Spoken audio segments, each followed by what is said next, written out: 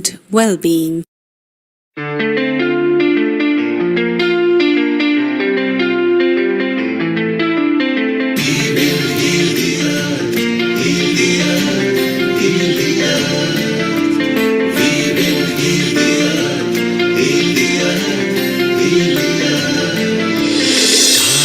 They can tell you stories which are brighter than yesterday.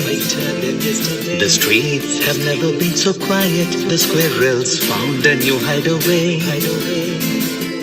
Tomorrow will never be the same. There is so much hope in our hearts.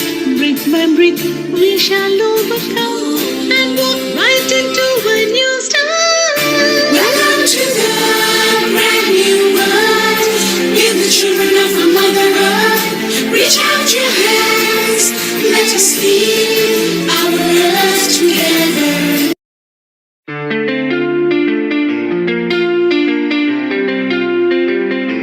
Global Namaste. Please join us this Sunday on a free global online episode, World Diabetes Day, Diabetes and Wellbeing.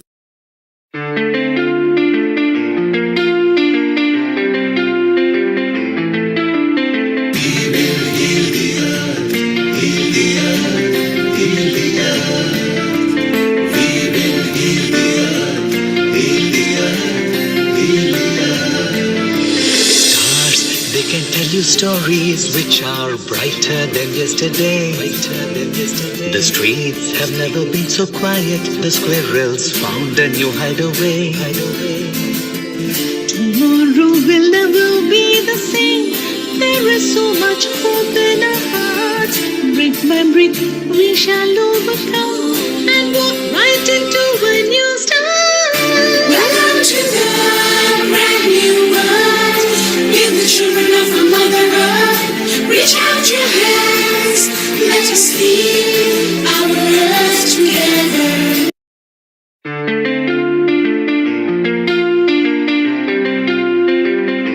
Global Namaste. Please join us this Sunday on a free global online episode, World Diabetes Day, Diabetes and Wellbeing.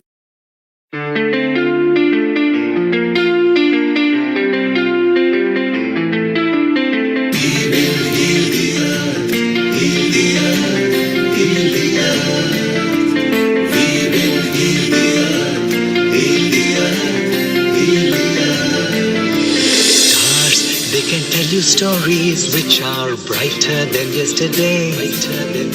The streets have never been so quiet. The squirrels found a new hideaway. Tomorrow will never be the same. There is so much hope in our hearts.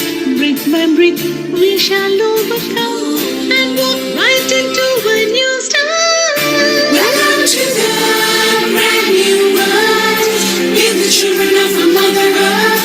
Reach out your hands. Let us lead our earth together.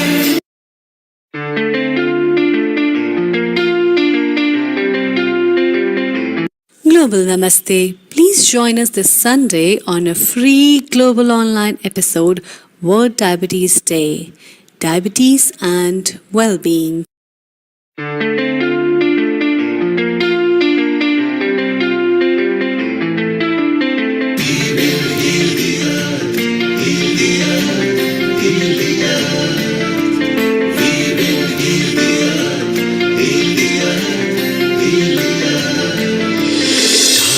They can tell you stories which are brighter than yesterday. The streets have never been so quiet. The squirrels found a new hideaway. Tomorrow will never be the same. There is so much hope in our hearts. Brick by brick we shall overcome and walk right into a new start. Welcome to the brand new world. We're the children of our Mother Earth. Reach out your hands. Let us lead our earth together.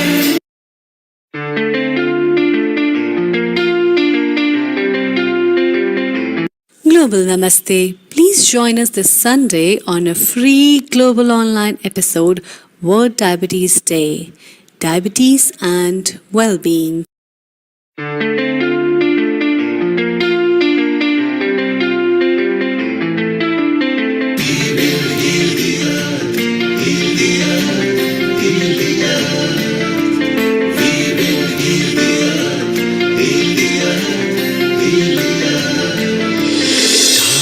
They can tell you stories which are brighter than yesterday. The streets have never been so quiet. The squirrels found a new hideaway. Tomorrow will never be the same. There is so much hope in our hearts. Brick by brick, we shall overcome and walk right into a new start. Welcome to the brand new world. With the children of our Mother Earth, reach out your hands. Let us heal our earth together.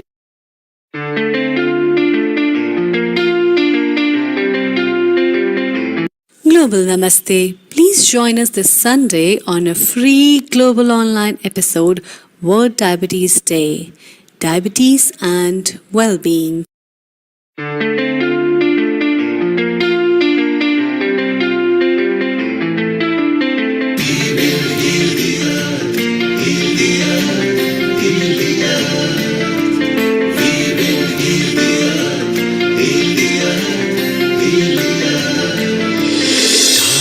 They can tell you stories which are brighter than yesterday. The streets have never been so quiet. The squirrels found a new hideaway. Tomorrow will never be the same. There is so much hope in our hearts. Brick by brick, we shall overcome and walk right into a new start. Welcome to the brand new world. With the children of our Mother Earth, reach out your hands. Let us heal our earth together.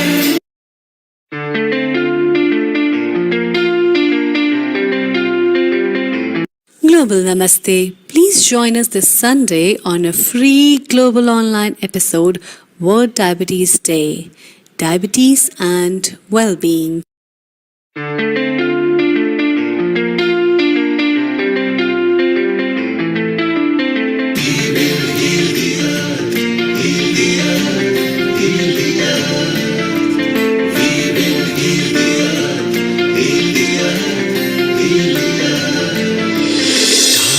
They can tell you stories which are brighter than yesterday. The streets have never been so quiet. The squirrels found a new hideaway. Tomorrow will never be the same. There is so much hope in our hearts. Brick by brick, we shall overcome and walk right into a new start. Welcome to the brand new world. With the children of our Mother Earth, reach out your hands. Let us heal our earth together.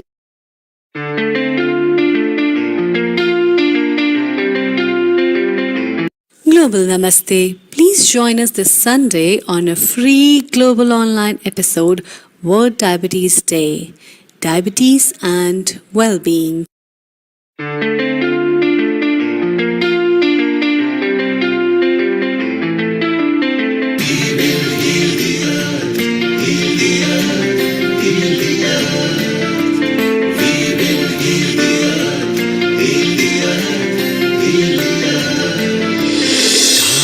They can tell you stories which are brighter than yesterday. The streets have never been so quiet. The squirrels found a new hideaway. Tomorrow will never be the same. There is so much hope in our hearts. Brick by brick, we shall overcome and walk right into a new start. Welcome to the brand new world. With the children of our Mother Earth, reach out your hands. Let us heal our earth together.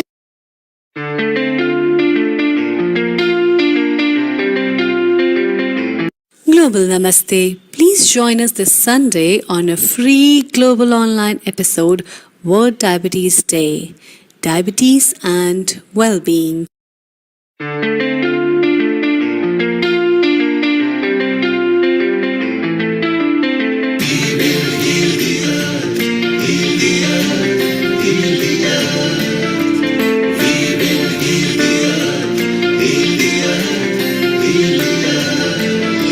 Stars, they can tell you stories which are brighter than yesterday.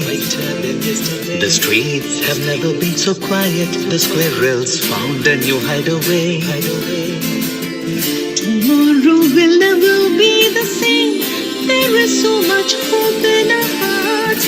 Brick by brick, we shall overcome and walk right into a new start. Welcome to the brand new world. With the children of our Mother Earth, reach out your hands. Let us lead our earth together.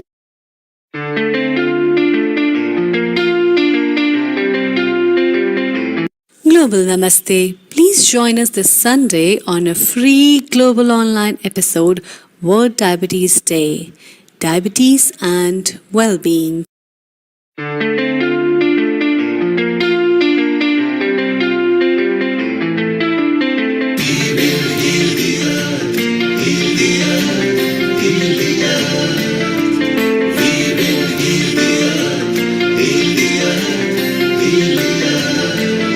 Stars, they can tell you stories which are brighter than yesterday. The streets have never been so quiet. The squirrels found a new hideaway. Tomorrow will never be the same. There is so much hope in our hearts. Brick by brick, we shall overcome and walk right into a new start. Welcome to the brand new world. With the children of our Mother Earth, reach out your hands. Let us lead our earth together.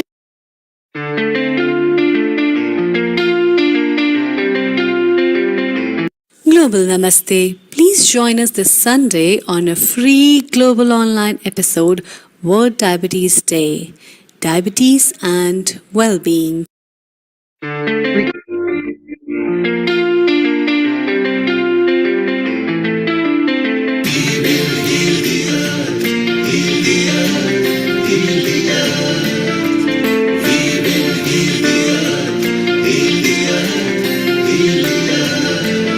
Stars, they can tell you stories which are brighter than yesterday. The streets have never been so quiet. The squirrels found a new hideaway. Tomorrow will never be the same. There is so much hope in our hearts. Brick by brick, we shall overcome and walk right into a new start. Welcome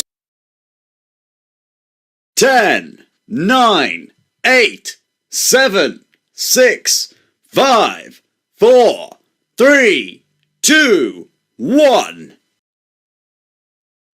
Global Namaste.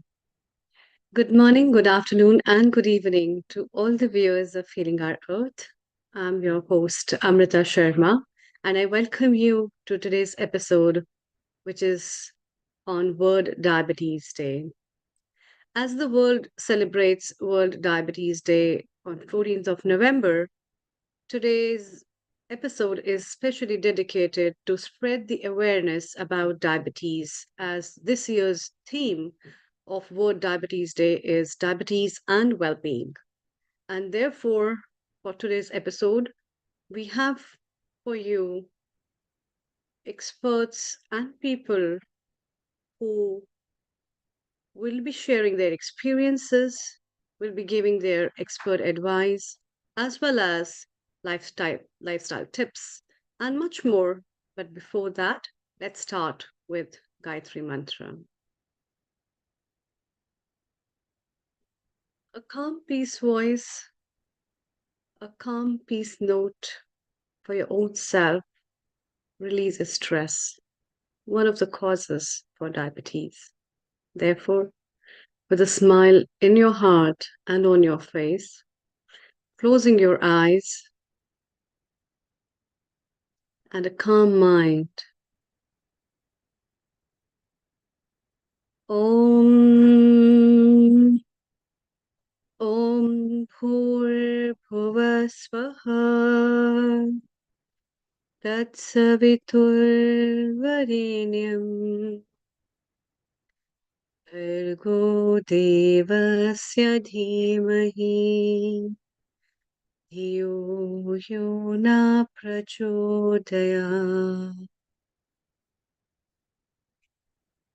Om Bhur Swaha Tatsavitur Varenyam Bhargo Devasya Dhimahi Dhiyo Yo Na Prachodaya.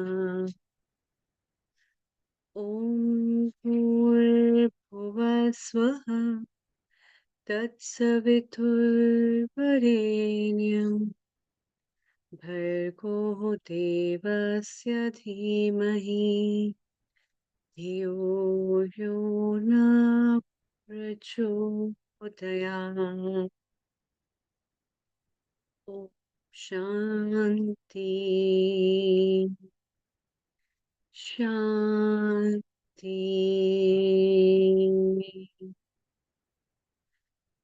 Shanti.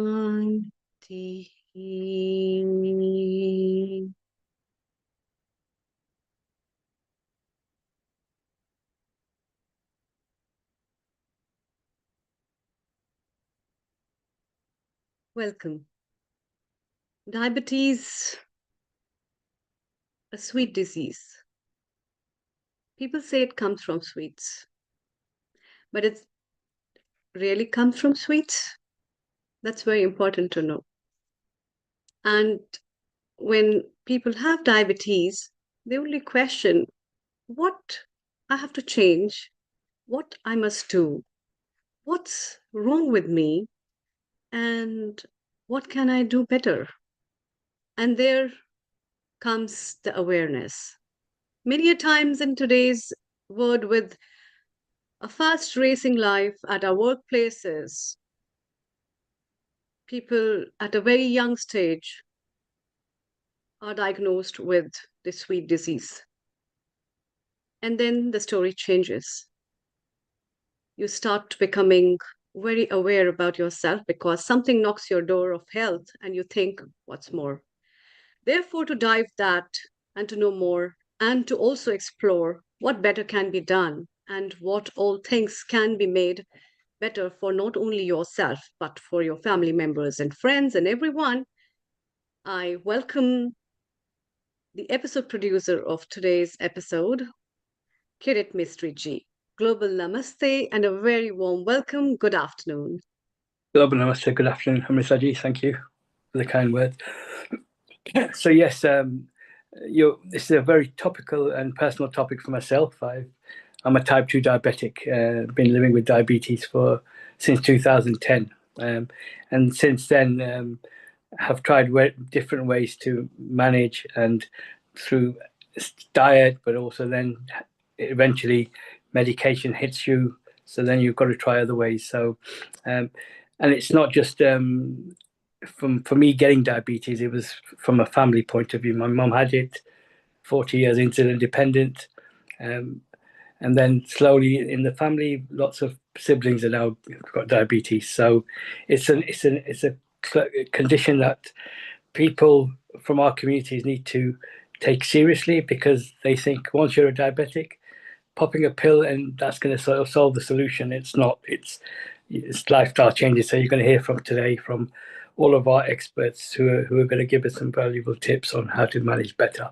And again, apologies, I'm under the weather. I've got this really bad viral that's going around. So thank you for taking the hot seat as well with me today. So Thank you so much. And that's what the diabetes also brings your immunity down, and then catching up of cold cough sometimes just triggers you. So let's welcome our first guest, Kirit Ji. Yes, so our first guest is Tina.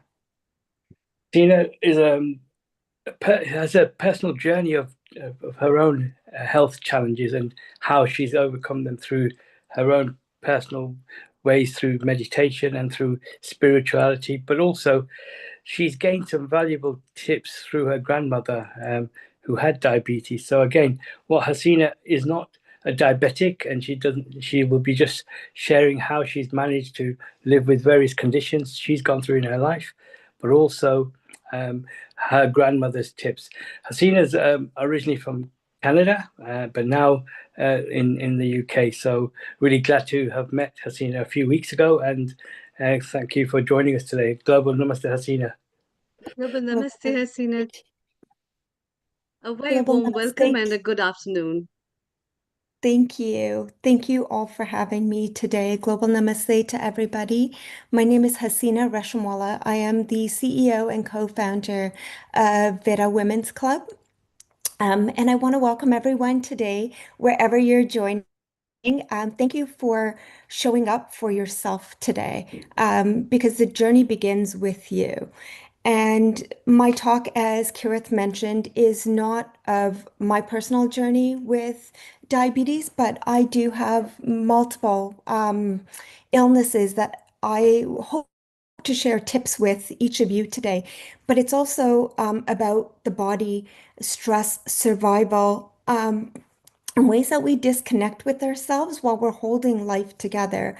I'm going to share my lived experience of what I've gone through, but also why it was so important for me to even be here today, because I do have a mother, or did have a grandmother who was diabetic, and I have a very strong family history of diabetes as well. So some of you may know me from my talk on breast cancer, as I am a survivor, but my story actually started a lot earlier. I was 14 when I had my first cardiac arrest and multiple heart attacks. And by the time I was 19, I had a pacemaker. And then in 2000, in August of 2000, I was in a car accident where I had amnesia and multiple surgeries. By 2014, I was in a skiing accident and had been diagnosed with transverse myelitis, an illness that has no cure and affects the spinal cord and the neurological system. By 2017, I was diagnosed with breast cancer and many other illnesses, which I will go into. But all of this while being a single mother, caring for my daughter and my nanima, who was dying that year. And so, like many of you, I kept pushing. I kept telling myself I don't have a choice, and we often do that. And it wasn't until I had breast cancer and I actually found the tumor through meditation that I really started to listen to my body. And life got overwhelming in 2017 during the diagnosis. And there was a point where I actually stopped listening because I went into survival mode, taking care of my daughter, taking care of my nanima. And at that point, things started to worsen. So I ended up with glaucoma, vestibular failure in my right ear, multiple transverse myelitis attacks. I also ended up with multiple other conditions such as mast cell activation syndrome and dermographism, which is also known as skin writing disease. But my pacemaker also stopped functioning. And that's when I realized that I needed to stop and listen, because I ended up spending months in hospital that year. And that's when the permanent changes really started to come into effect. And it was the same thing for my nanima.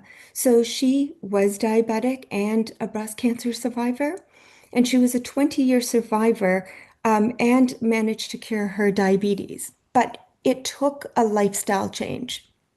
See, she used to eat to please people, very common in our community, or eat in front of the TV, watching dramas, always having cookies and snacks at the table, just laying there, easy to reach. And then she realized that her toes were being affected and she struggled walking. And that's when her turning point happened. So she started waking up every morning drinking Kerala water. I think it's called bitter gourd, instead of tea. So simple little things that she started doing. And then she would start taking walks daily and she would go with friends. So she built this community and she moved her snacks from the table into cupboards. So it was more inaccessible and kept veggies on the table while she was watching her programs.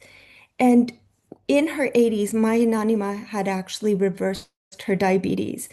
Though she had damage to her feet, she avoided a lot more further damage and medications just by simple changes. So if she can do it in her 80s, all right, there is no excuse for any of us. And this is not to blame anybody, but it's about awareness. So I want you to take a moment, wherever you are in this world, and just take a moment to describe a word that you're feeling today.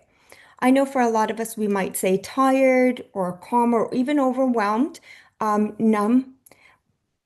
But when we actually take a moment to sit and look back and reflect at how our body's feeling, we're already doing the mind-body connection, and our body's already speaking to us. We just have to sit there and be silent and listen. And if you don't listen to that whisper, it may turn into a scream. So for me, a lot of my screams were when I had heart failure. And like many of us, I was too afraid to miss out on life. I was young, I was in my teens, and because I didn't listen, I ended up with a pacemaker. And then when I was paralyzed, I was a single mom. I didn't want, to have my daughter taken care of by anyone else, or worse, be taken by children's services. So I didn't go to the doctors, I didn't go to the hospital. And that turned into me being in hospital between 2014 and 2016, more times than most doctors have ever been in a hospital. And I ended up having to have care for my daughter. So when I didn't listen to my body, the universe reminded me that I did need to stop. And it was only then that I actually started the meditation. And I will go through a very easy meditation that you can do as well, simply at home. And because of this, I actually found my cancer through a meditation. I had no lumps, I had no screaming, changes in my body. But because I had become so in tune with listening to my body, I was able to diagnose my cancer. I did lose both my breasts to cancer 9 years ago. But I am a 9 year, or hopefully in January, will be a 9 year survivor. Um, but to you, your screams, and I hope that they will not be, you know, um, cardiac arrests and cancer, but your burnouts and your screams could easily be something like you're fatigued, your blood sugars are spiking, you're having burnout, and those are all going to affect your hormones, which are then going to affect your diabetes and your ability to cope and manage with them. So, one thing I want us to really focus on is shifting our mindset and stop looking at our symptoms as a problem, but asking ourselves, what is my body trying to tell me?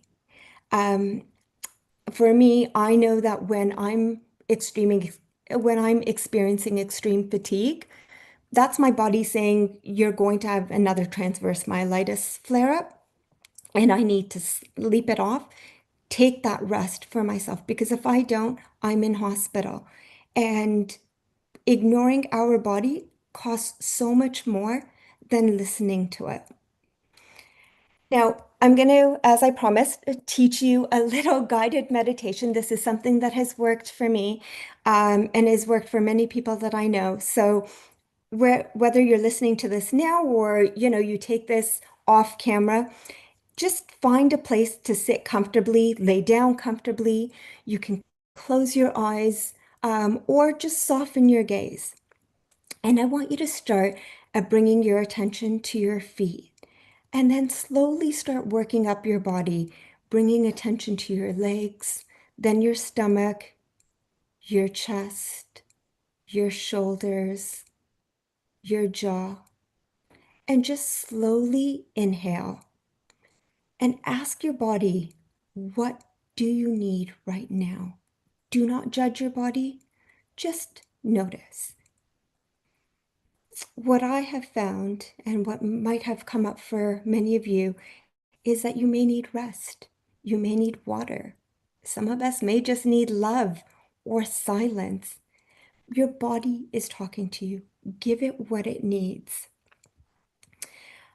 Often we tell ourselves we don't have time. We don't have time to meditate. We're too old. Our body is broken.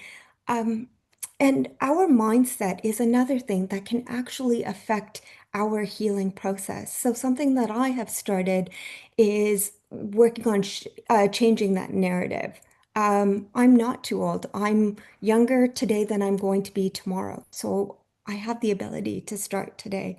And my body may be hurting today, but if I do the right things today, I will be better tomorrow. And so using words like, my body is asking to take care of itself.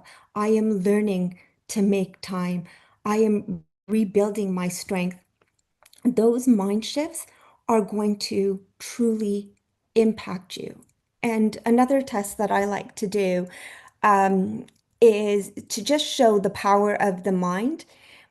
Picture a lemon, a juicy numera, is that what you call it, I think, in Hindi? And just picture cutting this lemon. Now imagine lifting that slice to your mouth and biting it. Did anyone have a reaction in their mouth? Because I know I did.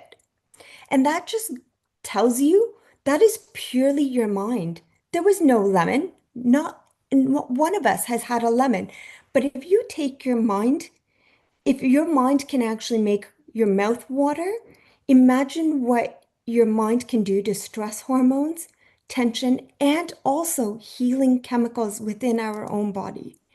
Our thoughts are so powerful. And I believed in myself and I believed in my healing journey when I was going through cancer that I actually would tell myself, I'm not ready to go. And my daughter was she was in grade 8 when I got diagnosed with cancer. And I said, I have to be there to watch her graduate from elementary school. And then I said I needed to be there to watch her get into high school and finish high school. And she did. And now she's in university, and my journey's not over. And if we keep telling ourselves that we have something to look forward to, we keep that mindset of we need to keep going for ourselves, for our loved ones, we shift that mindset from I'm sick to I'm healing. And that in itself is so powerful.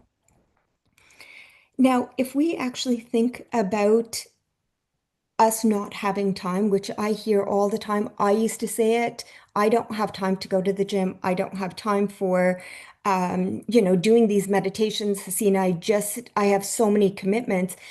We're already taking time out when we're in hospital. Guess what? We're taking time when we're having to take those medications, go to the pharmacy, go to these appointments. So prioritize yourself. All right. You cannot fill from an empty cup and you cannot support others when your body is collapsing. So remember that healing is an act of kindness to yourself. Okay. And you don't need gym memberships.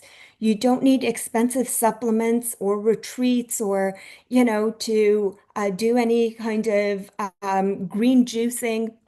What you need is just 10 minutes of breathing exercises to reduce those stress hormones.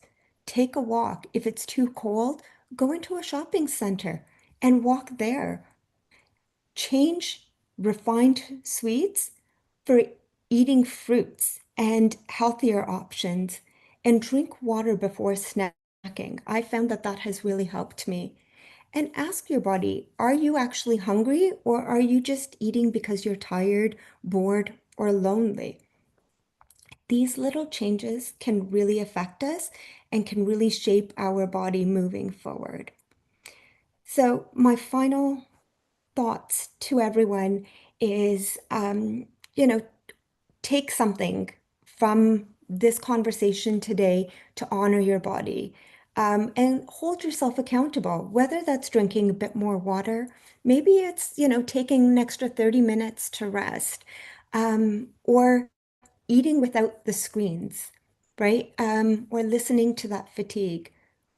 But you owe it to yourself to have that first act of embodying healing. And I pray that healing may be upon each and every one of you. I want you to know, as one of my final thoughts, that your body is not your enemy.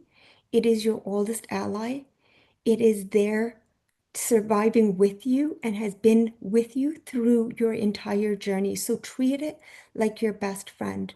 Treat your body like your temple, okay? Love it, nurture it, okay? And listen to the whispers so that you don't have to have your body screaming at you. Thank you so much for sharing your space with me today. I wish everyone healing in your journey. Namaste. Hasina, um, do you see the smile on my face? I do. I think that gives all the compliments that I see in the Zoom gallery and beyond the Zoom gallery, all those people who have been listening to you right now. And what an amazing person you are. I'm really glad. Thank you, Kirit Bhai, to make me meet her. And I think a lot of people must be thanking him as well because it is really very beautiful to meet such a beautiful soul like you. No, you're right. And I met Hasina just 2 weeks ago. She supported our breast cancer event and oh, again, that's lovely. I found her to be very inspirational, and I thought Healing Our Earth is definitely a platform I will bring her, and thankfully she accepted. And Hasina, amazing what you just gave in the last 10 minutes, 15 minutes. It's some powerful tips. So, yeah, I'm just sitting back and it's really thankful for you giving us the time, and I'm sure we've got quite a Yeah, few questions as well. definitely. I have a lot of things to ask and talk to as well. But before that, let us have comments from our founder and director, Neil Kumar. A very warm welcome, global namaste, and good afternoon, Neil Kumar. A global namaste and a good evening to you in India, and good afternoon, good morning, wherever you are connected to us from. Hasina, simple tips. Have water. You might think you are hungry, but you are thirsty.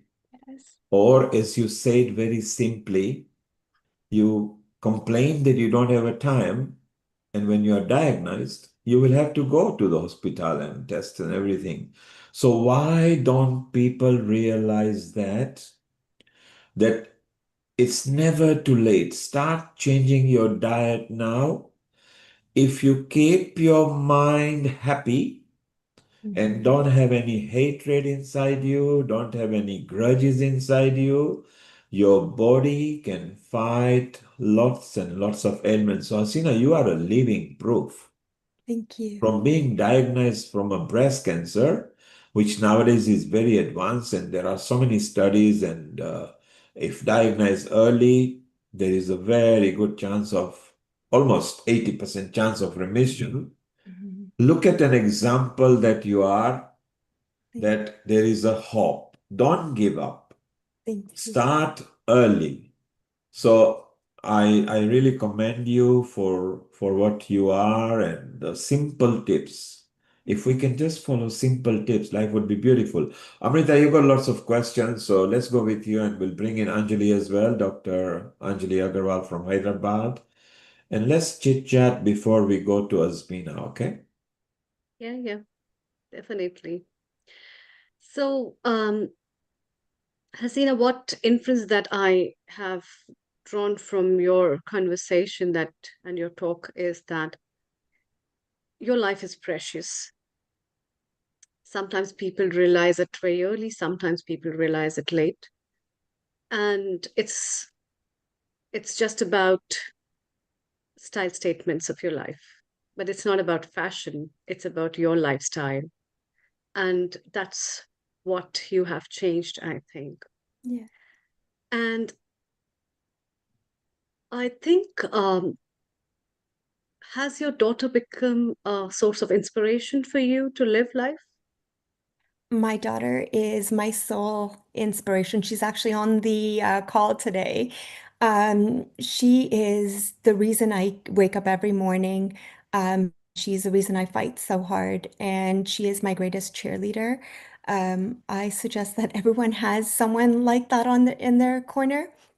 Um, it definitely motivates me to not just be in survival mode, but to be in thriving mode, and to not just live each day, coping, but being the best version and doing everything I can so that I could be there for her in the best capacity ever.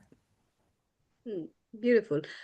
Can you share your lifestyle routine the whole day, how you work, what do you do, so that people can have some more knowledge about it? Yeah, please go Sure. ahead. So I wake up meditating every morning. Um, I wake up around 4:30 in the morning and I meditate sometimes for 5 minutes. That's okay. Um, Sometimes for an hour. And then I'll get up. I try not to scroll on my phone until after I've actually given thanks. So I do a little prayer meditation, and gratitude, for waking up, and for all the wonderful things in my life. And then I go for a walk in the morning. I have a dog, so it forces me to get out for a walk. And then I'll go through my day, setting my intention. I work, so my 9 to 5 is pretty much with working and running my business. And then in the evening time, I will always take some time for myself. So whether that's reading, whether that's journaling, I do hit the gym almost daily, about 5 to 6 days a week. I do hit the gym. I do yoga, Pilates. So very kind to the body. I don't do like vigorous exercises. Sometimes it's just walking in the pool. And then at nighttime, just before I'm going to bed, I give thanks again for my day. Even if things have gone wrong, I give thanks for the lessons that it has taught me. That's nice. And have you ever, so with all the diseases and recovering from all these things, is there some specific diet do you still follow, or there's some particular routine in your foods or things that you add? Because a lot of people have lot of um, tendencies to hit the social medias and what the social media brings up as superfoods and Mm. anti-diabetic diets, and sometimes it says, oh, that's sugar free. What's your take on that? So I've actually tried to avoid sugar a lot in my life, because I'm so scared of diabetes. But even though it's not just about the sugars, right? It's about an entire lifestyle. But in our home, we use fruits to make desserts, right? And it's a Which great one is your alternative. favorite fruit? My favorite, I eat a banana every morning for potassium, and it's great for leg cramps. And then I do mangoes because it's great for the digestive system. And I have my berries, so either raspberries or strawberries, and I'll have that with a yogurt. But I don't follow a certain diet of like I have to keep these. I do keep away from the red meats, because it's not healthy for my heart, and I know this. So I've learned to listen to what my body needs. I love popcorn and potato chips, and my daughter's probably laughing right now. So I don't keep them in my house because I know that they're not healthy for me. So it will be, a treat if I'm going away on a trip and I pick up, a bag. I will pick up a small bag, and that will be my little treat. You don't need to deprive yourself of foods, but have them in moderation. And for me, one thing that I do is I drink a lot of water, and I have herbal teas rather than the chai with the milk and adding the sugar uh, and so little changes like that are things that I do on a daily basis when it comes to food. I hope that answered your question. Yeah, before I take up some queries from Dr. Anjali, my last question is, what if you want to cheat yourself someday? If I want to cheat myself, Hmm. my cheat day is probably a bag of potato chips, or what you guys call crisps here in this country. That would be my cheat day. And it doesn't happen very often, mainly because my daughter usually checks my cupboards to make sure that they aren't there. But yeah, it would be a bag of crisps and popcorn. Mhm. Yeah, Okay, thank you. you're Dr. welcome. Anjali, over to you. Thank you. Thank you, Thank Dr. you, Dr. Amrita. Good evening, Hasina. It was lovely listening to you. So inspirational. So Thank I heard the word about muscle activation. It's a new Yeah. topic at all. And like, how do you come to know about it? Like, you had muscle activation. I do treat a lot of patients with muscle, yeah, MCAS. Yeah, so for many of you, you may not know what mast cell activation syndrome is. It's an autoimmune condition that basically thinks that your body's attacking itself, and you go into anaphylactic shock. So for me, I was actually getting hives and I couldn't breathe while I was in high stress situations. Also, if it was extremely cold, so extreme cold will cause me to swell up. And I went to an immunologist in Canada and I was like, there's all these weird things happening to my body. And he stuck a pack of ice on my hand and it just swelled up. And he was like, okay, we're going to do a few more tests. And then I started becoming allergic to a lot of the common things that you find in mast cell, which is opioids, right? Opioids is a big thing. So I was allergic to every painkiller. And when you're going through breast cancer and you're having multiple surgeries and you can't take anything more than a paracetamol, trust me, you really learn meditation is your best friend in healing. But with the mast cell activation, it was a lot of the symptoms of stress and how that started to affect me, and keeping a journal of what I was reacting to and avoiding those, right? And you do the process of elimination, right? Um, Yeah. and that's a big thing. Both of you doctors would understand that a process of elimination is a massive thing with mast cell activation syndrome. Yeah, so I do treat a lot of patients with muscle activation and hypermobility, EDS. Have you ever heard of those terms? They're Uh, like, Sorry, go yeah. ahead. So they come into that umbrella term with, the MCAS, the EDS, the POTS. So you get dizzy on standing or something like that. But we usually recommend them an antihistamine diet, like less of tomatoes and brinjal and spinach. That really works for the MCAS cases. Have you ever sort of thought about them? I haven't actually heard a lot about the diets for mast cell activation, and I'd love to maybe pick your brains, Dr. Anjali, after Yeah, in do regards connect to. with me, I do have a bunch of podcasts on in that also. Oh, Yeah. that's brilliant. And it's through conversations like this that we start bringing awareness that maybe someone else listening to this, this stream is, wondering what's going on in their body. And now there's these dialogues happening, and we're becoming aware and we're having more of these open discussions. So it's less taboo to live with these in silence. So excellent. Thank you so much, Dr. Thank you. Lafer. Thank you so much, Hasina. Thank you, Dr. Anjali. Um, Kirit bhai, it's time to welcome our next guest. Please stay around, Hasina. We'll have more chit chats with you, and please stay around, Dr. Anjali. Global namaste to you, Azmina. Yoga A namaste to very you good all. afternoon and a warm welcome as well. Thank you. Thank you, Yasmina, for again, it's good to work with you again. I know we worked on a project a few years ago with the NHS, so it's glad to connect with you again. And you're a very renowned nutritionist, but also accolades in some of the work that you've done with within the diabetes arena. So without further ado, I'm going to give you your presentation and also an opportunity to kind of share some of the excellent work you've done to help people with diabetes. Thank you. Thank you so much for inviting me. So yes, I'm going to talk to you about food. My background is I was chief dietitian to Diabetes UK, and I still specialize in diabetes and work with various large organizations to do with diabetes. But what I wanted to start with was food is for enjoyment, and food is part of who we are. It's our identity. It's our culture.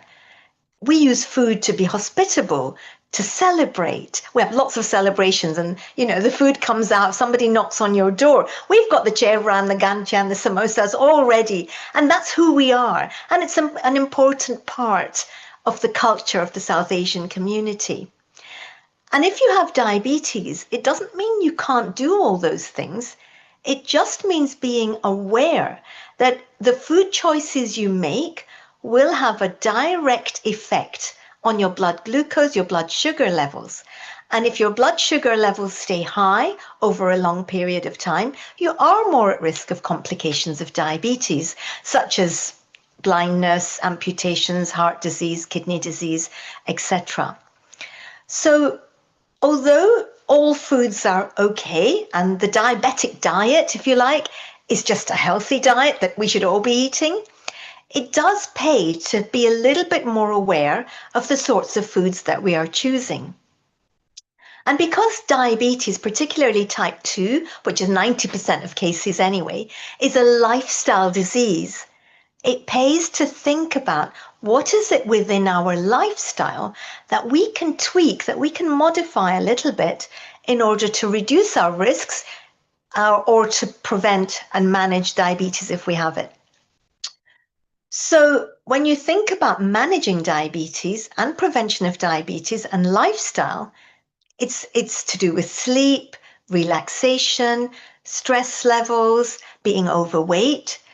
And the fact that we are South Asian, unfortunately, makes us genetically more at risk of diabetes. Now, there's nothing we can do about being South Asian, but what we can do is consider our lifestyle. And diet is one of those key areas, obviously, as well as physical activity. And when it comes to diet, when you look at the recommendations out there, from people I've spoken to, it can be quite overwhelming. Don't eat fat, don't eat salt, don't eat sugar, watch your calories. There's so much there and often quite negative. I like to be pretty positive about it. I think I'm a subtract rather than an add rather than a subtract person. I like to think about what can you add to what you're eating to make it healthier for you. And so what I would like to share with you over the next 15 minutes or so is 3 top tips, just 3 things that you can do. And my belief and my experience working with people with diabetes for a couple of decades now is that if you actually do these things, this will help your blood glucose levels to stabilize, which means long-term control and management of diabetes improves. But even if you're not diabetic, this helps in the prevention of diabetes and other conditions. So there's 3 things, I'll say them quickly and then I'll go into them in more detail, are eat more whole foods, be aware of ultra-processed foods, and number 3, when you sit down, look at your plate. That's it. So the first one, eat more whole foods. Now by that, I mean foods such as brown rice, whole grain bread, whole grain atta for your roti, beans, lentils, cans even of chickpeas, kidney beans, etc., nuts and seeds. Now when I say to people, brown rice, they sort of say, not doing that one. Tried it, takes too long, I don't know how to make brown rice. Once you get used to it, you won't want to go back. It's like if you've ever tried to move to whole grain bread or wholemeal bread, and then you try some ordinary white sliced bread, it just doesn't taste good, does it? So you can get used to it. And on my Instagram channel, you will see recipes for making brown rice in the microwave. In fact, if you want to look at that, at Asmina Nutrition. And when you look on there, just scroll down, you'll see 2 recipes, one for pigeon peas pilau in the microwave.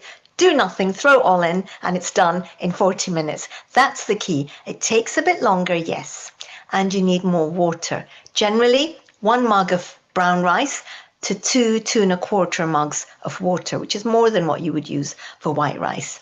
And again, there are shortcuts. So there are pouches of rice you can get from the supermarket, and you put these into the microwave for 2 minutes, and they are brown rice.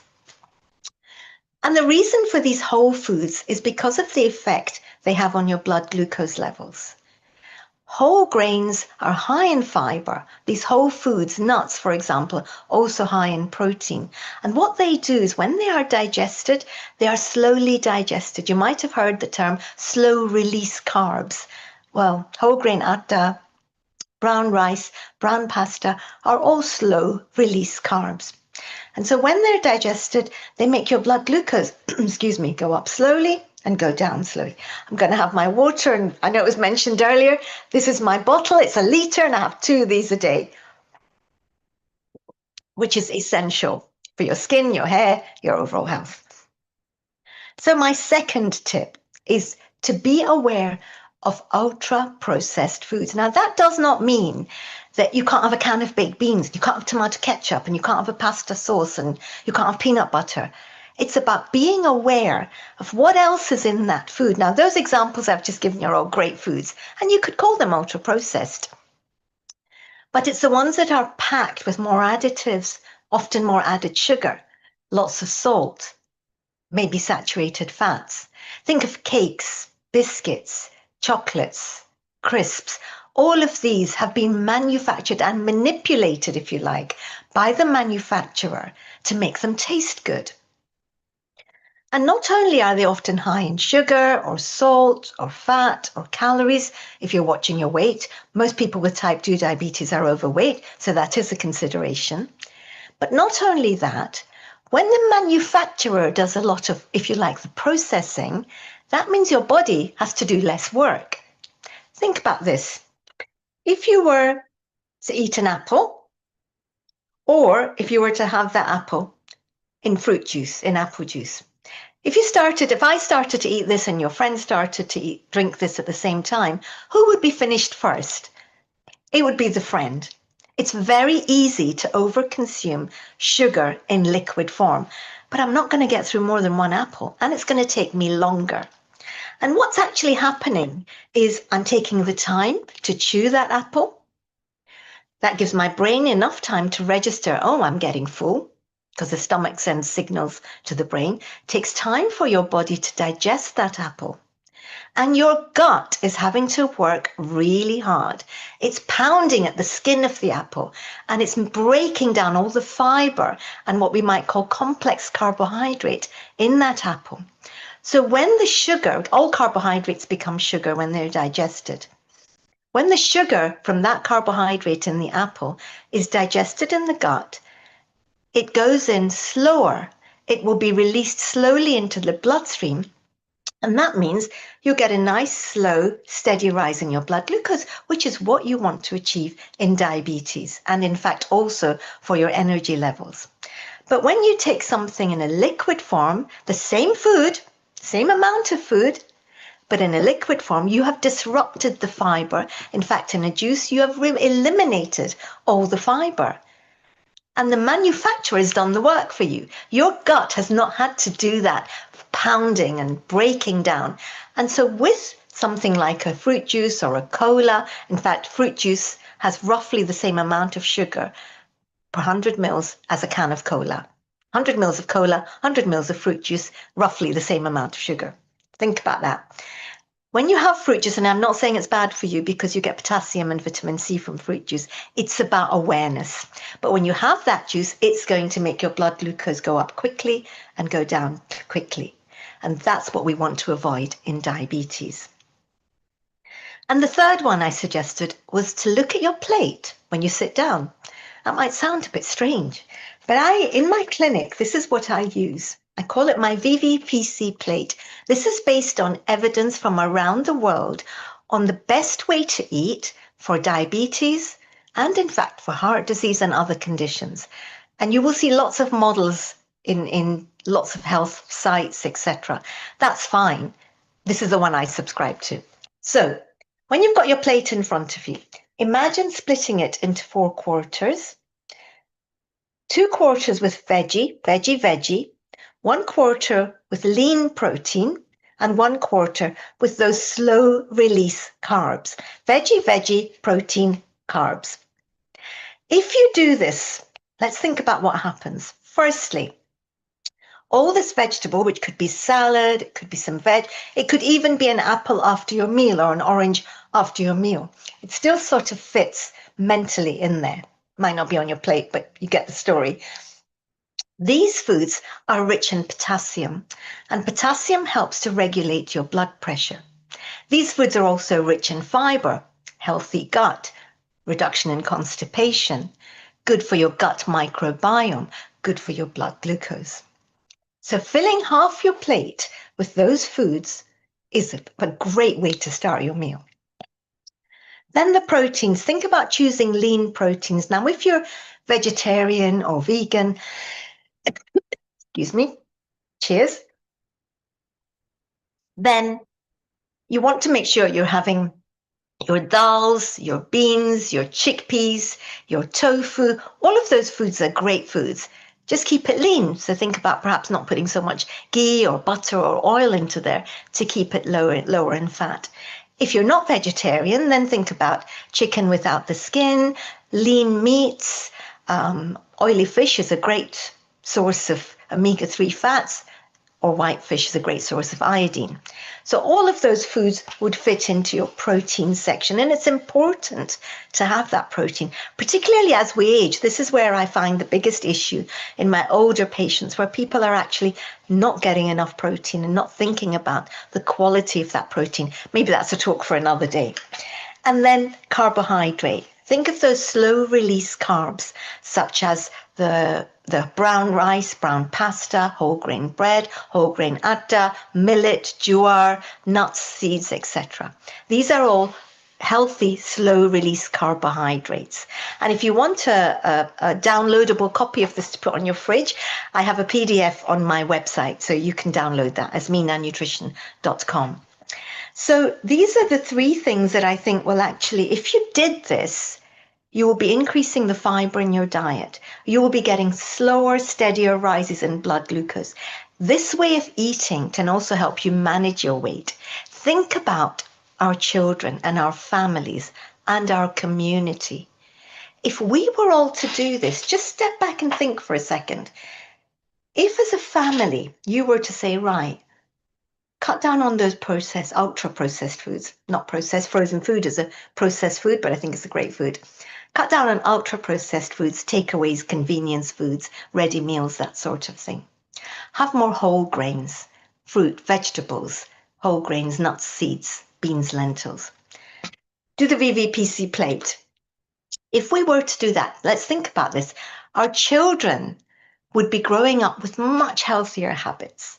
They would be growing up with these balanced messages, a very positive way to think about your relationship with food rather than restriction. Imagine if we were to do that with our neighbors, in our places of worship, in our community settings, maybe even festivals. If we were to do that, we could, within the whole community globally, reduce our risks of something that we are so much more at risk of. Type 2 diabetes and other non-communicable diseases such as heart disease, certain types of cancer and obesity, all these cardiometabolic type of disorders. Just by doing this, we could be improving the health of our whole community. And I will leave you with that thought. Thank you so much for having me. Thank you. It's your expertise, your knowledge, and the way you present things. It always amazes me, and it's great too how simply you make things and the tips you gave as well. So I'm sure that we'll share your website link so that people can download. One question really I have is this people keep saying in terms of when's the best time to have your carbs, and do we have it in the lunch and then not have it in the evening? So I know your plate gave a good example, but that keeps to be a common question, is because the people who are diabetic feel that their carbs will, if they have it in the late at night, it will then have impact on their sugar levels as well. So just if we can clarify that'd be great. Sure, and that's a good question. So remember, carbohydrate is what makes your blood glucose go up. And it is the type of carbohydrate that's really important, the ones that we spoke about, the whole grains, etc. So having them regularly actually helps your blood glucose to go up and down regularly, helping you to be stable. So it doesn't mean that you have to actually avoid carbohydrates at any meal. What it means is that you have to consider the type of carbohydrate whenever you're eating and the amount of carbohydrate that you're eating. So this is really important. When you're taking carbohydrate, remember the plate, you've got VVPC, I'll give you the link that actually gets to that plate. It's under Projects Vegan Savvy. And you'll be able to see that actually by eating this way, the carbohydrate content is already limited. So this way, you are actually managing to eat well by eating the right carbohydrates. And if you scroll down, actually, on there, you will. This is my website, and down there, if you go down a bit more, I think you might see the link. No, well, I'll have to send you the link for the VVPC. It's under Vegan Savvy, which you can click there and have more information where it says find out more. But I think you need to be mindful of your own blood glucose levels. So people who find that they are having high blood glucose after eating carbohydrate in their evening meal, and if they're waking up with high blood glucose levels, yes, if you just scroll down there, you ought to be able to see the downloadable plate. If you're waking up, there you are, and you can download from there. If you are waking up with high blood glucose levels, think about, what did I eat the night before? And you are your best doctor, I often say. So actually consider, oh my God, I had a big plate of pasta, didn't I? But it was brown pasta. Why did that happen? Even brown pasta, if you have a lot of it, it's called the glycemic load, then that is going to make your blood glucose shoot up. And that's why only having that portion of your plate with those even healthy carbohydrates will help your blood glucose to be stable. So I hope I've clarified that carbs are not bad for you. Just think about the type and the amount and have them regularly throughout the day. Thank you. That's great. Amrita, have we got any other questions from any of our other panelists? Yeah, we can have some questions, but before that, I have a question. Yeah, Dr. Anukul, please go ahead before I take up. And we also have some other questions and comments from other. Yes, this is for please. Hasina. I just wanted to say what a beautiful set of information. But for Hasina, there's been written down a whole lot of statements from her, which are absolutely fantastic, because it really tells how the universe is talking to us. I just want to ask one question, that is about, what do you think of the sequence of eating with the carbohydrate placed at the very end, and that reduces the absorption of carbohydrates, which has obviously an anti-glycemic effect?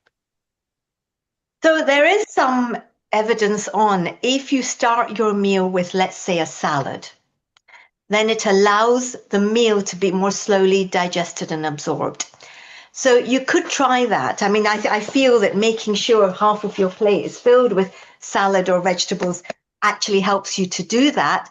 But you could try it. I think what's important is monitor your own blood glucose. We're actually now encouraging even people with type 2 diabetes to think about getting a blood glucose monitor. It can really help you to see, how does food affect my blood glucose levels?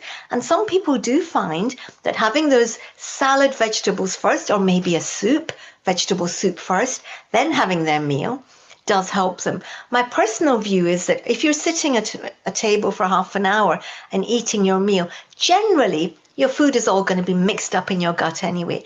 And I'm not for someone trying to use too much thinking. I think our emotional relationship with food is really important. And food is for enjoyment. That was my first line, I think. So for me, it's about enjoy everything that's on offer, but just be that little bit mindful of how you're positioning foods and the quantities and the types that you're having. Thank you. Thank you. And Kailash has got a question that replacing brown sugar instead of white sugar is advisable. A lovely question. So just because it's brown, eh? Well, brown sugar is not going to give you any benefits. It is still going to do that, as is treacle and molasses and gur and all of these sugars, these unrefined sugars, are still going to make your blood glucose rise quickly and go down quickly, which is what you want to avoid. And there are lots of hype and lots of marketing tools around brown sugar and even things that are around salt, like pink salt and coarse salt and Himalayan salt. In terms of nutrition, they're not going to do you any significant difference. It's about cutting down on all of them. And Azmina, Hasina is asking, what about salad dressing? Because we need to make it look tasty, but should we indulge in salad dressing or low calorie ones? She wants to know. Yeah. I'm all for salad dressings. As I said, food is for enjoyment. And if it makes you enjoy the food more, then do it. If you use a dressing which has olive oil in it, you're getting the benefit of the Mediterranean diet. Now, this diet has been associated with longevity, with lower risks of these non-communicable diseases such as diabetes. So it's a healthy overall diet. So I very much believe having an olive oil dressing is not only good for you, it also helps you to absorb the nutrients that are in those fruits and vegetables. So actually you need it to, if you have carrots, for example, carrots have got a precursor to vitamin A in them. It's called beta carotene. Your body won't make use of the beta carotene as well as it would if you drizzled on some olive oil, because the fat is needed to convert, it helps to convert that beta carotene into vitamin A. In fact, I've got that all in my book, Vegan Savvy. It actually quotes the studies that are all about how you should use oil to help you absorb certain nutrients. So that's something, if you're vegan, you can look at. But yeah, I'm not against dressings at all. Just think about it in terms of your overall diet and not have masses of it if you're watching your weight. So Hasina, you can choose wisely. Don't deprive yourself. Just choose wisely. Kailash, cut down on sugar. It will not be easy. You don't have to stop desperately completely, but start slowly cutting down and soon you will not miss it. If those people who want to go and see Azmina's website, then it's azminanutrition.com. It is full of information. It guides you. It even got pictorial guides, so it's very beautiful. Azmina, stay around. There are a lot of questions, but we have got short time. Karit, let's go to Neetu, another nutritionist here. So it's beautiful that we are now talking about changing lifestyle, making sure we select good diet, because there is a good diet which is also exciting, fulfilling, and lovely to have. So let's welcome Neetu and Azmina. Stay around. Thank you. Global Namaste, Neetu. Thank you for joining us. Thank you for Global joining. Namaste, everybody. Thank you for having me, and thank you for joining us, especially on a Sunday afternoon or evening. We truly appreciate that. Thank you. I'll let you do your quick intro of who. I know you've set up your own company, but I'll let you tell us more about that and then tell us about your presentation today. Sure. So my name is Neetu Pasricha. I am AFN registered nutrition and lifestyle consultant. My background is community health services. So I worked for NHS England for quite a while, more than 15 years, before I decided to go and get a Master's of Science degree in global public health nutrition. What inspired me was, of course, professionally, because I was observing how much nutrition and lifestyle can make a difference. And there are so many diseases that we can prevent if we can make these nutrition and lifestyle changes. And then, of course, coming from South Asian background with a family history of diabetes, cardiovascular disease, even cancer was another reason that inspired me to go and dig deeper into nutrition and lifestyle. So after completing my degree, I have worked on a couple of projects with NHS. So main was diabetes prevention program, which is called Healthier You. And alongside a few more projects, right now I am freelancing. I founded my company Holistic Health Nutrition straight after graduating. So I'm freelancing as a full-time nutritionist right now. So today I'm going to dig deeper into lifestyle-related factors of diabetes. So I'm just going to give you a couple of minutes to an idea of the risk factors related with type 2 diabetes. I mean, Asmina has also mentioned amazing stuff, and so do Hasina.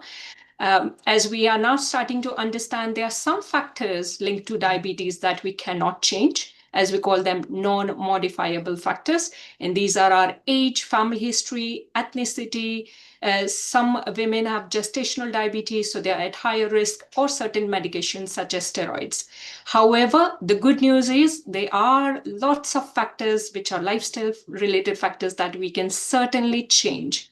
And changing these lifestyle factors can help us prevent diabetes. And these are being overweight, inactivity, smoking, alcohol, nutrition we have already spoken about, sleep, and stress. So I'm going to dig more deeper into all of these lifestyle-related factors, and we can look into what and how we can change. So talking about alcohol and smoking, of course, alcohol and smoking does not give us any health benefits. So we can certainly start looking into reducing and then aim for stopping alcohol and smoking. Alcohol does not just straight away impact on our blood glucose levels. If you have noticed, it also encourages us or increase our cravings for sweet foods and fatty foods. So that way it can impact on our health and well-being.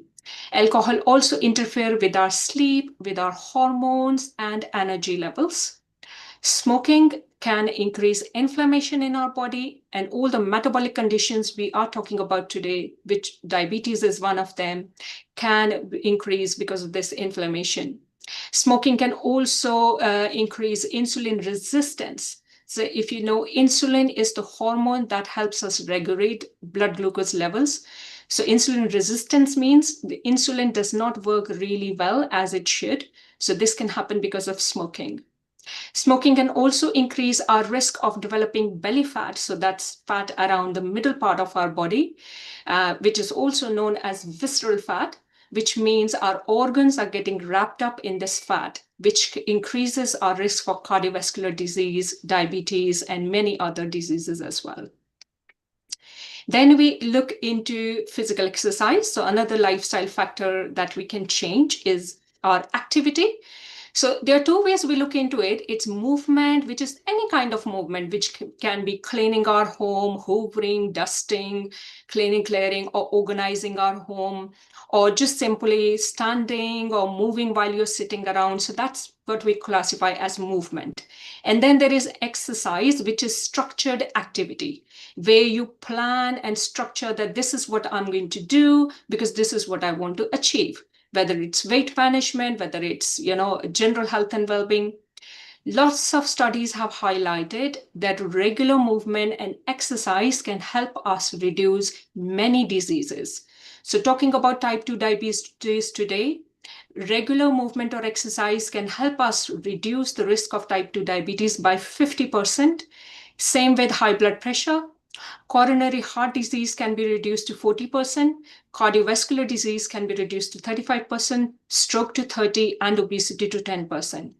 So even if we can give 5 to 10 minutes regularly throughout the day, choosing to do whichever movement or exercise, it can make a huge difference to your health and well-being.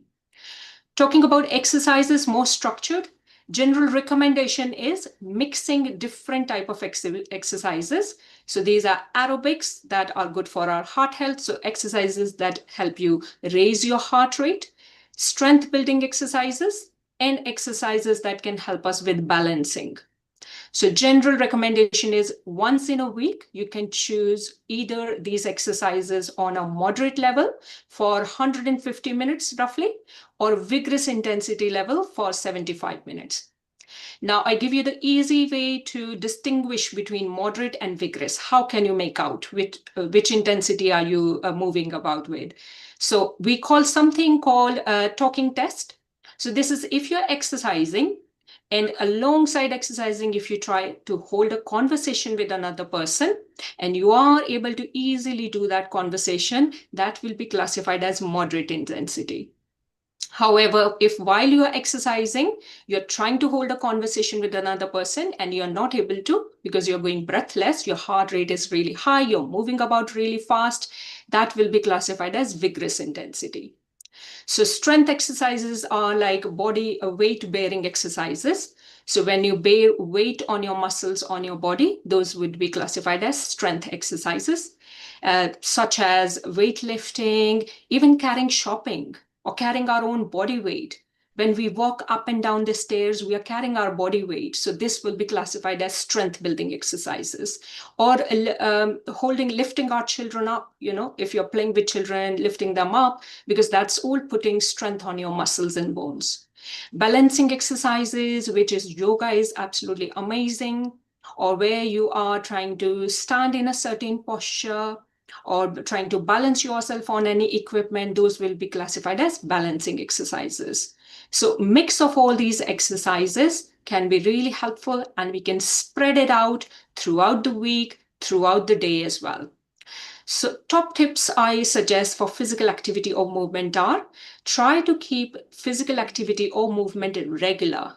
So throughout the day, as I mentioned, spreading it out rather than choosing to be very active in the morning hours and then start to slow down. And by the evening, where we don't feel like moving at all and we just want to sit in front of telly and enjoy our meals and go to bed straight away. So keeping it regular offers us lot many health benefits than just choosing one time during the day and being active there. Then another very important thing to consider is choosing something small, something simple, so you can sustain it or keep it doing for longer term.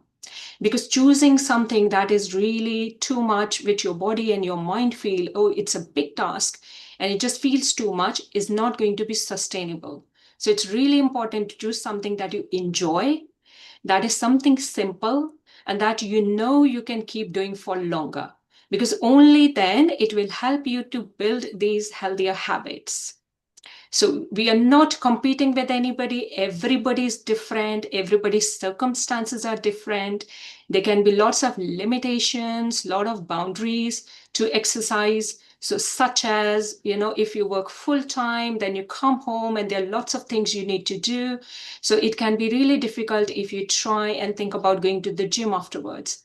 So there, what I suggest is maybe try and bring these activities that you enjoy doing as part of your daily routine. So it could be maybe thinking about how can I be more active while traveling to work or traveling back from work to home. And if you are working from home or you're at home and that stage of your life, then maybe thinking about how I can stay active regularly throughout my day while I'm at home. Can I maybe leave my things that I really need time to time at another area at home so I can walk a little bit, take few steps to get there? Can I maybe put my laundry somewhere so I can go and get it upstairs, let's say, for example? So things, small changes like this can encourage you to stay active and more regularly. And also need to remember, if you haven't been very active for very long for any reason, whether it's injury, whether it's illness, or whether you've never ever thought about, doing something really big, which is exercise, then it's important to take small steps and go slow. So there's something we call perceived rate of exertion. So PRE in short.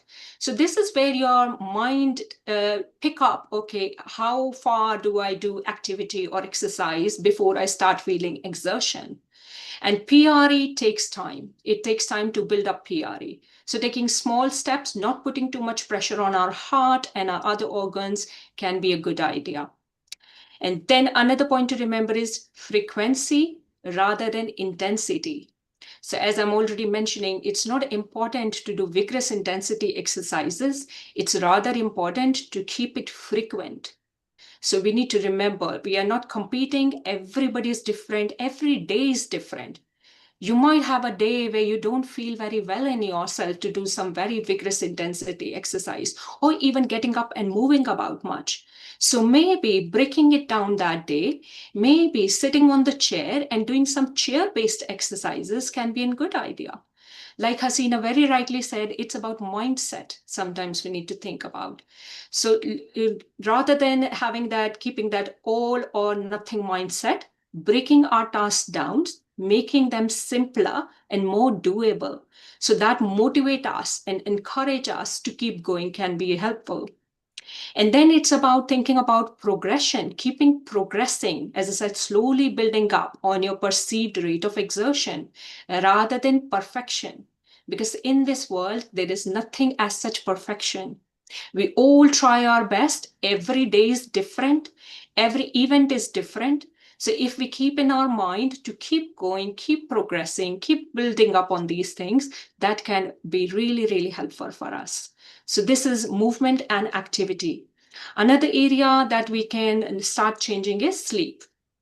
There are lots and lots of research highlighting now that restorative sleep or good quality sleep is really, really beneficial for health and well-being. So good night sleep helps us balance our hormones. Talking about diabetes, we know insulin is very highly involved in diabetes management, and so do other hormones as well.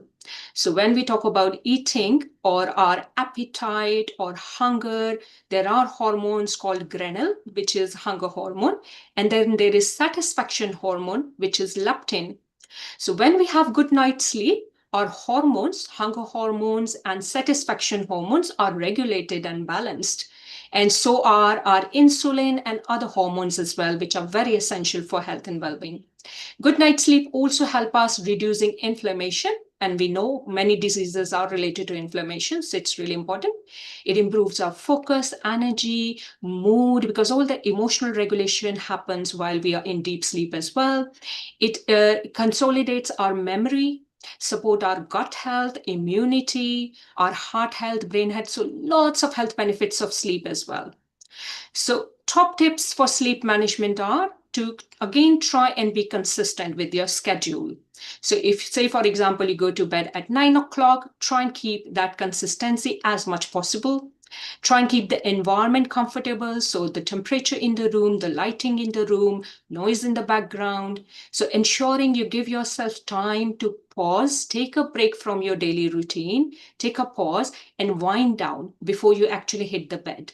It's really important to finish the job of the day and start to relax down slowly so your nervous system can switch from the survival mode to rest and digest mode, which is more relaxed mode. So your brain is not still thinking about what's happened in the day and what you're going to do tomorrow. So it's finding that mindful movement before you actually go to sleep can be really helpful. And here, as Hasina very rightly said, and I'm very much believer in this as well, mind, body, and spiritual connection. So this can be the time as well to take a pause and maybe try and do some gratitude exercise. So being grateful or being thankful for your day, for what you've been able to do, to our bodies.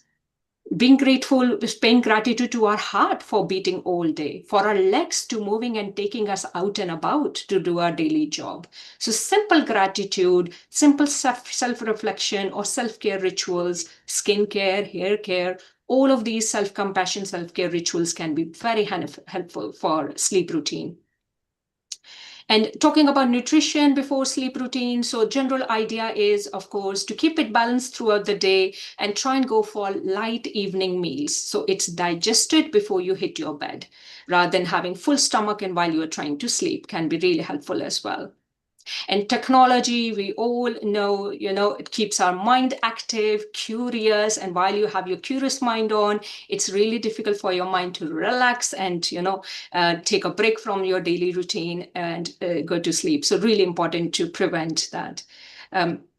Next is social connections. So again, Hasina has already touched on this subject, and so does Meena as well. So with regards to our health and well-being, our community, our social connections are really, really important. Helps us to reduce stress, loneliness, anxiety, depression, because when we connect with each other, we hear each other's stories like we are hearing today as well. It takes our mind off from our own troubles, challenges, or sometimes negative thoughts. Mahatma Gandhi very rightly said, our thoughts become our words, our words become our actions become our habits, and our habits then become our destiny, because that's what we keep on repeating. So thoughts definitely very important. And to break that cycle of our thoughts, social connections or meaningful social connections can be really good idea, because that's where you hear other people, relate with their stories, share your stories, listen to them, and you form that, idea. Okay, I'm not alone. We all have so much going on in our lives. So that's really helpful. This also improves self-confidence, self-esteem, and also that feeling of belongingness or support. So it makes you feel you're not alone, you're supported, you belong here. So some of the top tips for social connection are maybe choose to go for an activity together. So how about maybe plan a day for a morning walk together or evening activity together, or maybe a dance class. Maybe while you're at your home, get on the Zoom call as we are doing today, and maybe put some music and dance along together with your family members, with your loved ones, with your friends. You can also join a community group. If there's something good happening in the community that you're interested in, you can join that. You can volunteer with an organization. You can connect with friends or family over a cup of tea or coffee, or you can learn things together. So maybe join a class together, and it can be any class. So all of these ideas can help us with social connections and help us stay in that rest and digest mode. Then mindfulness. Hasina has already shared amazing ideas, so I'm going to keep it really short. So yes, mindfulness activities or self-care activities such as gratitude, affirmations, journaling, prayer, meditation, breath work, all of this creative art, everything is very, very helpful. Something as simple as nature walk, even 5 to 10 minutes, can make such a huge difference in our mood, in our energy levels, and we know it's all interconnected. So it can, in the long run, help us with our diabetes or any disease management. So just going to wind it all up because I know we are short of time. So summary or key recommendations. So eating healthily and mindfully, like we all have been saying, creating a consistent routine, being active, moving more and regularly, making social connections meaningful, and most importantly, being kind to ourselves, because self-compassion is the key to whatever we choose in our life. Thank you very much for listening. Global Namaste, everybody. Thank you very much for the excellent presentation. So all three of our presenters have all complemented each other, and you finished off with some excellent tips. So have we got questions? Just, I know because of time, we're going to be going to India soon. So Mr. G, Neil G, are there any questions that we want to ask that we've got? Just to remind people that people want to know Neetu's website. So it's a very simple one, holistichealthnutrition.uk, and there is full of information over there. Neetu, very well done. Another excellent presentation. Stay around. We need to work to India now with Dr. Rajaram, who is going to give us some diabetic and metabolic information. Amrita, let's introduce Dr. Rajaram. Thank you, Neetu. It was really lovely to have this presentation and viewpoint, and also lovely guests and a great connectivity. Thank you, Kirit Bhai. Global Namaste, Dr. Rajaram Mahatoji. Very good evening to you, and a very warm welcome to this episode of the Diabetes Awareness. You have been working as a professor and a diabetic specialist at All India Institute of Ayurveda. You are a professor of Ayurveda, and Ayurveda as a traditional science has lots and lots to talk about diabetes. And in today's episode, I would like to have you for the conversation and awareness about what Ayurveda has to talk about diabetes and how can we cure it through herbs, treatments, modalities, lifestyle changes, and a lot more. So over to you for next 15 minutes. Thank you so much. Thank you.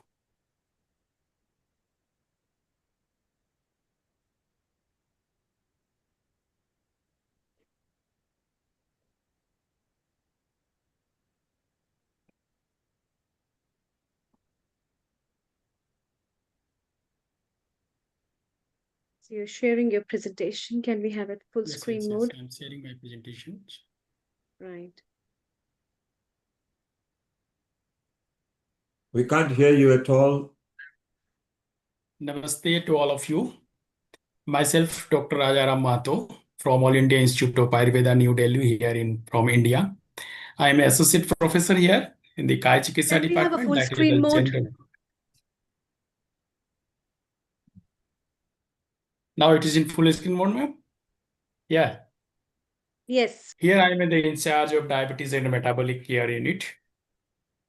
Today, we will talk about the holistic management of diabetes.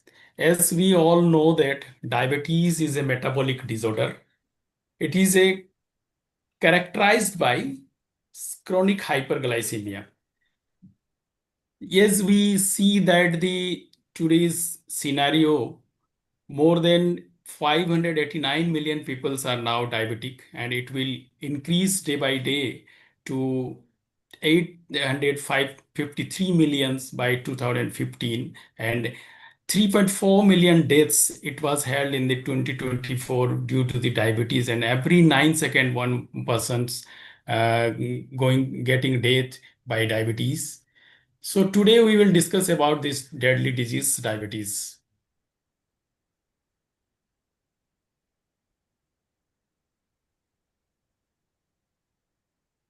Sorry, my screen is not showing. You can keep on talking. Just keep on talking what you want to show. If it's the screen at your end is okay. Carry on talking.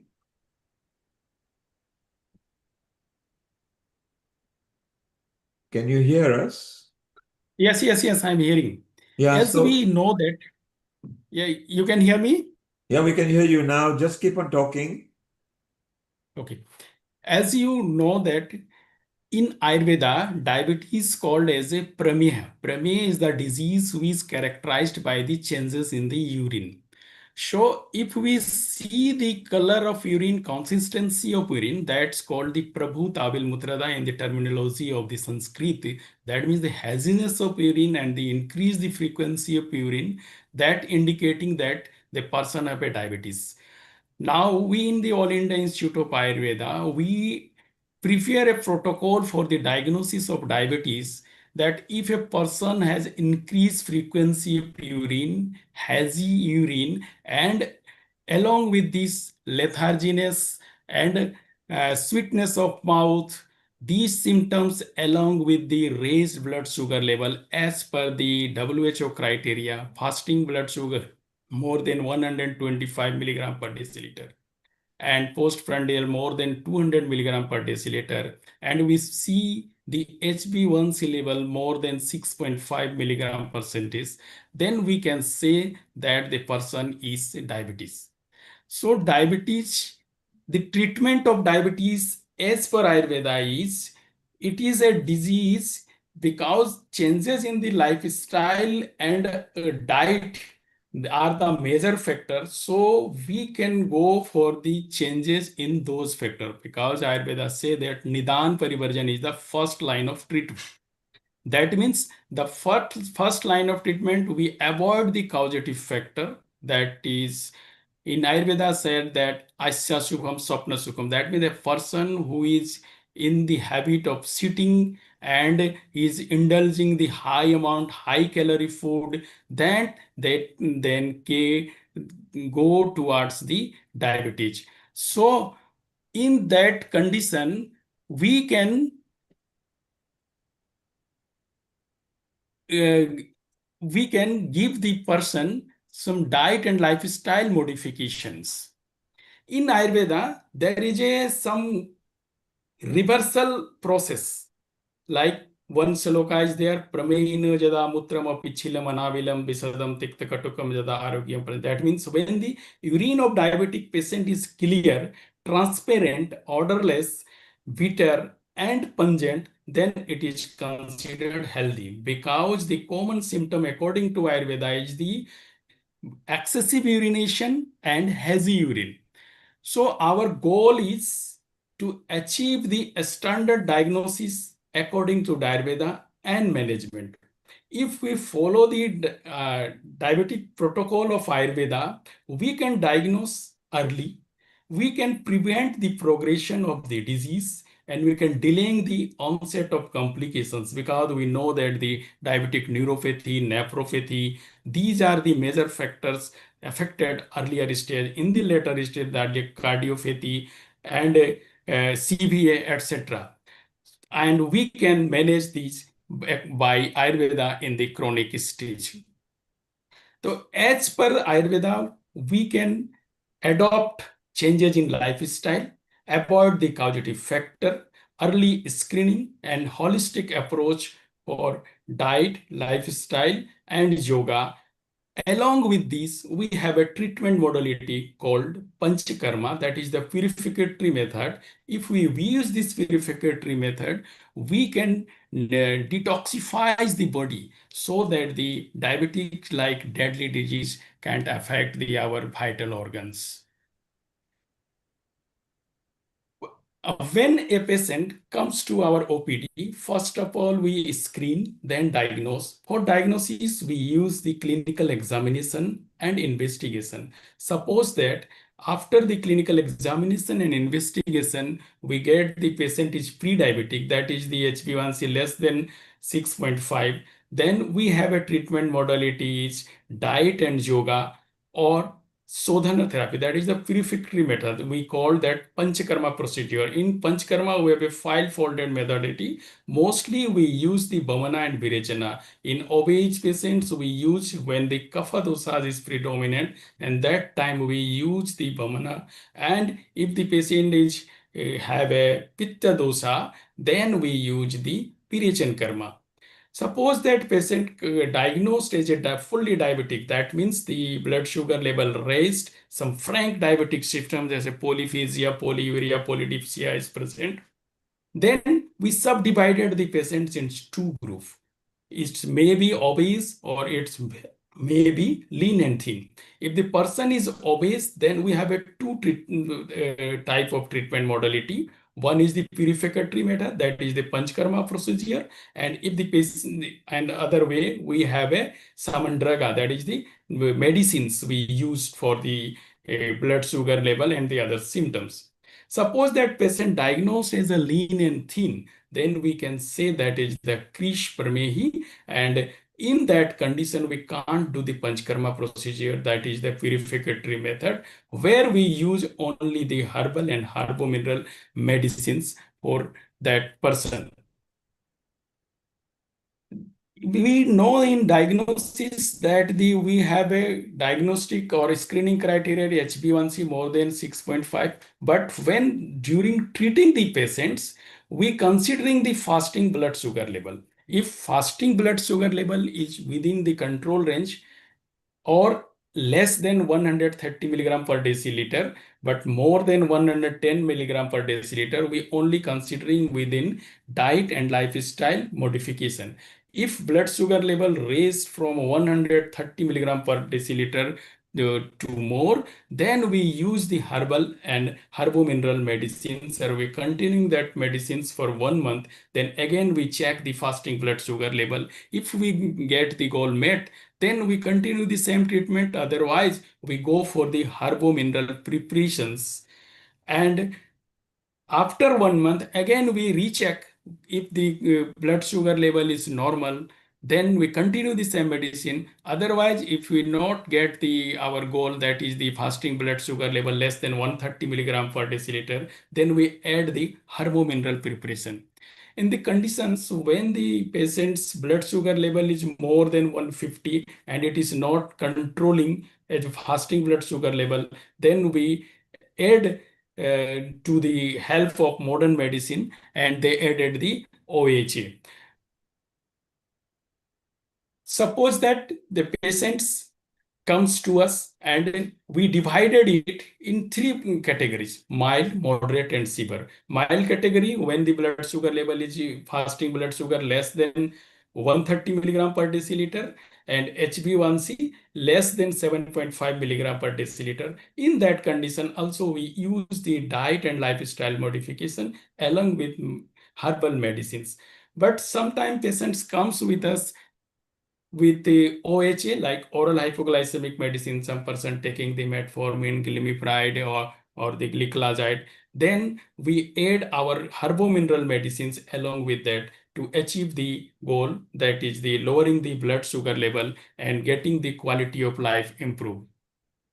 We have used some herbal medicines like Gymnema sylvestre, Cyzicum commoni, Tinospora cordifolia, Curcuma longa, Phyllanthus symbolica, and our name is called Triphala, Negrodadichun, etc. Just like a herbal medicine. In severe conditions or the raised blood sugar level fasting more than 150, and we are adding with OHA, in that time we use the some Quatha form medicine like Vijay Quath, Phalatrikadikwatha, Kathakadikradikvatha. These are the names written in the Ayurveda as a combined herbal formulation. Along with, we added some herbomineral medicines like Chandraprabhavati, Siva Gutika, Gopshuradi Gugul. These are the medicines we added in that conditions when the patient already taking OHA.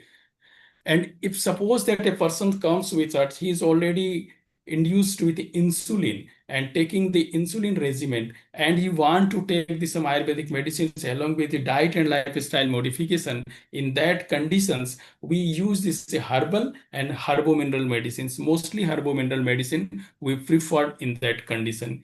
Many times patients comes with us with some complications like neuropathy, and in neuropathy conditions, we use the abhyangas and along with some medicine like Dashmula, Rasna, Bhala, Aranda. These are the medicines prescribed in the Ayurvedic formulary, and we using these in neuropathy condition, diabetic neuropathy conditions.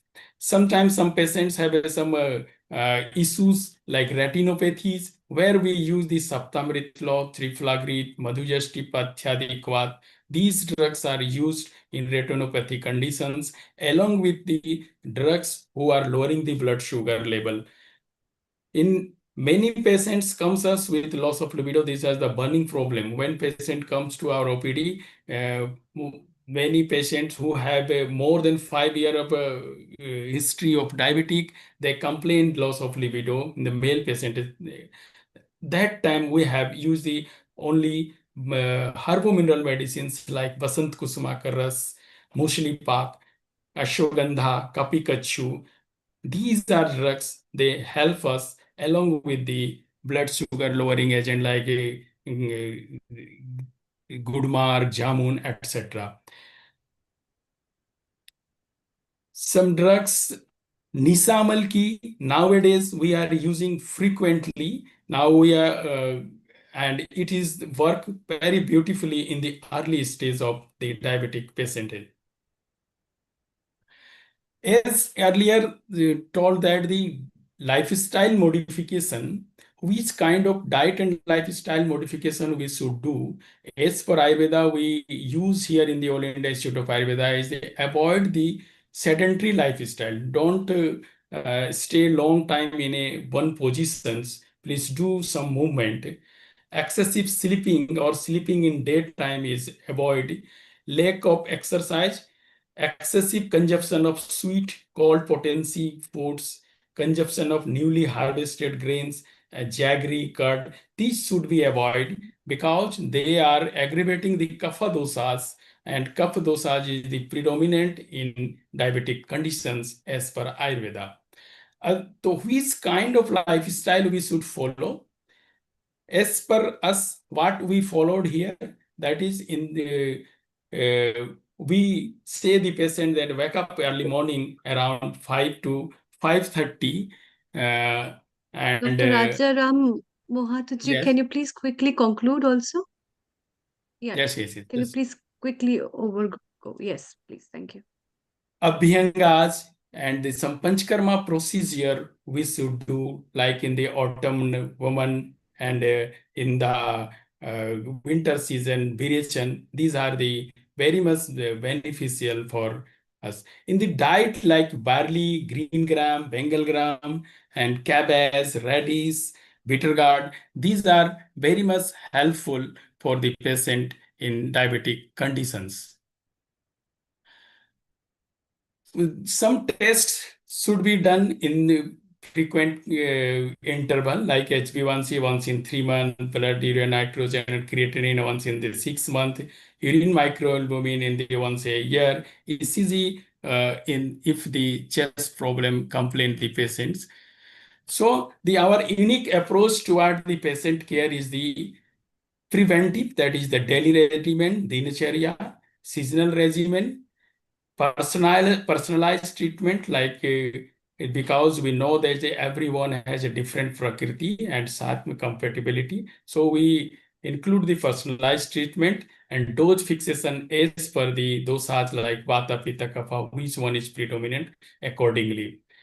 And as I already told, that the Nidan Parivarjan, that is the avoidance of the causative factor, is the major thing for the predictive, and prognostically we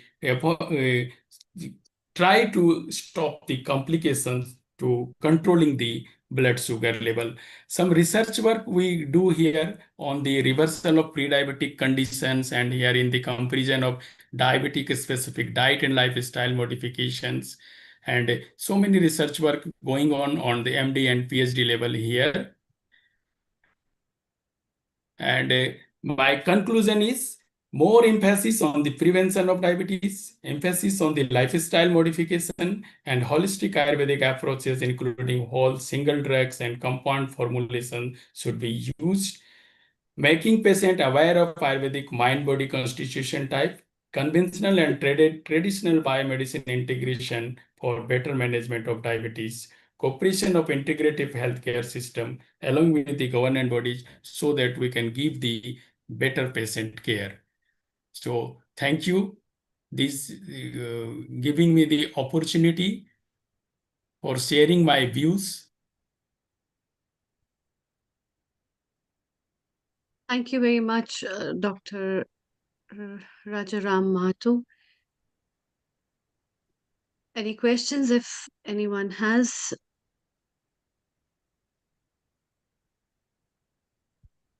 Let's Thank move you on very to much. Dr. Lal Goyal. He's already here and we are running late. Yes. And thank you, Dr. Rajaram. And Thank you very much for joining Thank us. you. Please stay around.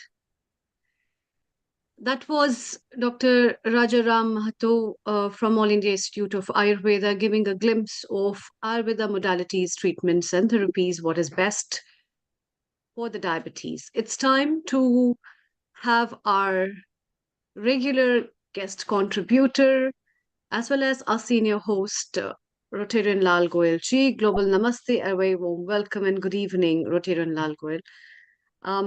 Rotarian Lal Goyal ji is the founder and charter president of Rotary Club of Organ Donation International, as well as a chairman of Organ Donation India Foundation and GYAN.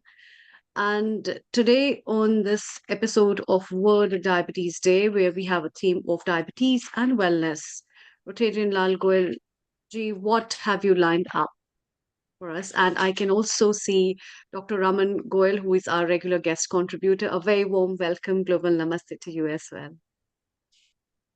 Thank you. Thank you very much, Amrita ji. Global Namaste to you and Global Namaste to Mr. Neil Kumar and the entire team of Healing Our Earth. Once again, I must say that you are doing such a noble work by service, I can say, by bringing all these issues which are very, very important for the public at large.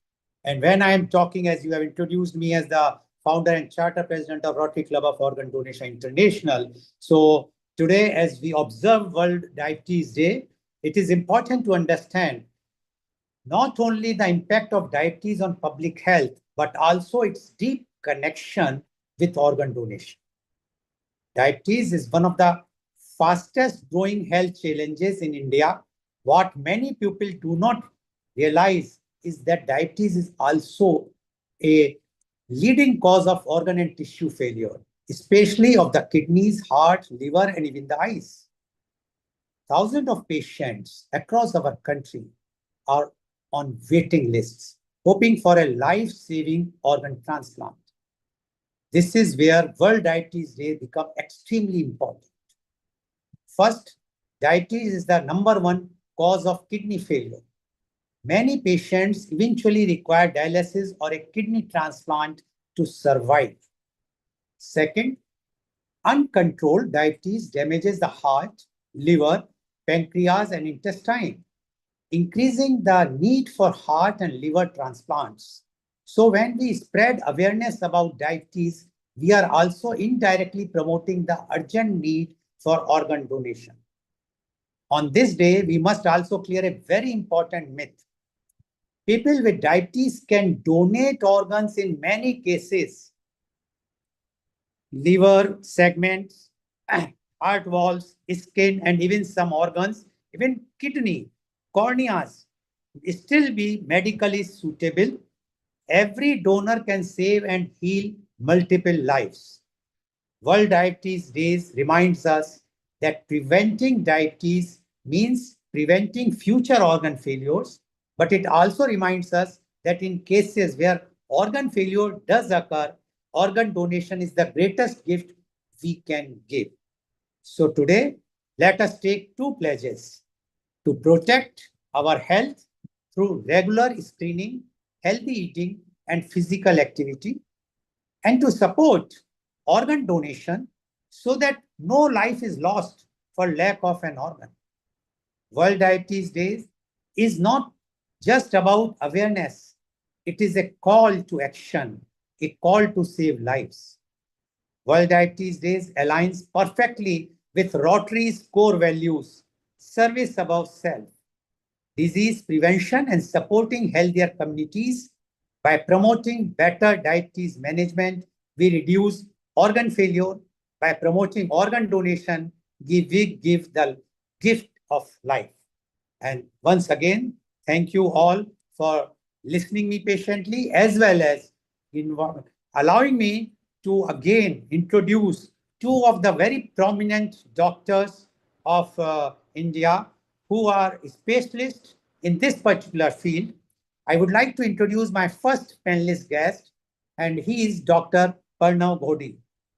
Dr. Parnav is an American-trained and board-certified endocrinologist at the Wokhard Hospital, Mumbai. He completed his specialization in medicine and super specialization in endocrinology, diabetes, and metabolism from New York, USA, following which he practiced there for 8 years. He is certified by the American board in both internal medicine and endocrinology and holds the distinguished title of Fellow of the American College of Endocrinology. Welcome, Dr. Parnav Ghodi, on our show. Dr. Parnav Ghodi, as today we are celebrating World Diabetes Day, although it was on 14th, but because this program happens every Sunday on different topics. So that's why we have kept it today. Now, as you know, the diabetes is a world phenomenon, but India is the capital of diabetes. And India, everywhere in India, we are having this type of diabetes, which are prevailing all across the country. Now, you being a specialist, we would like to know your views about the diabetes and how you are going to prevent or how you can cure this very, very deadly disease. Because as I told that I am from Organ Donation International, Rotary Club of Organ Donation International, my worry is because people are not aware that the diabetes is one of the main, rather in many cases, main factor for organ failures. So we want that this should be cured so that the root cause, if it will be cured, then definitely we don't require so many organs. So over to you, Dr. Pranav Ghodi. Thank you, Mr. Lal, for the kind introduction. Let me just start. sharing my screen.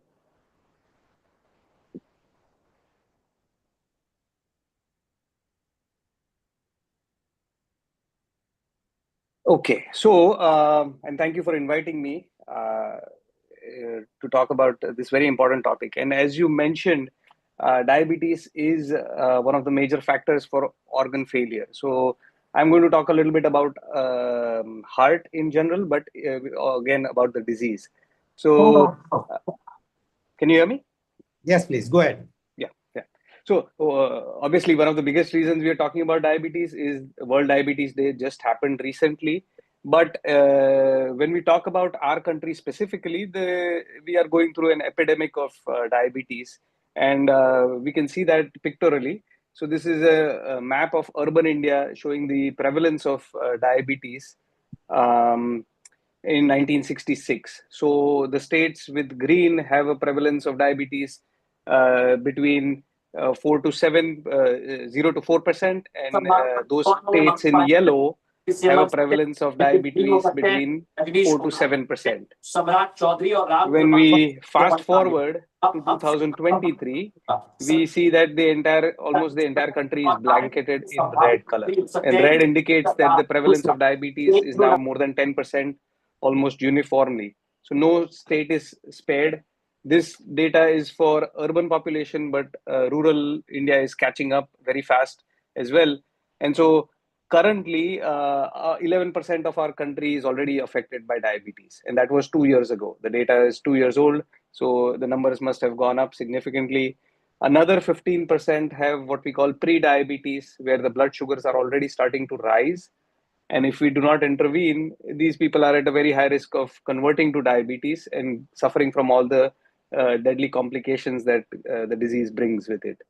And another very important finding that that study had was that 40% of the population has obesity, whether it's generalized obesity as defined by a body mass index more than 25, or waist circumference more than 85 and 90 centimeters. So these people are also at a very high risk for getting pre-diabetes and diabetes if they've not already developed it already. So 26%, a quarter of the population already has some form of glucose abnormality. Sugars are already a little bit high or already have reached diabetic range.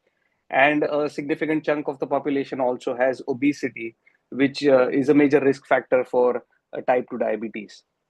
And so, what is diabetes? So diabetes is a chronic condition where the blood sugars levels have already started to rise higher than normal. And this is where the problem comes. The high blood sugars cause the complications. It can occur at any age. Three main types of diabetes is type 1, type 2, and gestational, although various other subtypes have been identified and described, but the most prevalent ones are type 1, type 2, and gestational diabetes. And so type 1 diabetes occurs because of an autoimmune phenomenon. This is where the body thinks the pancreas is a foreign object, like a bacteria or virus, and it starts attacking its own organ, in this case, the pancreas. And this leads to the pancreas not being able to function properly. And the function of the pancreas is to produce insulin. That's one of the most important functions. So the pancreas is not able to generate insulin. The blood sugars start going up, and these people develop diabetes. So for them, this in treatment, insulin, is a life-saving treatment, and they need to take injections multiple times a day or with an insulin pump. This is not caused by poor lifestyle choices. Okay, it is the less common type of diabetes that we deal with, and it is not caused by poor lifestyle choices. This is an autoimmune phenomenon. It occurs typically in young children or young adults, but we also see it in elderly as well. So it can occur at any age. The more common type of diabetes is what we call type 2 diabetes. This is a condition where the body is producing a little bit more insulin, especially in the first few years of the disease. The body is producing more insulin for the most part, but it does not work very well because of insulin resistance. As the years go by, a lot of these people also become insulinopenic, meaning their pancreas produce less and less insulin. But initially, there is a lot of insulin. It just does not work very well. And there are multiple risk factors for this, genetics being the most important one, and then sedentary lifestyle, poor diet, obesity contributes a lot to it. And this is directly linked to lifestyle choices. So we can either prevent it for people that have not developed diabetes, or at least manage it well with better lifestyle changes. Okay, so type 2 diabetes. Now, regardless of which type of diabetes you have, if the blood sugars are high and you've had this disease for a long time, this is the problem. It affects each and every organ in the body. Starting with the top, the brain gets affected. People get stroke because of diabetes. The eyes get affected. People develop a retinopathy, cataracts, lose their vision because of diabetes. You come down to the heart, number one cause of heart attack because of diabetes. And then you get nerve damage, you get ulcers in the feet, poor circulation in the feet, the foot needs to be amputated, sexual problems, pregnancy related complications. So each and every organ gets affected by high blood sugars. And the blood sugar, and that's the reason maintaining the blood sugars is the key to preventing or reducing the risk of these complications. So we'll focus a little bit today on the heart.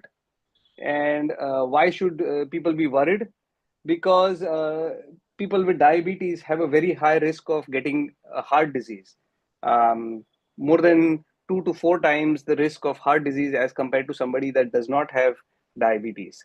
And what forms of heart disease occur is usually heart attack, sudden cardiac death, heart failure, vascular blockages, meaning the blood flow to the legs and other organs gets compromised, stroke. So these are all complications because of diabetes, and occurring at a much higher frequency in people with diabetes as compared to somebody that does not have diabetes.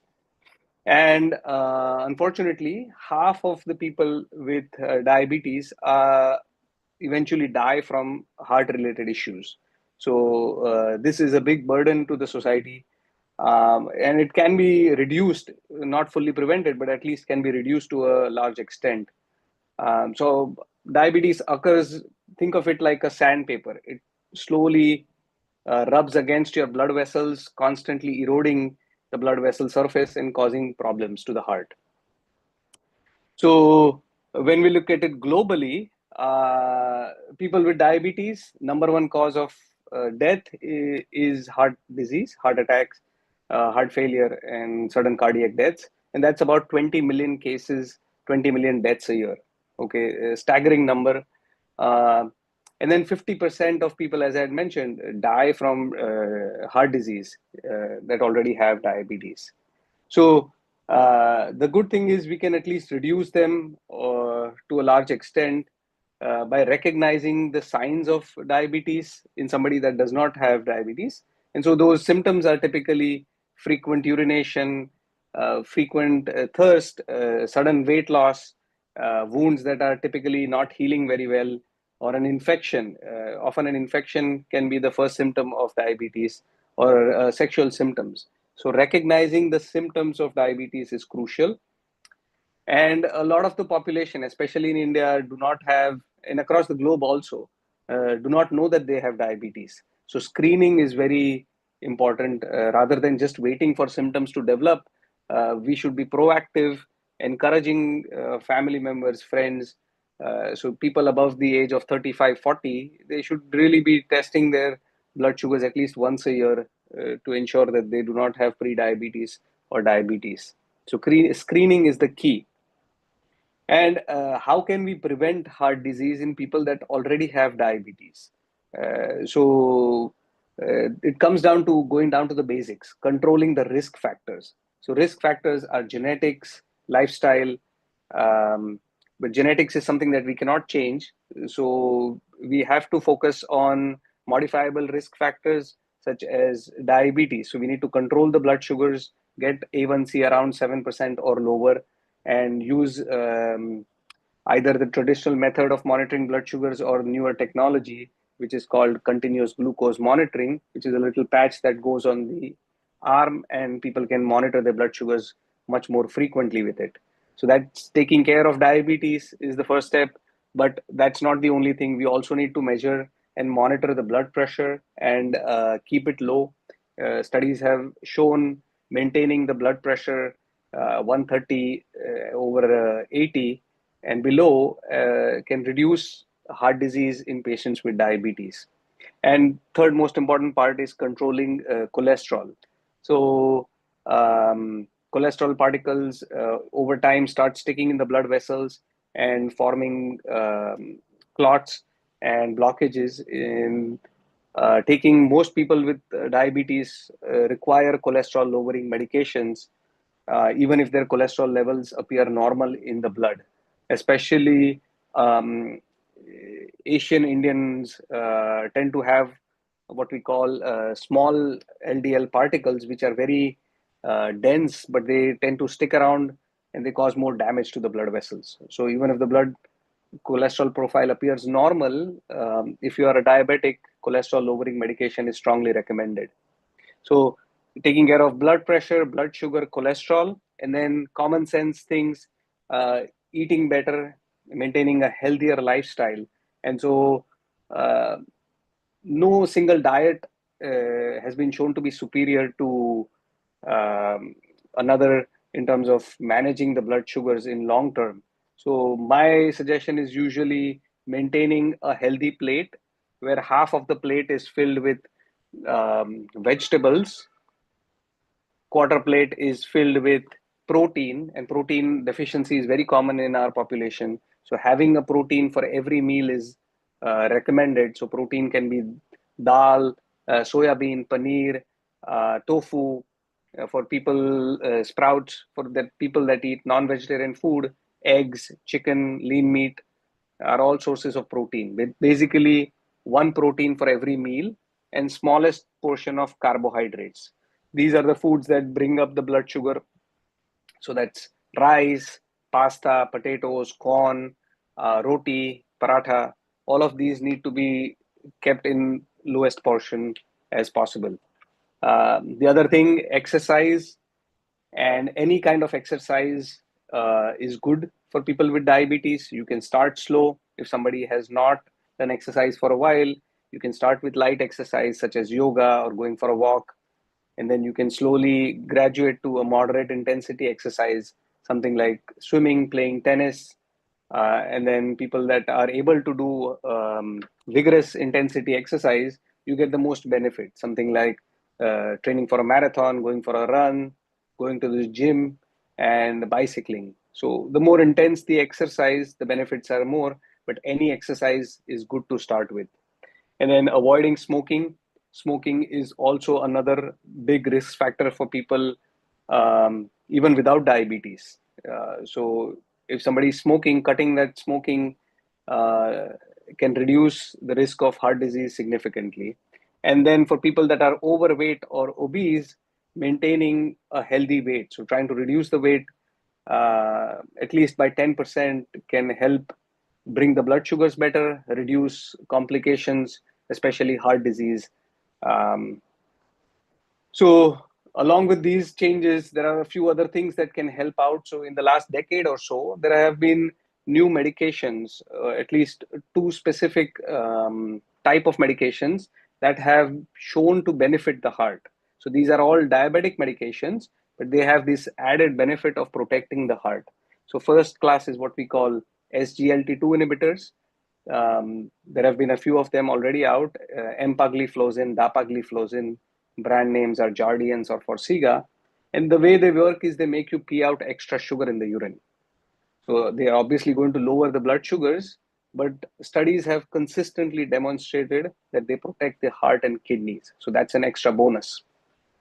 And the second class of medications that are beneficial for the heart are what we call the GLP-1 receptor agonists. So semaglutide, which is a brand name Ozempic, Ribelsis, liraglutide, Victoza, or tirzepatide, Munjaro.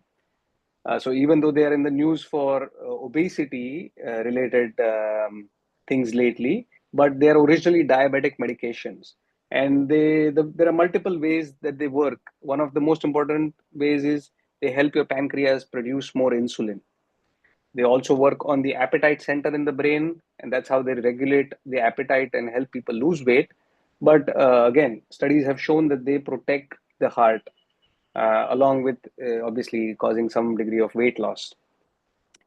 So, consistent benefits, the SGLT2 inhibitors, 30% reduction in heart failure. So, if you're somebody who keeps on going to the hospital because of fluid in your lungs, because of heart failure, these medications can reduce that by about 30%. And the GLP-1 agonist, mostly injections, they also reduce the risk of heart attack and strokes and help you achieve 10 to 15% of weight loss, which comes with additional benefits such as improvements in blood pressure and cholesterol.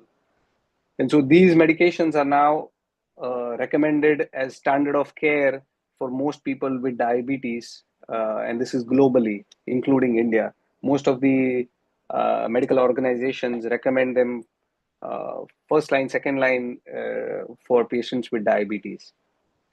So medicines obviously help, but lifestyle, as I mentioned, they need to be followed. So reducing the weight, walking more, better eating, cutting out sugar and sugary drinks. Those caffeinated sugary drinks really can help get the blood sugars under control. And most importantly, getting regular blood screening done, checkups done to screen for diabetes. Uh, so I'm going to conclude here. So diabetes is very common. Almost everybody in the audience knows somebody that has diabetes and may have seen some devastating complications that unfortunately come with the disease. So, but the disease is manageable, especially if started from the beginning when diagnosis is done. We can protect the heart with lifestyle changes, which I mentioned, and using the right kind of medications that have an additional benefit on top of that, and controlling the risk factors, which is blood sugar, blood pressure, cholesterol, weight, and avoiding smoking.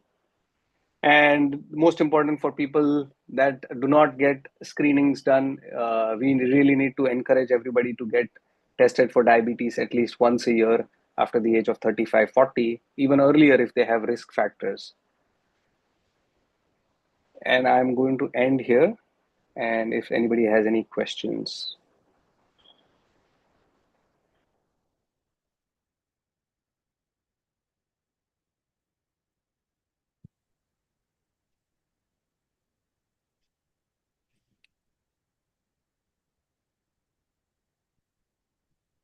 Sorry, I think you're muted, Dr.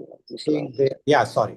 Thank you very much, Dr. Pranam, for giving your views in a very proper way. One question somebody has asked, I just seen on the screen, whether these medicines which you have mentioned, Ozempic or the Munjaro, etc., are available over the counter or it's been prescribed by the doctor?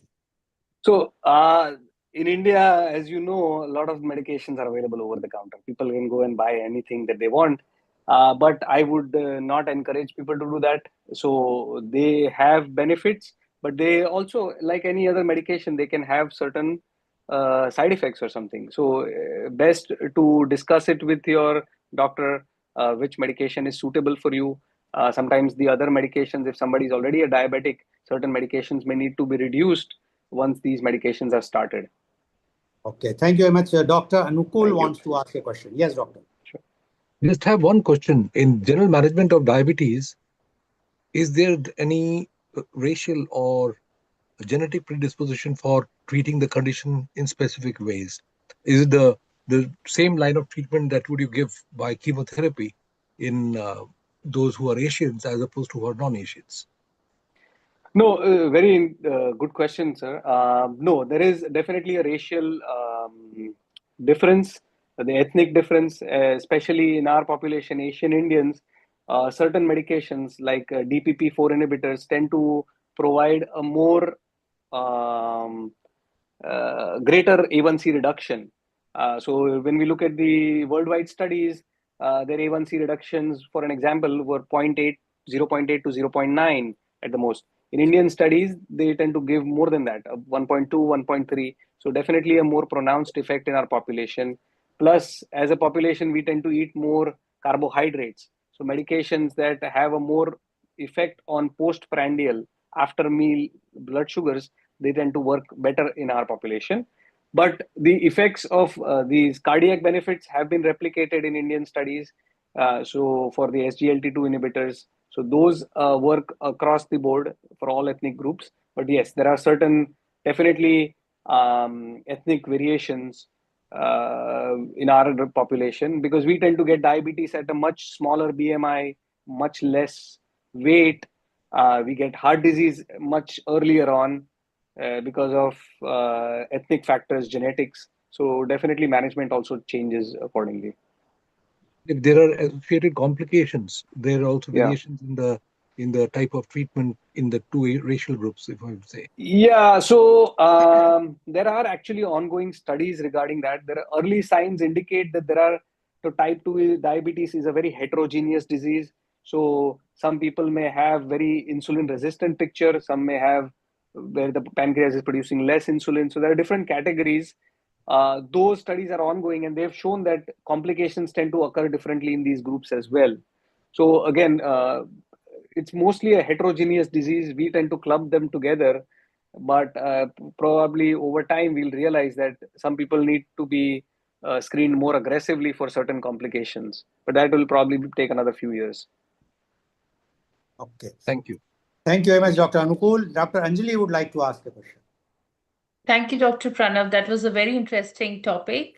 My question is about Ozempic and gastroparesis. We see a lot of patients complaining about, the food motility issues or the gut motility issues with Ozempic.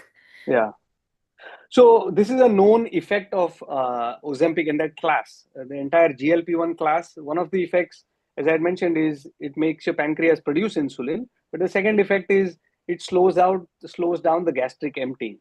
And so food moves very slowly through the stomach and the small intestine. And that also is one of the reasons why people feel full after taking these injections earlier.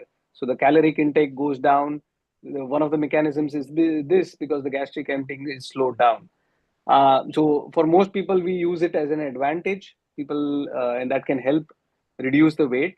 But obviously, some people they cannot tolerate it, especially people who have pre-existing diabetic neuropathy or may have autonomic neuropathy, pre-existing gastroparesis. This can sort of aggravate it, and that's the reason it is best to be, these medications are best to be taken with the consultation of a doctor rather than over the counter. Thank you, doctor. Thank you, Dr. Anjali. And one viewer has asked, are there any side effects of these medicines, Monjaro or Ozempic? Yeah, so one of the side effects, as Dr. Anjali had asked, is that the food tends to stick around longer, so people feel full. And the most common side effects are related to this action. So nausea, vomiting, occasionally diarrhea or constipation. These are the most common side effects that we get with these class of medications, especially early on, and gradually they sort of get better as people take it for a longer duration. There are obviously rare complications, pancreatitis. So inflammation of the pancreas can occur uniformly with the entire class of medications, but it's fairly rare, 1% or so. And for patients that have a rare type of thyroid cancer, what we call medullary thyroid cancer, these cannot be given because animal studies have shown an increased incidence of these kind of cancers. So rare side effects, but they do occur, and that's the reason best to be taken with the consultation of a doctor. Thank you very much, Dr. Pranav. Be there. Now I would like to move to my next panelist guest, and he is Rotarian Dr. Raman Goyal. Rotarian Dr. Raman Goyal is MS, FRCS, FAS, MBS.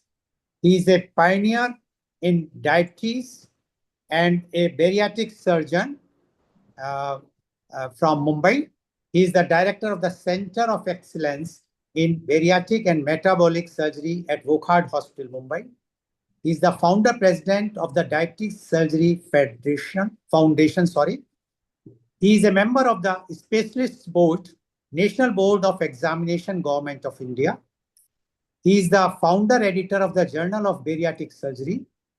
He has over 40 research publications and book chapters. He is the chief trustee of the Indian Association of Gastrointestinal Endosurgeons, IAGES. He is a pioneer, a teacher, and a thought leader.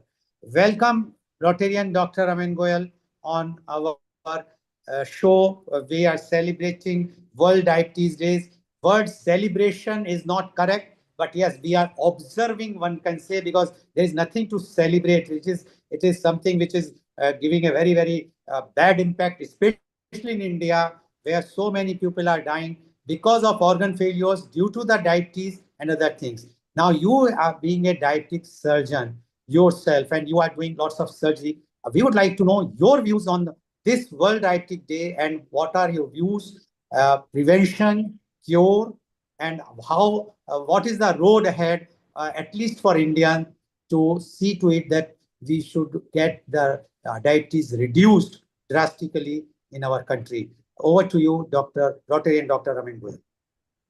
Thank you, Mr. Lal.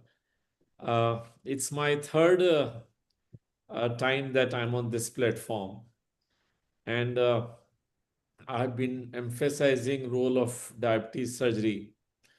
So today I thought we'll make it a little different. I'll start my presentation. I don't know whether I'm in a position to reduce the diabetes. You can share it. Yeah, diabetes prevalence in the country, because that's the job of the politicians and the leaders, the professionals. But what I can talk about is definitely another treatment modality for diabetes, probably the most effective treatment modality for diabetes. I'll keep the data very less, and I'll let the patients speak about their experience after diabetes surgery, because this is comparatively new. Just in 2022 December, we started doing this, so there are hardly 3 years, and there's a lot of skepticism. But let me be very clear that the prevention of diabetes remains through lifestyle changes. I partly heard the talk on the natural therapy or Ayurvedic therapy of diabetes. I think lifestyle changes remain the basic management of diabetes, followed by medical management. But the fact remains that more than 77% of those patients who are on treatment in India remain uncontrolled. They remain uncontrolled for various reasons. Either they can't afford the treatment, or they are not aware that they have diabetes, or they are not in a position to continue the treatment because they are too busy with their work.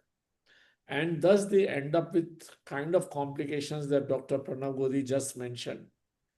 The deadly ones like heart problems, or even worse, somebody having an amputation of a lower limb and they are losing their limbs and they lose their livelihood.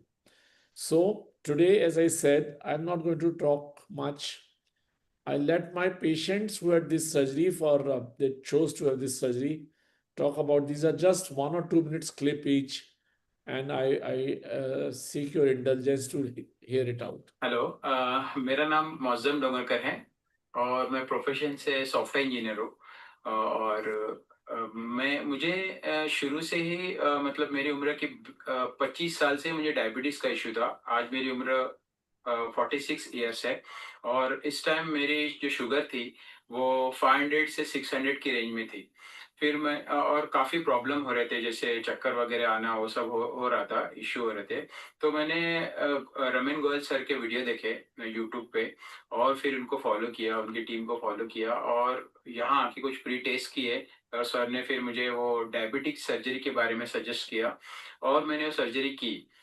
तो surgery से पहले मेरी sugar, जैसे कि मैंने आपको बताया, 500 to 600 की रेंज में थी और मेरी HbA1c जो है वो 12.5 थी। लेकिन जैसे ही सर्जरी किया दूसरे दिन से मेरी शुगर डाउन होना शुरू हो गई और आज की डेट में मेरी जो HbA1c है वो 12.5 से 6.5 आ गई है। 6 मंथ हो चुके हैं और 6 मंथ के अंदर मुझे काफ़ी अच्छा रिजल्ट मिला। 6.5 की मेरी HbA1c हो गई और शुगर लेवल मेरी 120 से 150 के रेंज में है और सर ने बोला कि ये और इम्प्रूव हो जाएंगे। तो और मैं जो बाकी जो इश्यूज है डायबिटीज की वजह से, वो भी मेरे ऑलमोस्ट सॉल्व हो गए हैं और अच्छी इम्प्रूवमेंट है। तो मुझे यहाँ आके बहुत ही अच्छे रिजल्ट मिले सर्जरी के। So basically, the very highly educated people, he works in United Arab Emirates. He's a software engineer himself. They are helpless with this disease. Even with insulin, everything, his HbA1c was 12.5. Dr. Pranav Godi just mentioned of the most effective therapy that has come in the form of Ozempic or Mounjaro. That also reduces HbA1c by 2 to 2.5. Here we are talking of reduction of HbA1c by 6 within 6 months. And this is likely to remain like this for rest of his life without insulin. Now, this is what people have to realize. Just because it is new, obviously there'll be doubters who will raise doubts, but this has been accepted by medical community, by the American Diabetes Association, by British Society, and by all other international bodies as one of the treatment modality. Hello, I'm Sridhar Pai from Mumbai. I was having diabetes, which was out of control, particularly after COVID, when I had to take steroid for 7 days. My blood sugar has gone for toss. And after that, I tried 2-3 years for so many different doctors to control my diabetes. But it has gone so high that it has caused around 550. And in the night, it has come down to around 40. So end of the day, I just realized it is going out of control. Then I contacted Dr. Goel, and he told me you have to go through certain tests. If we have to operate, then those parameter has to be within that range. And according to his guidance, I gone for the test, and fortunately, I was eligible for the operation. So I got it operated on 19th December 2022. That day, I lost, within a week, I lost around 25 kg. But slowly and gradually, I started improving myself. And now I'm absolutely fit. Now my weight is around 72 kg. When I was operated, it is around 90 kg. And at my latest report for last 3 months back, all parameters are absolutely normal and with hardly any medicine, just precautionary medicine. But all my life, I am 67 now, and all my life is I'm enjoying my life. I advise the people who is suffering like this, please give a thought on this operation, whereas you has got chance to have a normal life and happy life. Thank you so much. Hello, I'm Sridhar Pai. So persons like them who undergo surgery, they actually ask us, why more patients are not coming to you? Why more people who are so well informed and who can afford this surgery are not getting this surgery done? And that's why they come forward to give this kind of testimonial. There are many very well known, let's call them celebrities, people who have undergone this surgery, but they are scared to come in open to talk about their treatment and how it has changed their lives. But these are the guys who agreed that they want their videos to be played out without hiding their identity, because they want message to go. This lady from north, from Uttar Pradesh, came with her son, who is a pharmacist, and listen to them. It's very interesting. मैं उत्तर प्रदेश से हूँ, district संत रविदास नगर भदोही से, और औराई में मेरा मकान है। मैं हमारी माता जी हैं। हमारे माता जी को पिछले नियर अबाउट 10 वर्षों से डायबिटीज था, और हमें किसी तरह से नेट के जरिए पता चला, फेसबुक के जरिए, कि शायद वकार्ड हॉस्पिटल मुंबई में doctor Raman Goyal sir sugar के लिए बैरियाट्रिक सर्जरी वगैरह करते हैं। तो पता लगाते लगाते मैंने यहाँ पे आया, और शुगर के लिए सर जी ने मेटाबॉलिक बाईपास सर्जरी कर दिया, और सर्जरी करने के पहले दिन से ही मेरी माता जी का इंसुलिन बंद हो गया, जो कि इनको डेली जो है 40 से 50 यूनिट इंसुलिन लगता था, और 3-4 ग्राम जो है 3-4 mg का इनको गिल्मीफ्राइड टेबलेट खाना पड़ता था। वो सब सारी दवाइयाँ बंद हो चुकी है। शुगर इनका एकदम नॉर्मल हो गया है। ऑपरेशन कराने से मैं बहुत संतुष्ट और खुश हूँ। डॉक्टर साहब को तहे दिल से धन्यवाद देना चाहता हूँ कि इन्होंने ऑपरेशन करके मेरी माता जी का लाइफ में काफी जो है सुधार किया। मैम, हम बहुत खुश हैं। हमको दवाई बहुत ज्यादा खाना पड़ता था, और इंसुलिन और सुई दोनों इधर लगाना पड़ता था, मतलब पेट में। सब कुछ बंद है। हम बहुत खुश हैं मैम। आप लोग हमारा इलाज करके हमको संतुष्ट कर दिए। हम बहुत खुश हैं। हम बहुत दूर से आए हैं मैम। अब ऐसा हमको लगता है कि हमको कुछ हुआ ही नहीं है। So it's not about education. It's more about awareness, how people take this kind of development.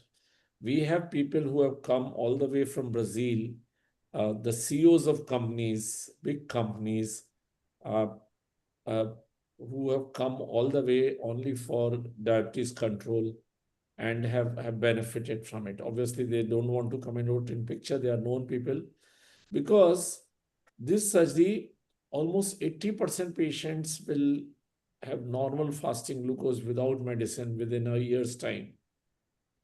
And even after 10 years, 1/3 of them will remain off medicine, and all of them will remain HbA1c below 7. So this is the kind of change that is seen. It's obviously not for everyone. We have 11 crore Indians who have diabetes, but for those who are not able to control it well despite the best treatment by physicians or endocrinologists, because their disease is bad. It's not that the treatment is not good.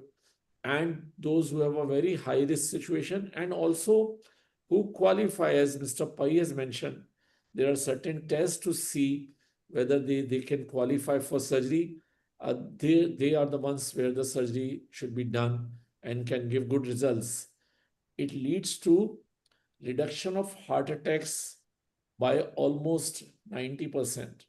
It reduces brain stroke reduction by 75% and death reduction by 75%. Then blindness goes by 2/3. Limb amputation goes down by almost 80%.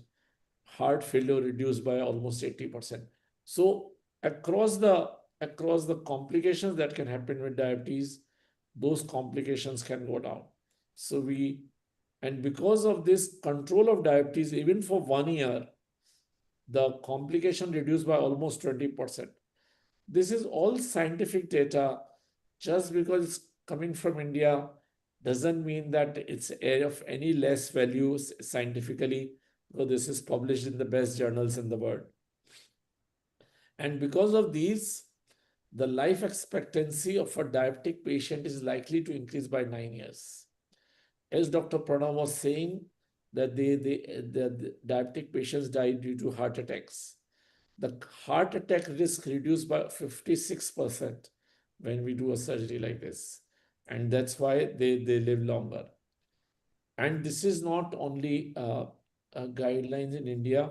This is British guidelines which have been published. This are nice guidelines that any person of Asian origin in UK, if the BMI is 27.5 and diabetes is there, uncontrolled diabetes, then they can have a surgery in NHS. I'll play one or two more videos to show you. Friends, मेरा नाम आयशा फारूक डांगे, मैं कराड़ से हूँ। मुझे sugar की बीमारी थी, sugar की तकलीफ थी, कोलेस्ट्रॉल हाई कोलेस्ट्रॉल था, मुझे वेट इतना ओवर वेट थी, मैं चल नहीं पाती थी, मेरा नी पेन होता था, बहुत सारी तकलीफें थी। फिर मेरे एक फ्रेंड के जरिए से मुझे पता चला सर के बारे में कि ऑपरेशन होता है, और सीरियसली मुझे इतना अच्छा रिजल्ट आया इसका, मेरा वेट कम हुआ, प्लस मेरा शुगर की गोली बंद हो गई, और मेरा कोलेस्ट्रॉल भी नॉर्मल है, और मैं एकदम आसानी से नॉर्मल लाइफ जी सकती हूँ। प्लस मेरे बेटे की शादी थी अभी रिसेंटली, तो जब भी मुझे हर कोई कमेंट करता था, बहुत वेट लूज हुआ और बहुत अच्छे एनर्जेटिक फील हो रहा था, और वैसा महसूस भी हो रहा था, सब लोग मुझे तारीफ कर रहे थे, और I am very happy. Thank you sir, thank you ma'am, आपने मुझे So these are transformative surgeries. It's not about diabetes alone, and it affects not only the patient but the entire family. Now I play the next video where mother has undergone surgery, and look at the happiness on the face of his son. Her son. मेरा नाम रूपा व्यास है, मैं 51 year है मेरा, और मेरा operation को भी 7 महीना हो गया है, लेकिन 7 महीने पहले जो मैं जिंदगी जी रही थी उससे अभी बहुत बेटर जी रही हूँ, क्योंकि 7 महीने पहले जो मेरी कंडीशन थी, मैं बेड से उठ नहीं पा रही थी, या कुछ खाना बनाना है तो नहीं बना सकती थी, घर में हर काम के लिए मेड थी, क्योंकि मैं नहीं कर पा रही थी। मैं घर की सीढ़ी शायद महीने में एक आध बार जा रही थी नीचे मंदिर में, कोई फंक्शन में अटेंड नहीं कर रही थी, क्योंकि मेरी बॉडी, मुझे ये बहुत ही वीकनेस था मेरे शरीर में, और बीपी इतना, शुगर इतना, 500 के अब शुगर रहता था मेरा। तो मुझे ये ऑपरेशन का पता चला कि इधर ऐसा हो रहा है, गोयल सर है, तो हमने आके इधर किया ऑपरेशन। मैडम ने भी हमें बहुत सपोर्ट किया, सब ने सपोर्ट बहुत ही किया, और आज मेरा ऑपरेशन होके मैं 28 केजी लेस हूँ। तो मुझे उसके बाद इतना अच्छा लग रहा है कि चलो मेरी जिंदगी पूरी चेंज हो गई।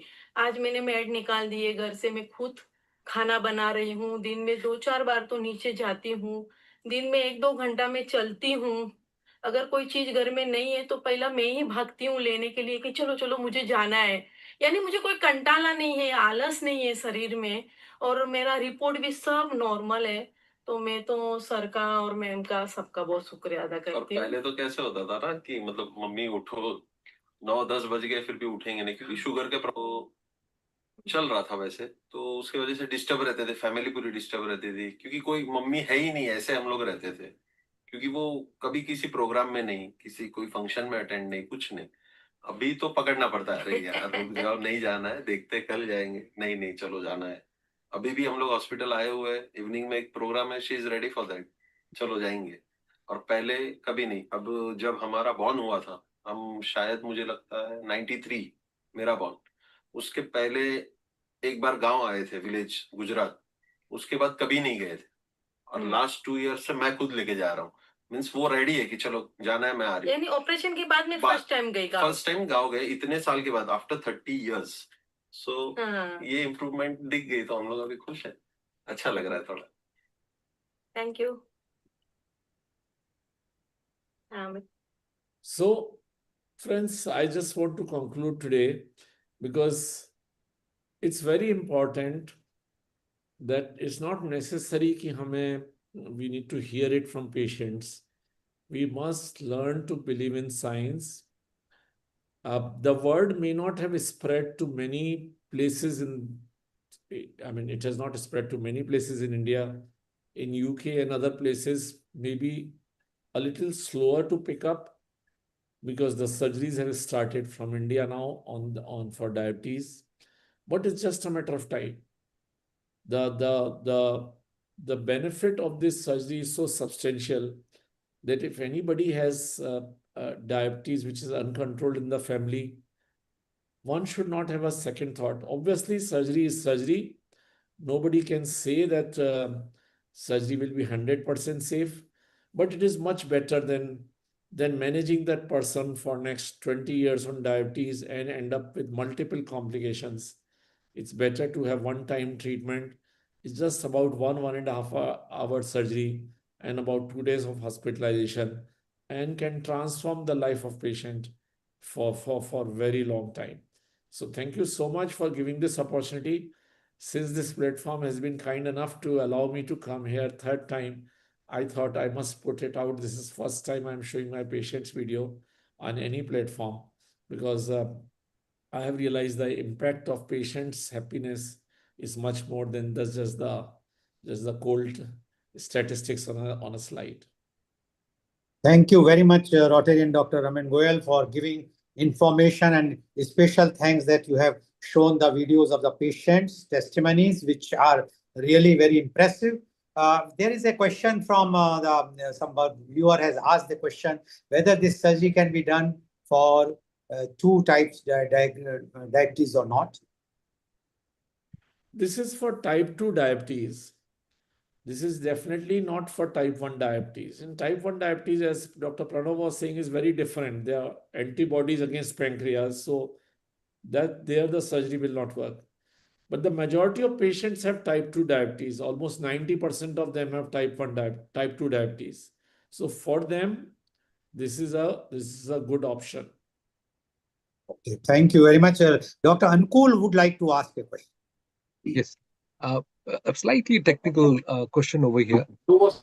How do you make the decision about what type of bariatric surgery you would like to go for? Is it a restrictive type or malabsorptive type, or is a combination type? I know it's a bit technical, but one of the things that I have come across with some of the patients who say, my appetite has gone down, I cannot eat much, and there are a lot of psychological changes which may also appear, but they undergo lots of psychological assessment as well. Yeah, excellent question, Dr. Anukul, because this is something that one gradually learns over a period of time. Scientifically, sleeve or bypass, these are two types of procedures. Both have similar results for diabetes control. All right. In long-term studies, some surgeon may quote otherwise, but all long-term studies says that sleeve gives equally good control of blood sugar as a bypass. But there are other considerations. So if somebody has acidity or reflux disease, then I would not do a sleeve. Then I would do a bypass. But if that is not there, but if somebody is a smoker, then I will not do a bypass. Or if somebody is an alcoholic, then I'll not do a bypass. So there are multiple issues. If somebody has an irritable bowel disease, then I'll not do a bypass. So these are more individualized consideration based on assessment, and also assessment of their pancreatic function. This is what Mr. Pai was mentioning in his testimonial, that we do certain assessments. So we do certain assessment to see the before surgery pancreatic function, because we know that by the time diabetes is diagnosed, 50% of pancreatic function is gone. And we can only do this surgery if pancreas is functioning. So we assess those tests and only the pancreatic function, and only then we say that we can offer this surgery. So multiple things, and then based on that, we also decide which procedure to do. So if the pancreatic function is good, then I can do sleeve or bypass, either one of them. But if pancreatic function is bad, then I will prefer to do a bypass. Thank you. Thank you. Thank you, Doctor. Psychological issues and other issues about appetite, obviously that is one of the reason, because this is primarily a bariatric surgery. So appetite does go down because these are gut hormones, the same which are used in Ozempic. So appetite does go down, but it's a very small compromise for a patient or the family, where they are seeing their mother gradually going down, suffering from taking insulin injection 3 times a day, getting poked to check blood sugar another 3 times a day. This is a very small side effect or compromise they have to make, but generally they overcome with our psychologist support. Within a month's time, they are positive again. Thank you. Thank you very much, Rotarian Dr. Raman Goyal, for giving all your views as well as the answers of Dr. Anukul. So that's all from my side. You have any question, Amrita, you can ask. Thank you, Rotarian Lal Goyal ji. That was a good talk, Dr. Raman. I wanted to ask you, what's your take on today's time of foods for sugar-free Diet Coke, sugar-free ice creams? I think it has a lot of sugar. But what's your take on that? Like, is it recommended, commercial, beneficial? Everything together, if you have to consume something sweet, then obviously you should avoid sugar. Now, if you cannot have let's say a tea or coffee without sugar or without any sweetener, then you will need something. Then it's better to have a sweetener instead of sugar. But the best thing would be neither to have sweetener nor to have sugar. But that requires a lot of mental toughness and not easy for everyone. So I think it's a gradual thing. People can start using safe sweeteners initially, reduce the quantity of those gradually, and maybe over 1 or 2 or 3 years, completely go off sweeteners, because some of the sweeteners have the same impact because they attach to the same receptors in the intestine, which so though you don't get calories, but the impact of sweetener is the same like sugar. So it's not really the best solution. Best solution is to avoid sugar and sweeteners both. Thank you. Another question, which sugar do you suggest people to take? Palm sugar, date sugar. There's so many kinds of sugars which are derived from plant sources. I think this What's is your more recommendation? of our own mental satisfaction, because there is not much of a difference except little bit of fiber in it. The calories are the same. So I know of people who prefer palm sugar, some people prefer date sugar. They are more natural because if you're using dates in a milkshake or something, it's much better because it seems natural. But ultimately, the amount of calories they release is the same. So whether it's fructose or sucrose, they are the same. So I think again coming back, avoid any kind of sweetener or sugar is the best way. You seem to be amused, but this is the way to be it, because most of the products which are saying no sugar have some alternative sugar in it. So when you read a label, you realize they are using other names, products which are almost having the same amount of calories through the carbohydrates or sugar that they use. So I am very particular, not for myself, but to say that we must gradually, and nobody can suddenly stop in a day. So it's a gradual work in process type of thing, that if somebody can give up sugars in 5 years also, it's a big achievement. Yeah, giving up chocolates and gulab jamuns and bakeries and cookies is a tough job. Well, so I can see Dr. Pranav as well as Neetu smiling, and we'll be taking up their comments as well. Um, and to build resilience for that itself is a very big task for the mental health achievement.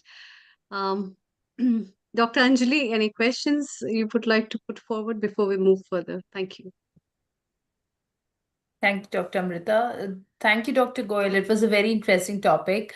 My question is, how do we address, surgery-related, cravings? So I've seen patients crave for food, and what is your advice for them? Like after the bariatric surgery, they really want to eat everything. Yeah, absolutely. So one need to understand two things. There is a psychological aspect there is a dietary aspect, and there is a physiological aspect. Dietary aspect is that if they are eating more carbohydrates after surgery, they will have more hunger, and they will be hungry again and again, and they will have more cravings. If they are eating more proteins, the cravings will be less. So this is one part of it. Second part of it is that if their sugars are low, then there is neuroglycopenia. That means the sugars in the brain is less, and they will have more craving for sugars. So completely switching off carbohydrate in any diet is bad. They must get some balanced diet that their blood sugar remains within normal range and the cravings are less. And the third thing is psychological. Just now Amrita mentioned about chocolates and gulab jamuns. We have wired our brain to crave for some things. Now, we are not born with it, but we have been wired by our parents or by ourselves, and they are not easy to give up. So whether bariatric surgery is done or not done, those cravings will remain even after bariatric surgery is done, unless you allow me to do a neurosurgery or brain surgery and take out those centers. So I don't think that's the solution. Uh, Psychological support, a support by the bariatric program and by the nutritionists and psychologists together can bring about a lot of benefit. And I mean, Dr. Pranav sees our patients on regular basis, so he knows that the program support is so important, because this remains an issue with some of the patients who are eating ice creams twice a day or chocolates, a whole bar of chocolate other day, and they still crave for that. Bariatric surgery is not a magic pill, and everything doesn't change. So we need to support them to give them up gradually. One pressing Thank you. question. One Yes, pressing yes. question. This is primarily for Dr. Pranav Ghori. Is there any difference in the insulin and sugar levels when you take sweeteners versus sugars? There is slight, mostly this is animal data. So there is a slight difference in terms of you will get a bigger spike in blood sugars with the sugar itself as compared to the artificial sweeteners. And that's the reason a lot of these companies switch to artificial sweeteners. But that is just one part of the equation. As Dr. Raman had mentioned, insulin response is just one thing. We are looking at a lot of other effects that come with these, and there are signals in these studies that long-term consuming these artificial sweeteners can have consequences to the other organs. So yeah, there is a difference. Sugar obviously produces a bigger spike in the insulin response as compared to these artificial sweeteners. Thank you. Thank you, Dr. Pranav. I also have a question before we move to Dr. Venkat Joshiji and his guests, and we'll have a quick comment from Neetu as well. Dr. Pranav, I wanted to ask you, what's your take on visceral signaling? And do you believe that gut-brain axis plays a big role in this? Because Dr. Raman also mentioned about psychology, and there's a lot of work in relation to gut-brain axis. What's your take? Thank you. Yeah, it definitely there is a big role there. The science is evolving. So the microbiome, the gut microbiome, has a major role in diabetes itself, the disease, as well as probably the data is indicating that a lot of other diseases, lifestyle diseases, are caused by changes in the gut microbiome. So definitely, it's a second nervous system in our body, and but I think we don't have the entire story yet. Science evolves over time, so in a few years we'll get a little better picture as to what can we do about it. So right now the role of prebiotics, probiotics, that's all altering the gut microbiome. There is some benefit to it using those, but it's not going to fully replace standard medical therapy. But yeah, it can be useful as an adjunct therapy in certain cases. But so yeah, science gradually will have, but it is a major role. Thank you. Thank you very much. Neetu, your comment from what you said and what you have heard before we move to Dr. Venkat Joshi. Over to you. Thank you.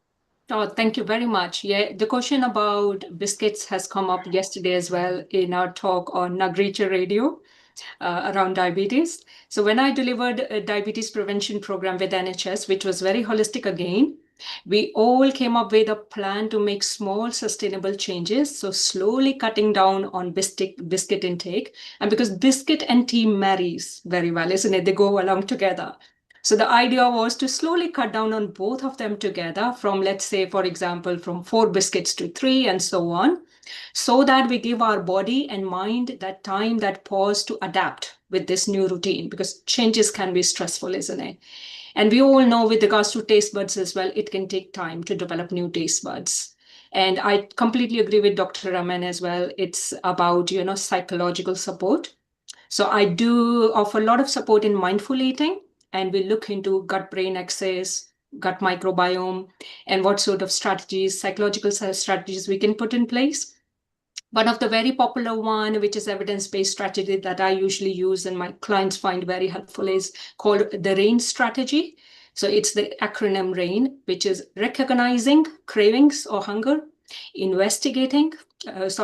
acknowledging or allowing, just let those cravings to be around, take them as a wave that is coming and going away.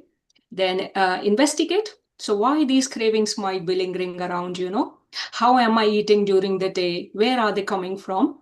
And then nurturing. So rather than trying to push them back and get into that to and fro, juggling there, rather than that, nourish them with healthy, balanced meal can really help. So this is something that has helped many clients. Yeah. With regards to chocolates as well, slowly taking small steps to maybe moving from, in regards to the amount of cocoa in the chocolate. So slowly going up on the percentages from 30% to 40 to 70 and so on, because we do have lots of studies highlighting there are some good health benefits as well when we come to darker chocolate. So good for gut microbiome. So again, small sustainable changes, I guess, can be helpful. Thank you. That's amazing. So Neetu's advice is to cut down the size of the cookies before you buy on your plate, and also the size of the gulab jamuns and the mithais that we also take. So do you think, Amrita, the size of gulab jamun can be cut? The size of gulab jamun will remain same. Maybe what we can do is we can bring them as part of our healthy balanced diet to begin with, rather than having them separately as snacks. Because yesterday again we touched on this, the right balance between snacks and meals.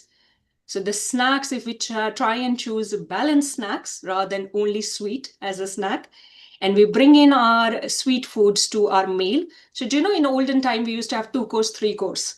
With modern busy lifestyle, we are now cut down onto 1 course. And that 1 course is getting bigger and bigger.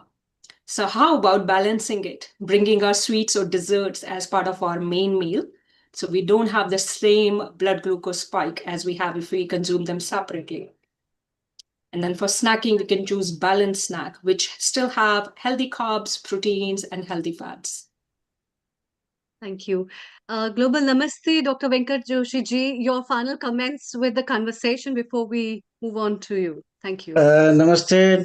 Thank you, Dr. Amrita ji, Neil ji, and the wonderful team. As usual, Global Namaste to you all.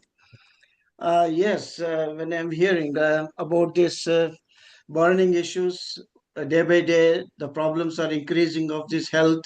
And we have to understand from Ayurveda's point of view, because it is an approach which is completely holistic, and the complexity of our body and our body functions.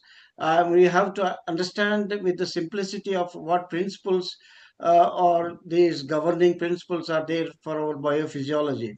Because if you look into the pool of this metabolism, the carbohydrates, amino acids, fatty acids are the 3 major pillars of these pathways, which we cannot just cut one thing and then try to bring Atkins diet or any other diet to restore back our own energies. That's not possible, because body is a wise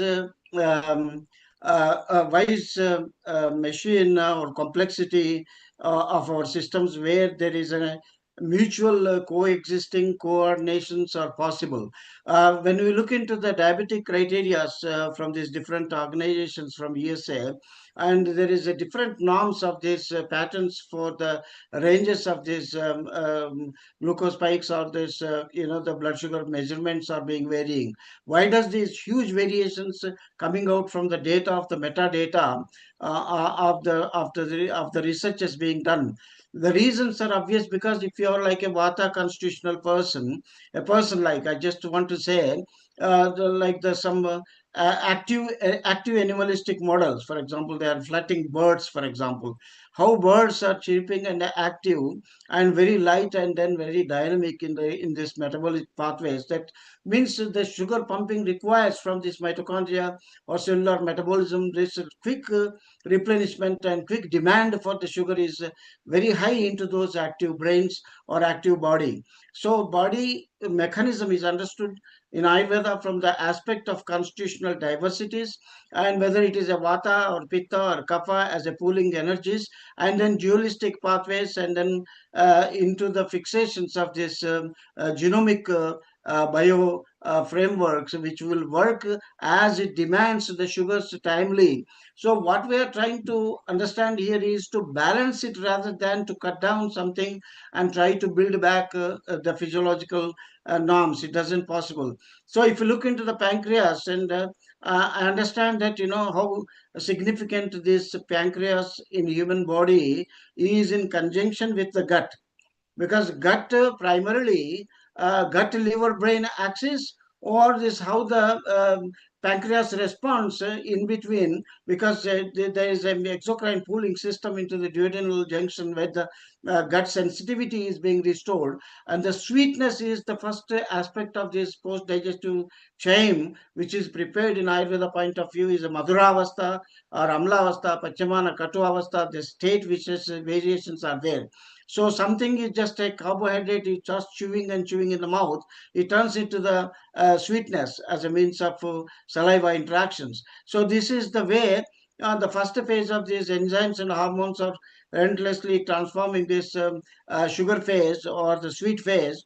For enabling Ayurveda point of view is the kapha energy. So understanding these pancreatic influences in Ayurveda, it is called something like a regular control from the pituitary axis from the point of view, and then the thirst means signals.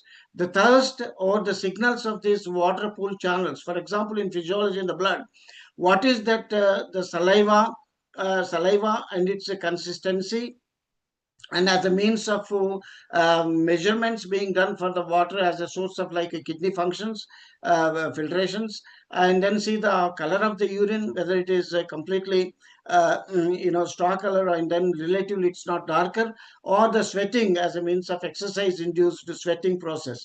So the measurements in Ayurveda are the pooling of these liquids which are coming out from the lymphatic system, plasmatic or the blood or saliva, and all these copious secretions are being measured as a unitary basis for the control of this fire means of pancreatic functions in our Ayurveda, which is known as a coloma.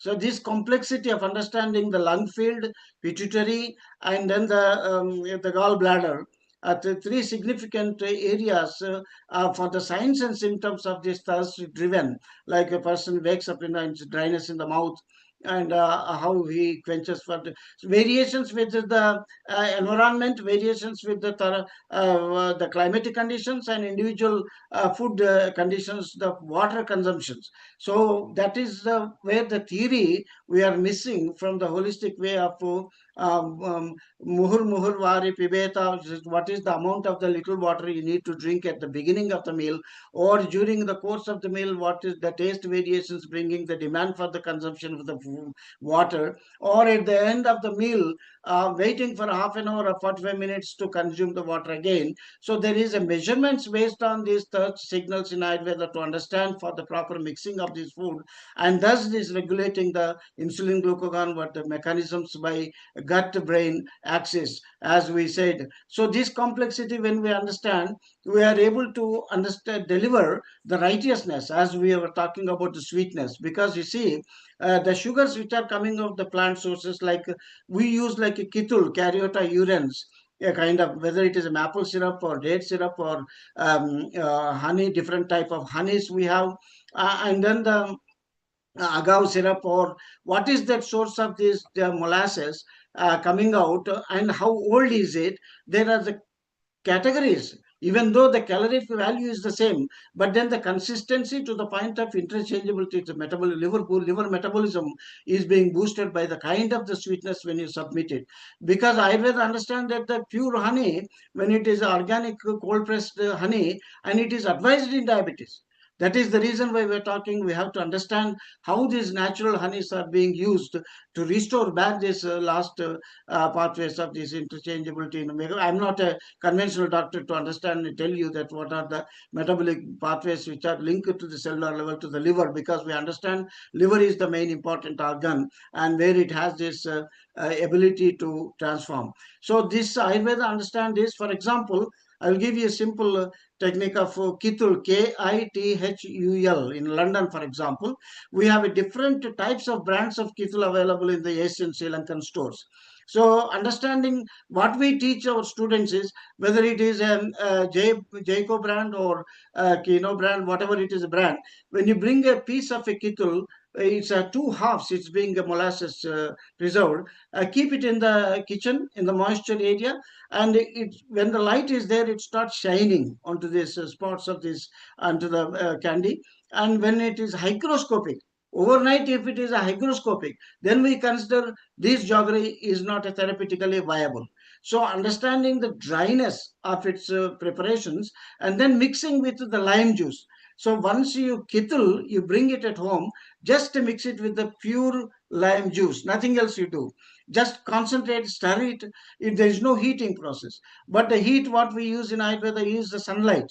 As a source of sunlight transformations of this sour taste into this kettle sweetness, as a saturated liquid forms. The saturation is what is the amount of this kettle dissolved in the lime juice makes into thick honey-like consistency. So anybody can try this, and there is variations in that because of this ultraviolet or the radiations control, like a blue glass preparations in the sunlight. There's a variations are there, of course. But then simply if you start making this simple combination, kitul and fresh lime juice, believe me, make it as a saturated by just stirring, not heating, and that is being consumed on empty stomach in the morning with the pure water. So you have a dilutions. For example, the increasing manner, Ayurveda's understanding about this biomechanics working through from the gut is as a gut, because gut expansions are different from constitutional variations. So if it's a vata gut is a shorter one, and pitta guts facilitate a larger quantity. So irrespective of this understanding, we start giving like a dilutions, 10%, 20%, 30%, 40%. What is the dilutions? We start with understanding the principle. Say, for example, the parameter threshold for an individual based on the constitution is on empty stomach, when you start drinking this kitul water along with this, and then you start getting nausea. To the point of the nausea is your individual capacity, that's the threshold for consumption of the time. So we have a time limit specifications. For example, 15 minutes to half an hour is a maximum course of that consumption. How much do you consume with this warm water, this kettle saturated liquid, make your stomach getting a nauseating point. And that is an experiment. I will understand how this quick absorption of this honey water or the kettle water with this lime combinations. There are so many combinations. But then what does it mean? It has an ability to reach into the microcapillary level to flush out, because it is the blockages by means of inflammatory process. So that is what Ayurveda's understanding is all about, the acidic changes in the body, the acid-base imbalances which are occurring, more blood getting into acidity is a point for triggering it inflammatory, and inflammatory process puts up into over a period of time autoimmune disorders. But of course, that is a triggering point. We are not able to reverse into this juvenile diabetes, which I am supposed to talk about it. But then we have the more preventative aspects of it. So predictive level, preventative level, and personalized level to the participative level is a P4 kind of strategy. As an integration, we are looking from Ayurveda point of view to add up these principles and explain with the simple experimentations. So I started with the simple experimentation, whether it is a 1-day course, 2 days or 3 days. Minimum 3 days to the 7 days is a maximum mesmerizing protocols we have with these liquid preparations, so that your metabolic pathways can be boosted out by fasting. What does it mean, the fasting? Fasting is, of course, it's an intermittent fasting, and we have a set of a course of substances by virtue of understanding Ayurveda's principle. For example, if you start taking about any source of material as a means of edible, then you have A grade or Z grade. That's the classification Ayurveda makes. For example, fatty acids, when it comes to the cow's ghee, and that cow's ghee we are not talking about any other ghee. We are talking about the A2 ghee, which is prepared like a gir cow. Girnar cow, how it is being fed with the Arjuna leaves, how it is being Mashaparna Prabhrutiyam, Arjuna Prabhrutiyam, Mudgaparna Prabhrutiyam. All these herbs are being fed to this classic cow, because these cows are also standardized in Ayurveda by means of the hump, or by means of the solar plexus, or by means of the tail with the 3 twisters, or by means of the horns and positions. So many things are there to understand the mother's calf and cow's color variation matching. And that is where Ayurveda standardization about natural substances, how it can yield the best milk and the best source of the ghee, and that will be the most metabolic restorative as a means of therapeutic medicated ghees prepared and consumed. So whether it is fatty acid based, amino acid based, when you start amino acid based and you see the being healthy or being diseased, if the proteins required for being illness or diseased, it is the mung beans which we go through, or the other kind of the beans, like of course the red beans, or masoor dal is there, and then tur dal will be high, black gram will be high proteinous. So there is a gradations, which one will take, which form do you prepare, liquid preparations and then the semi-solid preparations, and that way Ayurveda standardized with the qualitative substances being given into the formulations or the proportions with the hunger reflexes by the constitutional variations. That way it will trigger into the personalized level of dietary food as a medicine, which controls the gut functions and gut microbiome is restored. So they added to the value, there is so much of interventions from therapeutics and as well as severe medications, and that is where we are looking. Even I have a person who is 75-year-old in London. I would say that his name is Dr. Avatar Singh, and he has reversed these conditions. I did not do it. Even though I am a postgraduate and PhD in Ayurveda, I didn't do it, because he says pancreas and the brain, and two considerations is that they never die. You need to reactivate it, you can reboot it, you can revive it, and that is what he has shown with his formulations. And there are so many cases are there in Dubai Ayush Expo in February. He is going to present those cases, and that is the way the Ayurveda can do. And in the Alzheimer's disease, autoimmune disorders, and artistic disorders, and in several conditions, that is how the gut care is the biggest care, where you can reverse things, is being shown by the evidences and the practice-based evidences. So that is the way Ayurveda's juvenile diabetics, and how we are standardizing, understanding, and making them to experience. Because you see, in the children, from 0 to 1 year, 1 to 3 years, 3 to 7 years, these are the three crucial periods of developmental changes Ayurveda recognize and recommend the kind of the therapeutic interventions by means of food as a medicine. And that way we have a means. And then we have like a maternal screening both the partners who would like to conceive. That is the biggest part Ayurveda is adding now into the lifestyle modifications or the lifestyle medicine. And these people are being screened timed properly with the therapeutic interventions and who are going to ready to conceive, and that is the way we are standardizing not to develop these genetic predisposition conditions or autoimmune disorders in the children or the future generations. So a lot is there, and that is where we can fit into as an integrative model, and that is where we are working through. And Ayurveda is now BAMS as a means of curriculum from Ayush Ministry is going to be outsourced right back into the UK. We have permissions, of course, from the state government, Rajasthan, Dr. Sarvepalli Radhakrishna University, Ayurveda University, and then central ministry approval were seeking in it. And there should be lack of awareness, and then the awareness will start with the educational activities. I'm pretty sure in UK, pre-clinical subjects are being well taught, and the clinical exposures are being done in India. That way, the integration model we are trying to enrich, and there are so many doctors from Namaste and Ayurveda, Namaste London, and we are integrated with. Thank you, Amritaji, for giving me a short time for me to express my views, but we are looking for this positive integration. Inclusiveness is the time of need now. And Dr. Namadar Sharma has got a biggest hospital in Delhi, and Premadar Ayurveda Research Center, and Dr. Raghunandan Sharma, my junior colleague, and he is also a good practitioner in London. So we are united here now. Yesterday was a meetings in Nehru Center, and that is where we are talking about these integration models. And I'm pretty sure that conventional medicine and non-conventional approach is the two parallel lines where the health trend should move, and where possible to junctions to integrate, and then the change the direction as required for the health to be maintained, and as a preservative. So it is a predictive level to the preventative, personalized to the participatory, is that the P4 medicine we are looking into. Thank you one and all. Thank you very much. Namaste. Thank you. Thank you, Dr. Venkat Joshi ji. Before we take up the talks and comments from other doctors from Ayurveda, Dr. Anukul ji, your comment, and we follow by Neetu.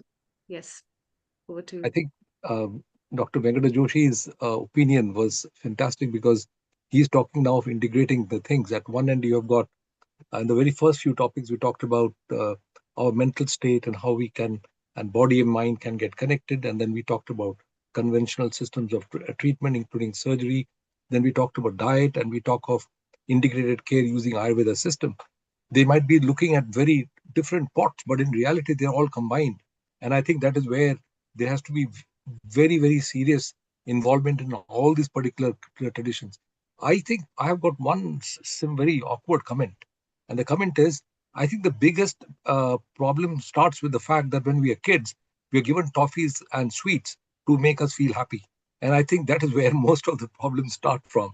If we are hardwired to say sweets are not a good thing, and if something should not be encouraged from the early childhood, that might serve some of the purpose. But I'm not very sure. I think Dr. Neetu should be able to tell us a little better about this. But I would certainly like to contact Dr. Venkata Joshi for his research on Ayurveda. Thank you, sir. Thank you. Thank you. Thank you, Dr. Anukul. Neetu, what are your comments coming from the cookies and the chocolates to this? Over to you. Thank you very much. Thank you. Amazing question. I have this question asked many times. So my background is maternal and child health. I very strongly believe habits are formed while we are very young, and it's really important to offer a family approach. So like we've been talking about family history of diabetes, isn't it? So if we want to change that narrative, it's important that we make these new habits as family habits rather than personal habits. And definitely habits can be changed over the period of time as well. So whatever age and stage of life we are at, if we already start embedding these healthy eating and healthy lifestyle habits, we can make a difference. I talk a lot about mindful eating as well, and that's also very inclusive, integrative style of food, taking food as medicine and gut-brain axis. I'm actually doing a webinar on Thursday, the 27th of November, 12 to 1 o'clock GMT. And anybody who's interested, they're welcome to join me.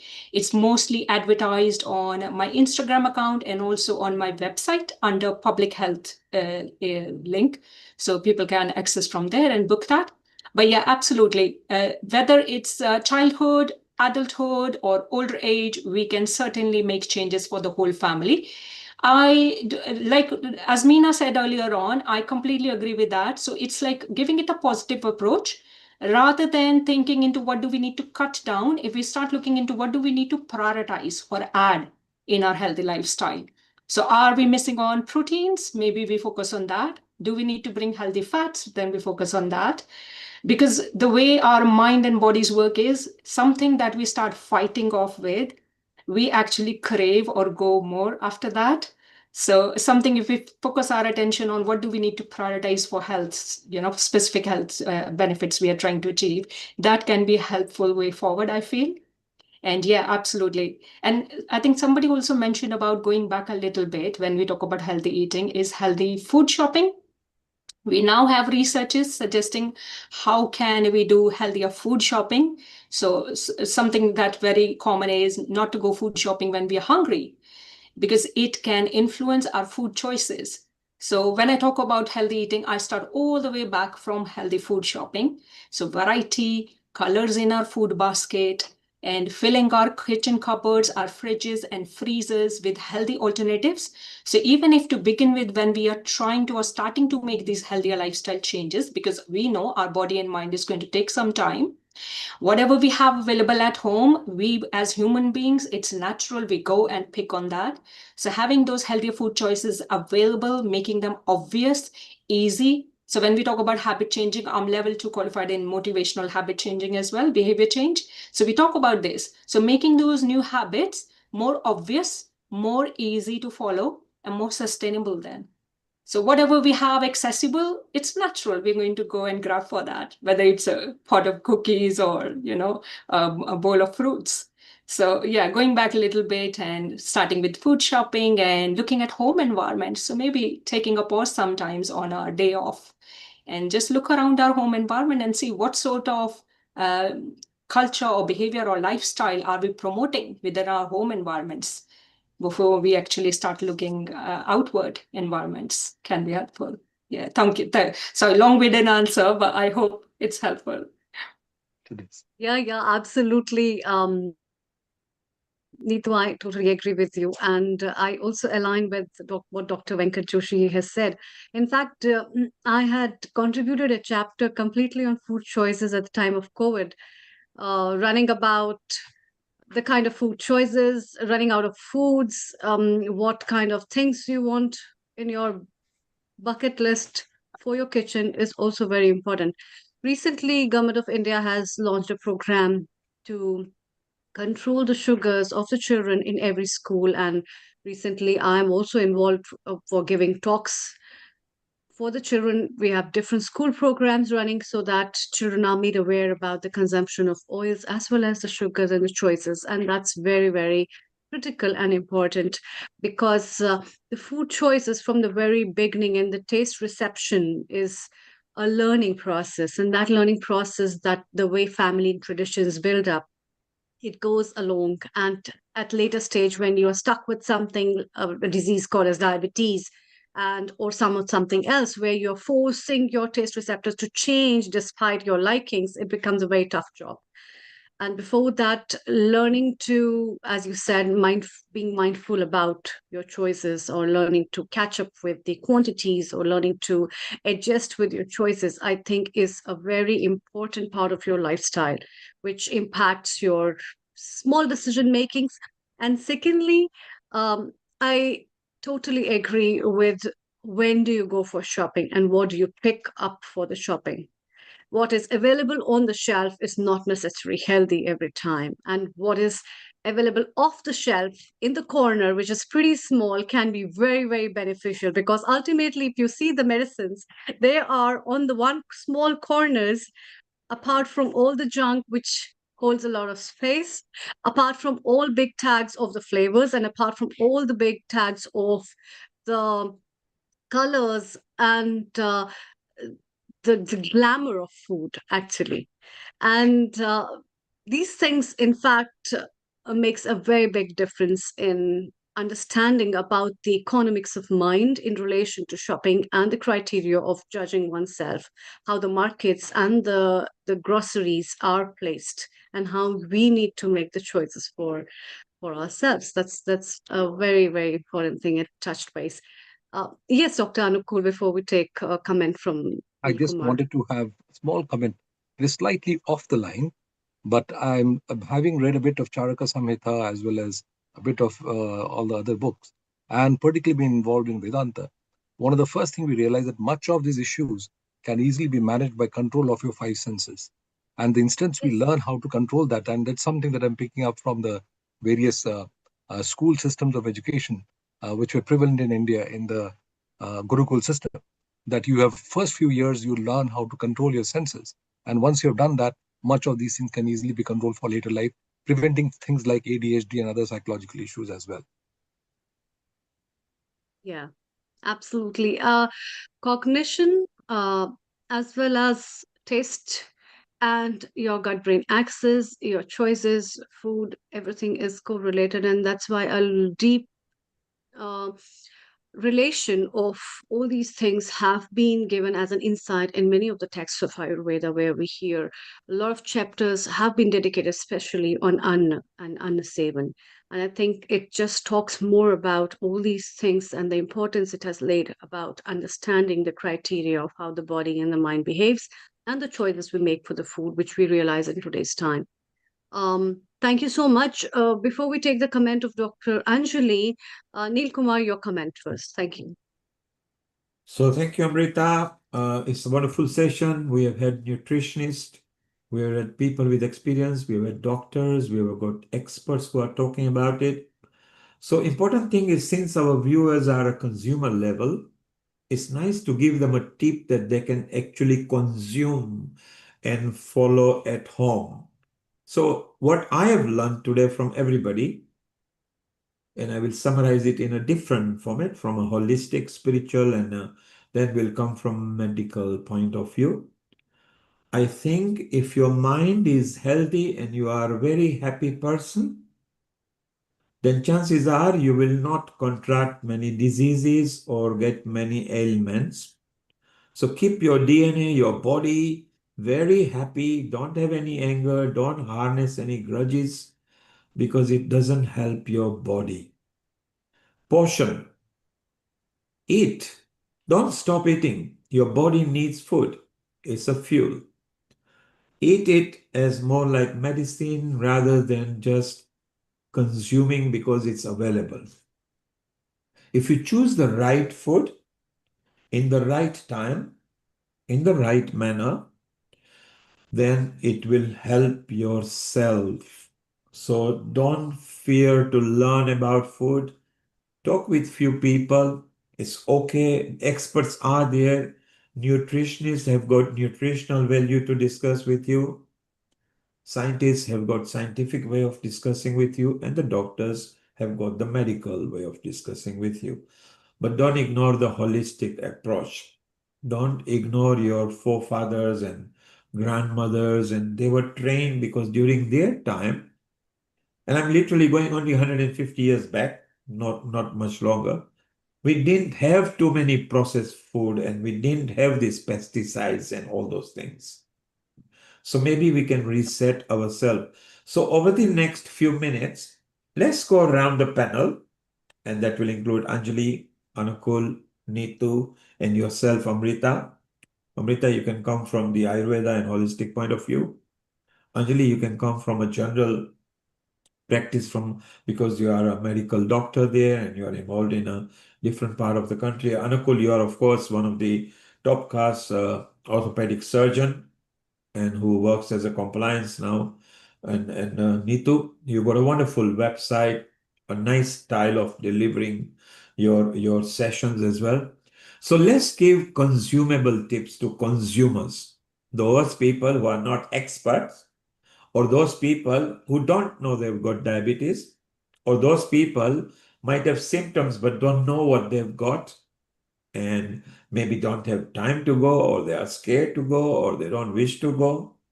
If we can give them simple tips, maybe we can save few lives and make few people more happy. Anjali, let's go with you first.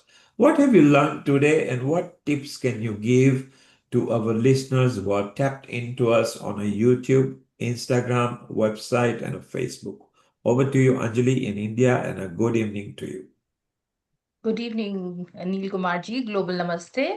Uh, I think a very good panel of Neetu and Ashmi, Ashmina, and everyone who talked about different varieties of diet and how you can manage your food and your flavors.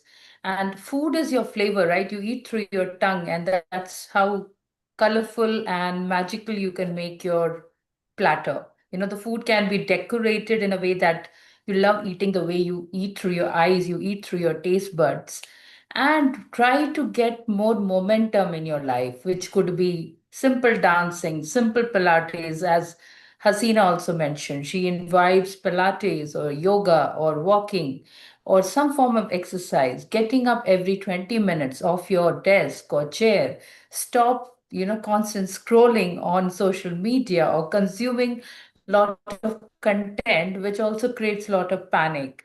Because what happens is, as Dr. Amrit also keeps saying about us, we are talking a lot about social media based fad diets. And people are confused now. What should we eat? And we had Dr. Raman also talk about, like the gut brain axis or the microbiome. Everything revolves around how we are eating it, how we are preparing it, how we are seeing the food on the platter, and how we digest and assimilate that food. So, if we're not assimilating it well, we are going deficient with nutrition deficiencies. And then in the end, we are ending up with more craving for food, and more insulin release, and more sugar, and more diabetes. So, in the end goal is, let's not neither fast, neither feast.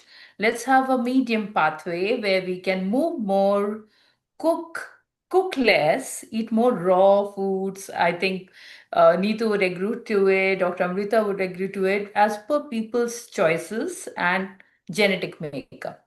So genetic definitely loads the gun, lifestyle pulls the trigger. So we should be looking at ways to manage our genetics. Though we might have a gene for, diabetes from your, forefathers or parents or anything, but we can change it. We can bring about a change. Yeah. What say, Dr. Amrita? Yeah, definitely. We can bring about the change. On that verge, Dr. Anjali, it reminds me to ask a question from Neetu. Neetu, what's your take on, and even Dr. Anjali, I would like your comments and then Dr. Anupulji's comment. What's your take on the dieting and the dieting fashions that people have in today's time, like keto diet, another kind of diet? Some are pescatarian, some are vegetarians. What's your take on that? How do you uh, balance them as people go? And I have known quite a lot of patients of mine where people immediately cut down just sugars and immediately cut down certain food things, just thinking about, oh, I've changed to this kind of a diet. The dieting fashion is like a cult and a religion fashion where people just take it as a religion, or they've joined a particular cult and they'll be following up the traditions and the cultures of that. What's your take on that? How do you take it? Thank you. Thank you for the question, Amrita. That's a really great question. So yeah, my opinion on this is again evidence-based. Quick fixes or diets does not help us sustain a healthier lifestyle for long run. So if we are looking into sustainable changes, then of course we have been talking about gut-brain axis and habit forming. It's good idea to keep an open and curious mind, with all the self-compassion, taking time to tune into our body and see what's happening in my body and what do I need to practice, because our nutritional needs keep changing as we grow. So they are different in childhood, they are different in pregnancy, and so forth and so on. And then as we get into older age, it changes again. So it's again tuning into your body and seeing what's something that I need to prioritize rather than going for a quick fix, because that's not going to stay for longer. And then taking a personalized approach, I think, would be a really good idea, because everybody is different.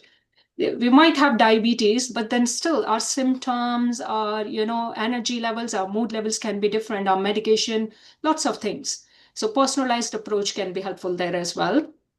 With regards to religious-based limitations or dietary changes, of course, people choose to do that. Again, keeping in mind, are there any essential nutrients that I might be missing on? And what can I do about it? Sometimes some people choose to go off or limit certain foods because of religious choices. But if they are aware of how it can then change their life or risk of disease, I think that can help them to make sure that they are not missing on those. With regards to modern day diets, vegan diet and keto diet, so many more, especially with so much hype on social media platforms, it can be really difficult. My advice there is to keep in mind how much do we need to absorb or consume on all this information out there? Do I really need to know? So need to know basis.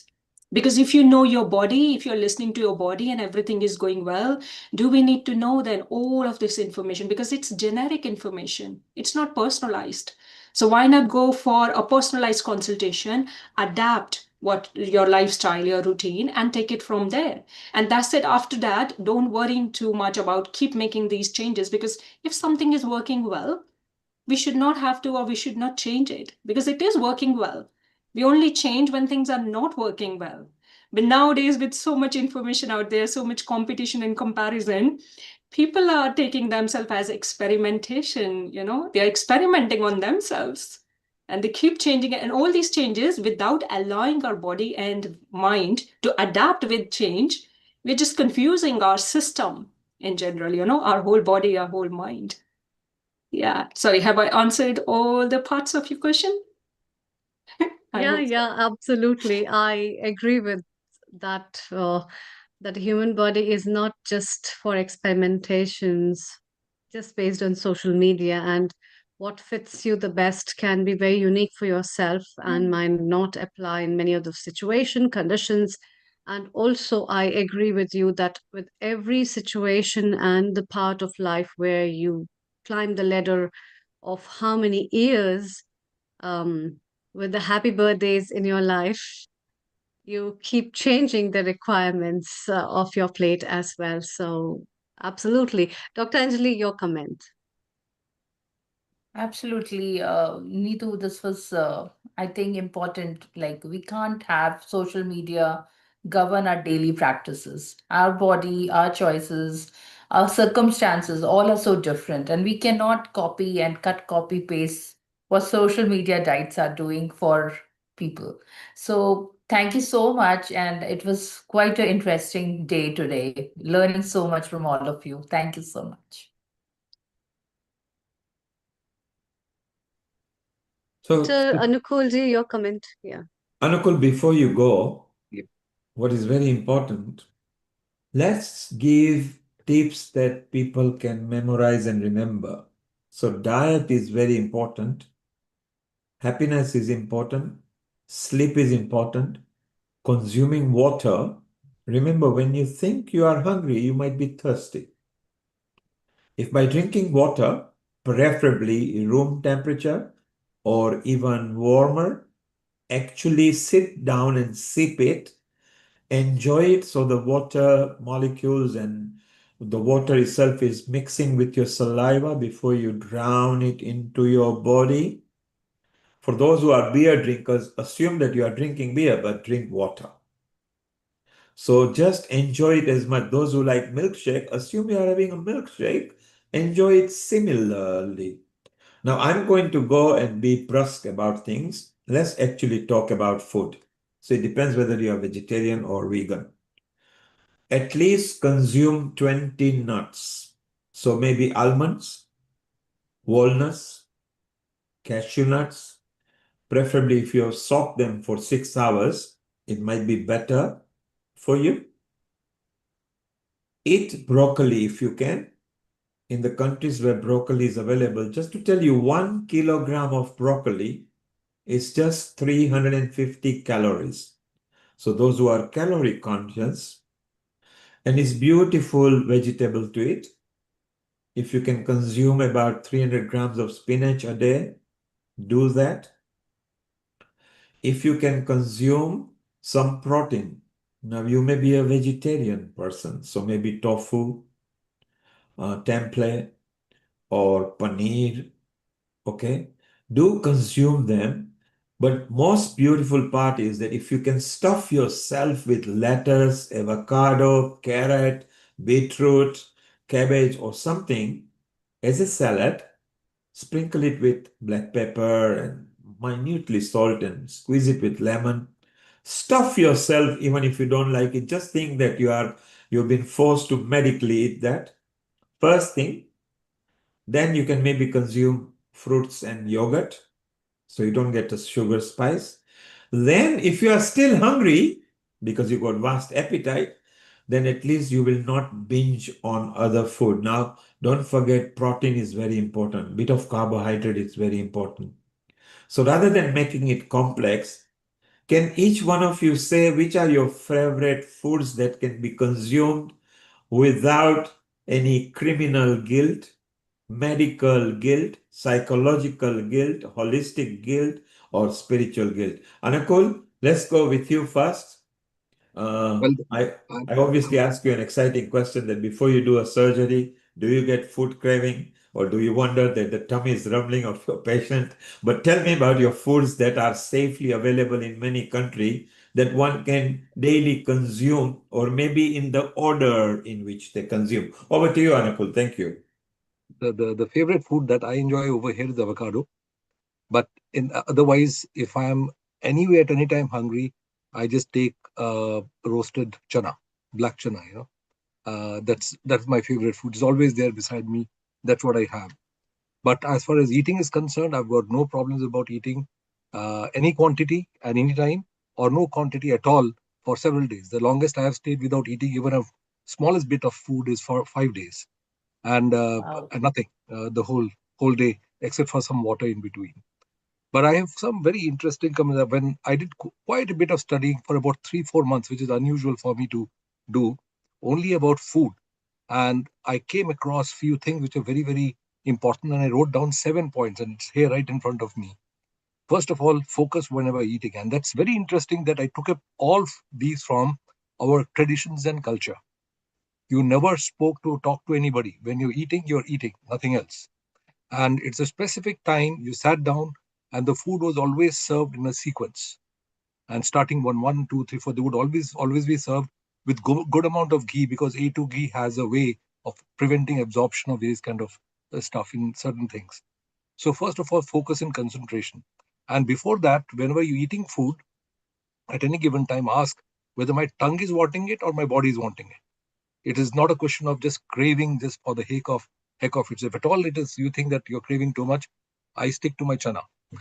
Then second thing is you're eating food for a specific purpose. So I always ask, where is the prana in it?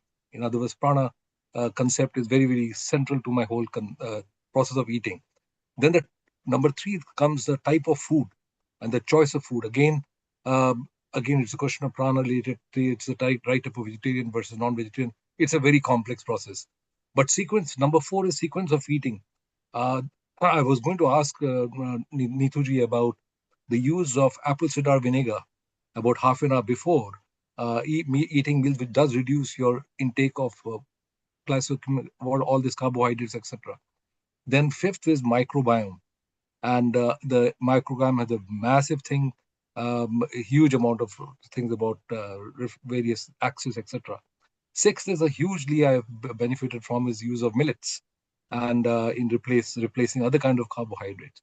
And lastly, frequency of eating. I don't realize that you actually don't need more than, there was a famous saying which was, Jo ek baar khaye, one person who eats once in a day is a yogi, who eats twice a day is a bhogi, and who eats 3 times a day is a rogi. So it's a very interesting system. But the reality is we don't need more than 1 or 2 meals in a day. And in between some snacks here and there is a different choice. But if you're coming back, neutralizing all that I've said, my biggest satisfaction comes when, as a Bengali, I just eat a big rasgulla and fill up my whole mouth. Wow.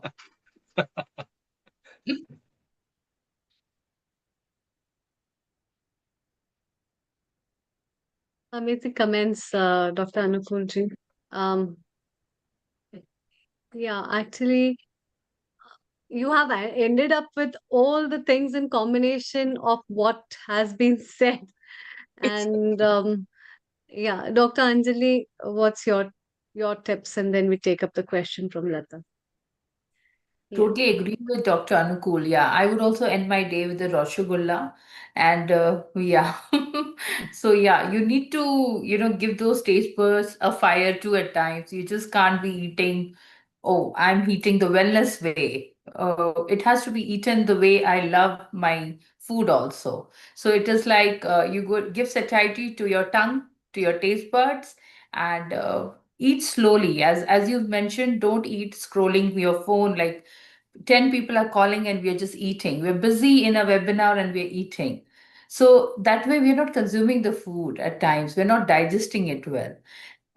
So 4 or 5 tips I'll give is drink water, but just don't drink plain water all the time. A sprinkle of a salt in the morning hours definitely helps to recharge your cells and doesn't let your body to go electrolyte deficient sometimes. Just drinking plain water will drive away all your sodium most of the time. That's one important tip I give to all my patients is start your day with just a sprinkle of a white, just the white salt, not the pink salt, the white salt, because you need the iodine also. Second is get your steps counting, not in a fashion that, oh, I need 10,000 steps.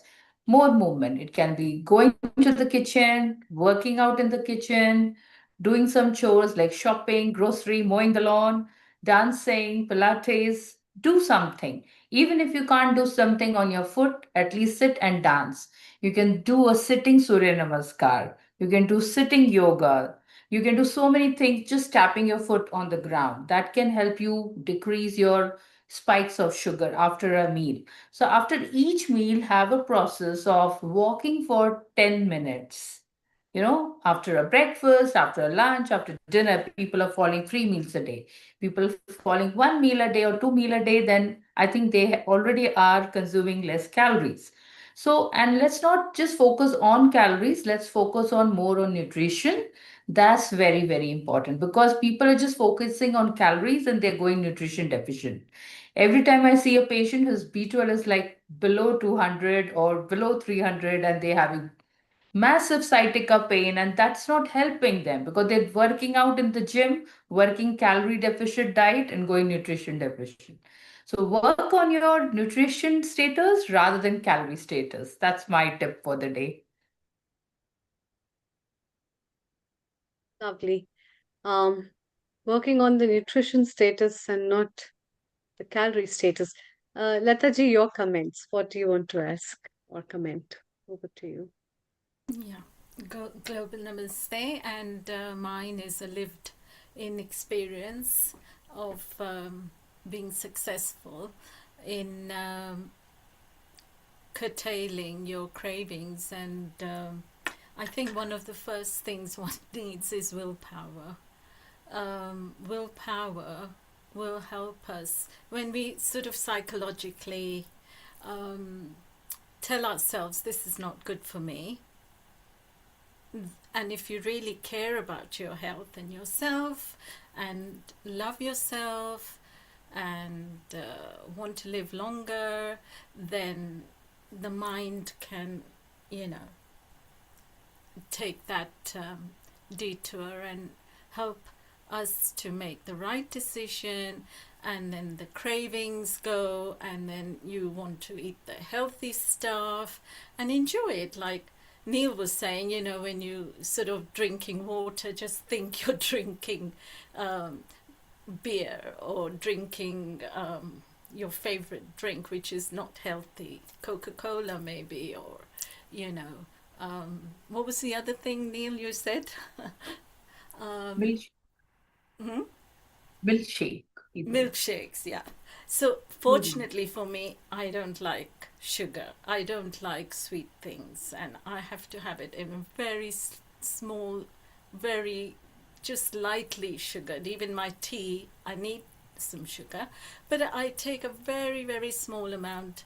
I'll take gur or something, honey, but I try to keep off the white sugar.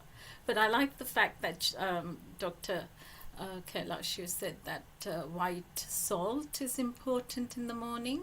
with the iodine. I wasn't aware of that because iodine is so important for functioning. So yeah, I'm going to adopt that one. Thank you for that tip. But I don't know if you agree with this power and control of your mind with willpower. I don't know how many of you would agree with that. That's it. Over to you, Amrita. Yeah, Dr. Anjali, you want to say something? Yeah, I think the power of mind is so important, Lataji. It is so, so important because I'm craving for a sweet, but I can, instead of having a chocolate, which is milk chocolate, I can have a dark chocolate. Or I can make my own, dessert at home, a fruit, a frozen fruit, which can be, blended into a sweet dessert. It'll give the same flavor. I can make a sweet potato payasam. Payasam is like, what we call payasam is porridge. Something which is more healthier, but is giving you the same flavor and taste. So it's a power of mind. Instead of thinking, oh, I need to open the wrapper and have a candy, I can have something which is more authentic, like maybe a peanut laddu or, tilka laddu, something like that, more original from the farm, from the kitchen. So I think power of mind is so important when we are dealing with anything, basically. Absolutely. The power of mind and yeah, Dr. Anukul. I have one point to add. In terms of sweets, I found, I really love sweets otherwise. But hardwiring does a very fantastic work. There's a time when I literally can be completely cut off and dislike sweets. There are times when I say, I don't like the looks of those sweets. And it can come to me at a I don't want to see it. And one of the things that I do enjoy sweets with is I simply have dates. They are very nice and sweet anyway. And they're also good for fiber and a whole lot of other stuff. But I also make sweets, by the way, my own self, by using what do you call my favorite thing, what do you call that? This millets. Millets, I use millet flour and use what do you call these dates to make sweet dish out of that. And I can make burfis out of it and keep that whenever I feel like I have it after meals. But my question is not to have more than one meal in a day, but usually 1 or 2 meals at most. That's how I stayed on. But I want to ask Neetuji about one thing very important. I see lots of patients who are obese and who've got various other problems. As a spinal surgeon, I see many patients who have got a backache and this thing and that, so many other issues. As and Dr. Anjali had stated about going to gym and trying to reduce their weight deliberately and desperately actually makes their muscles so weak that they suffer with more pain than they come with. One of the reasons has been given is, and I always find it very consistently within the NHS, is that they are sent to dietitians who give them some advice and they follow that particular advice and they go to the gym and try to do a whole lot of fun, but their pain is invariably much worse. And I said, well, fundamentally, how much have you worked on your core exercises or strengthen your muscles? You need to develop your scaffolds before you start doing all those, number one. And they often get packs of food which they are meant to take on X number of days, like Monday, Tuesday, Wednesday, you will have this, and Thursday. I find that a bit difficult for only because they are all packets of food. They have been processed, and they've got no concept of prana in it at all. And I said, what type of food is that? So I wondered, how does NHS take that? And I usually tell them, I don't tell them directly that. I just trying to say that I think you've got to do slightly differently. But they went through the NHS, they've been sent to a dietitian, and they have come to a formal treatment regime. What opinion or what comments would you like to give for those patients, and how do you think I can manage it in my end? Thank you very much, Dr. Anukul, for the discussion. It's really interesting because this has come up in a recent conference that I attended. That across NHS Trust in England, unfortunately, there's no standardized practice or protocols, unfortunately. So you're absolutely right. Offering packed foods, we all are talking about real food and food first approach is not really helpful. And I don't really go with this approach myself. So my approach is like we are discussing today, real food, colors, variety, like you very rightly mentioned, experimenting with our food. My approach is let's sit down and tune in with your body and see what do you enjoy eating. And let's adapt your favorite foods rather than me guiding or directing you what to eat. I prefer my clients tell me what do they enjoy. Because food is not just growth and nourishment and development, it's memories, heritage, culture. And the older a person is, the more habitual they are to eat certain foods in a certain manner. We can't expect those things to completely turn over. So we start looking into what they enjoy and how we can adapt and make them more nutritious and healthy for them. So they continue enjoying it, but a healthier version of it. Definitely real food. Real food offers us a lot many benefits than pre-packed food.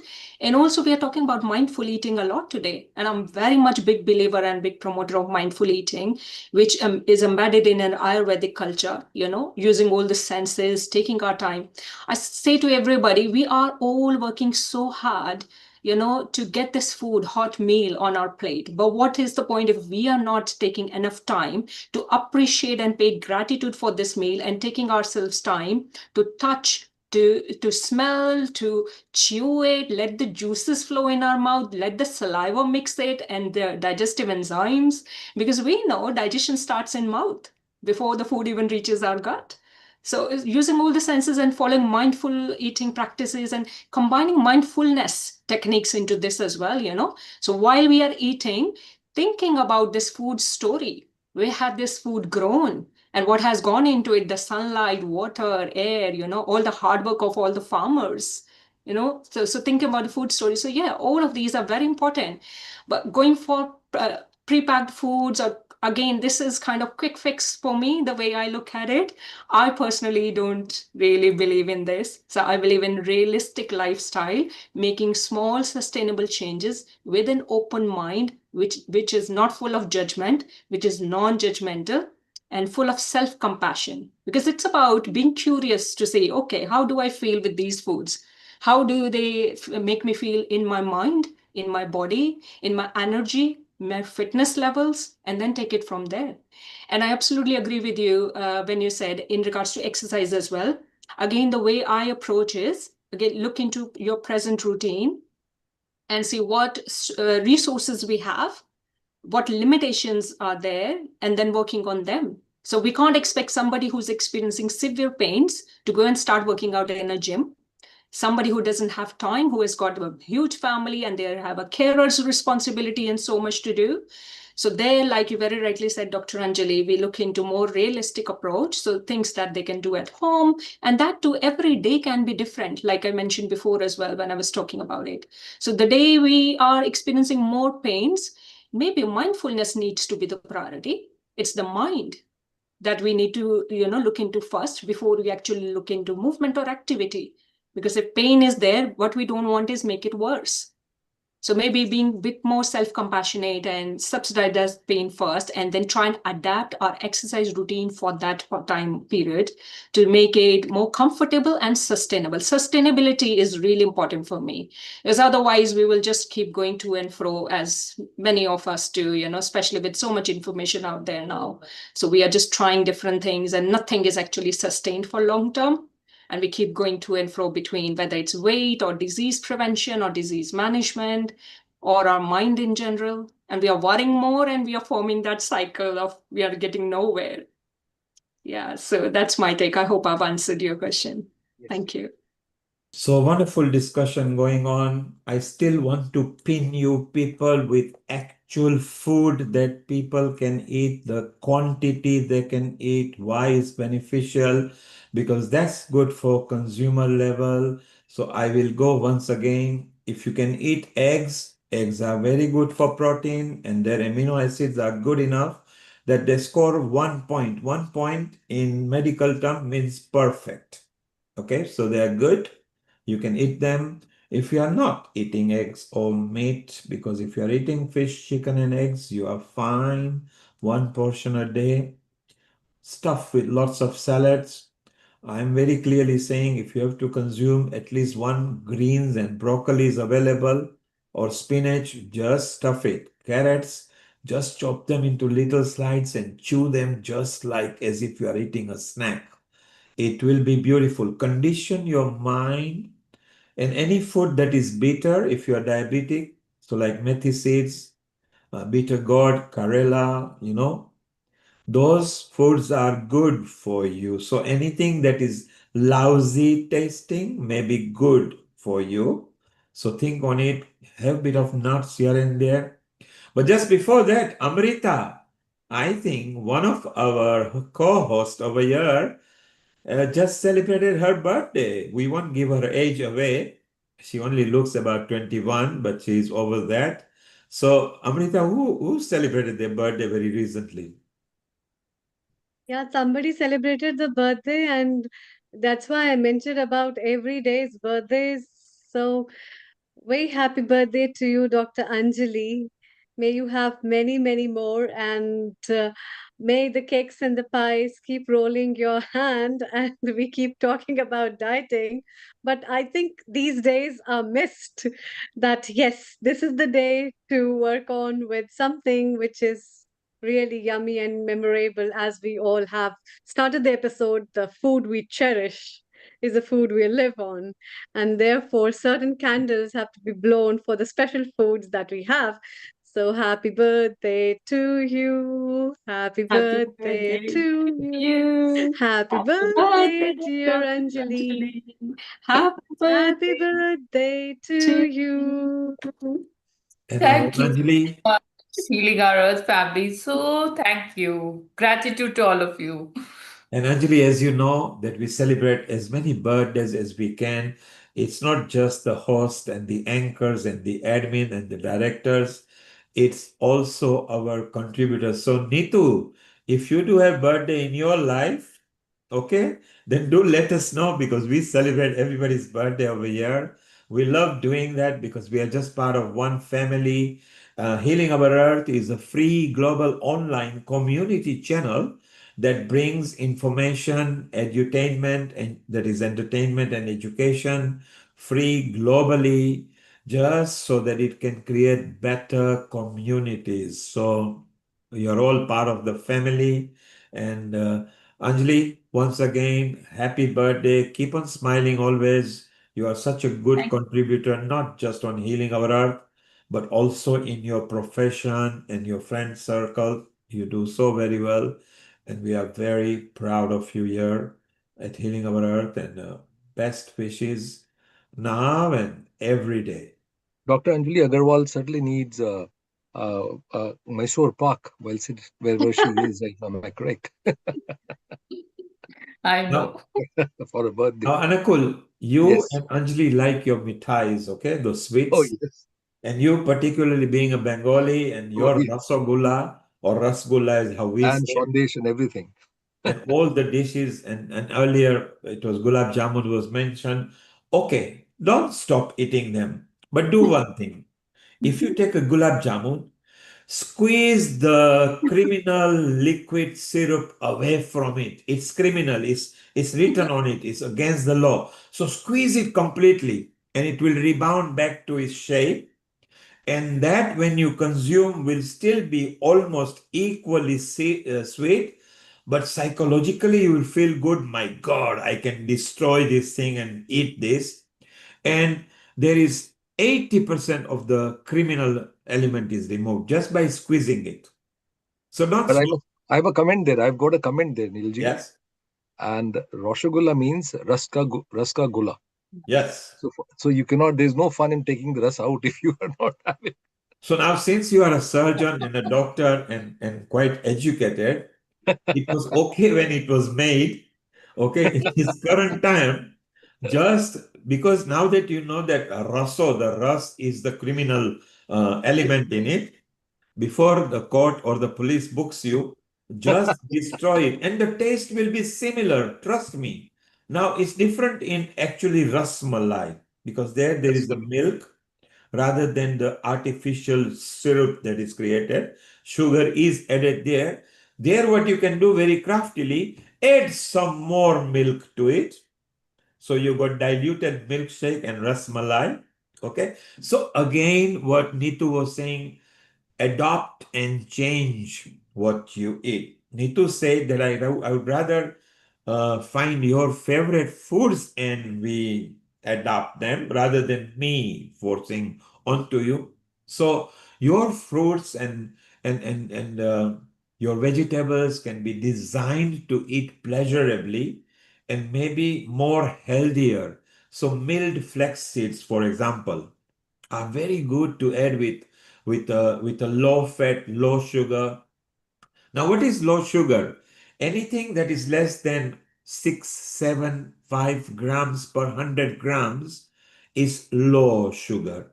Anything that is 10 is not really good. Anything that is 20 grams per 100 gram is not really good. I mean, in a gulab jamun, the syrup is very heavily loaded. So let's give quantum to people as well so they can know. So don't be too conscious, but when you are selecting thing nowadays, if you are in, for example, in Europe, the law requires that you give the dietary consumption, the calorific value, and also the contents of what is in the menu. So you can adapt your fruits and yogurts and things and maybe change the lifestyle. Your body will know if you feel a bit of nausea when you eat certain food, then it's the wrong time you're eating, or if you're getting bloated. If you're a woman, it's very complex because women are such I personally feel they're very amazing, but they do have lots of hormonal changes as well. And they are generally very diet conscious as well, figure conscious. No problem. Adapt your body to eat the foods you want. Just be clever how you eat it and in the combination how you eat it. If you're going to eat fruit which is sugary, first thing in the morning or first thing before you eat, then you might get a sugar spike. Now, some people say that they cut sugar out or something, but your body needs a bit of sugar as well. You could get you'll feel dizzy and faint sometimes. You can have a reverse situation. So just adopt, be happy, choose good foods. I personally feel naming them nuts generally are good. Don't eat them by kilograms. If you can curtail to maybe twice a day of 30 grams, then there's 360 calories in itself, but it's got good fats on it as well. Maybe an avocado every other day, maybe 2 carrots, big carrots every day because it's good. Maybe one orange every day, one apple. Apple is a must every day. The saying that apple keeps the doctor away is not actually just made up. Apple actually brushes your teeth because it reaches the gaps that other thing and toothbrush cannot. It's got lesser of a sugar per each gram of it. It's got fiber in it. So just be sensible in what you eat and don't go out of your way to change your diet to make it too boring. Just consume good food in a right manner, a right quantity. Anukul avoids eating many times. That's fine. He is technically fasting. Fasting, if you look back 300-400 years, was religiously mandatory, depending what culture you are from. In Navratri, they fast. Some people fast in Ramadan.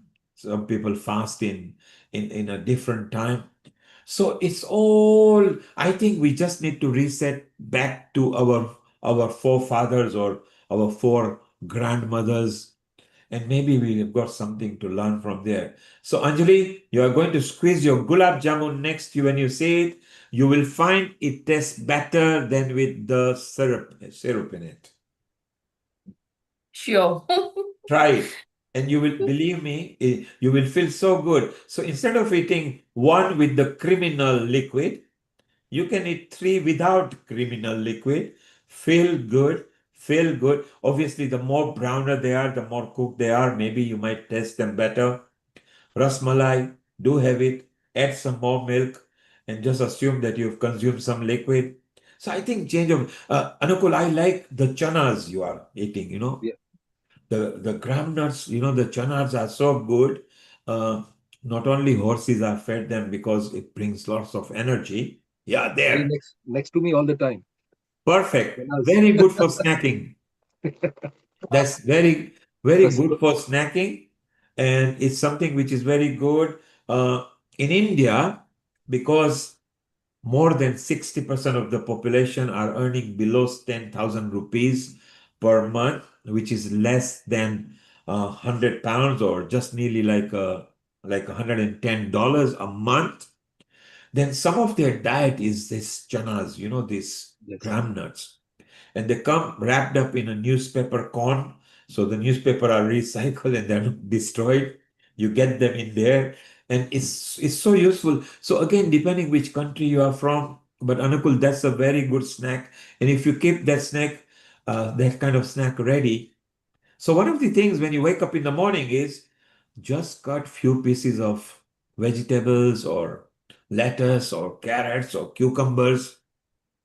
Just keep it ready in a container. If you got it ready, you might eat it first before you eat it. Then you will consume less of the criminal foods that you will eat.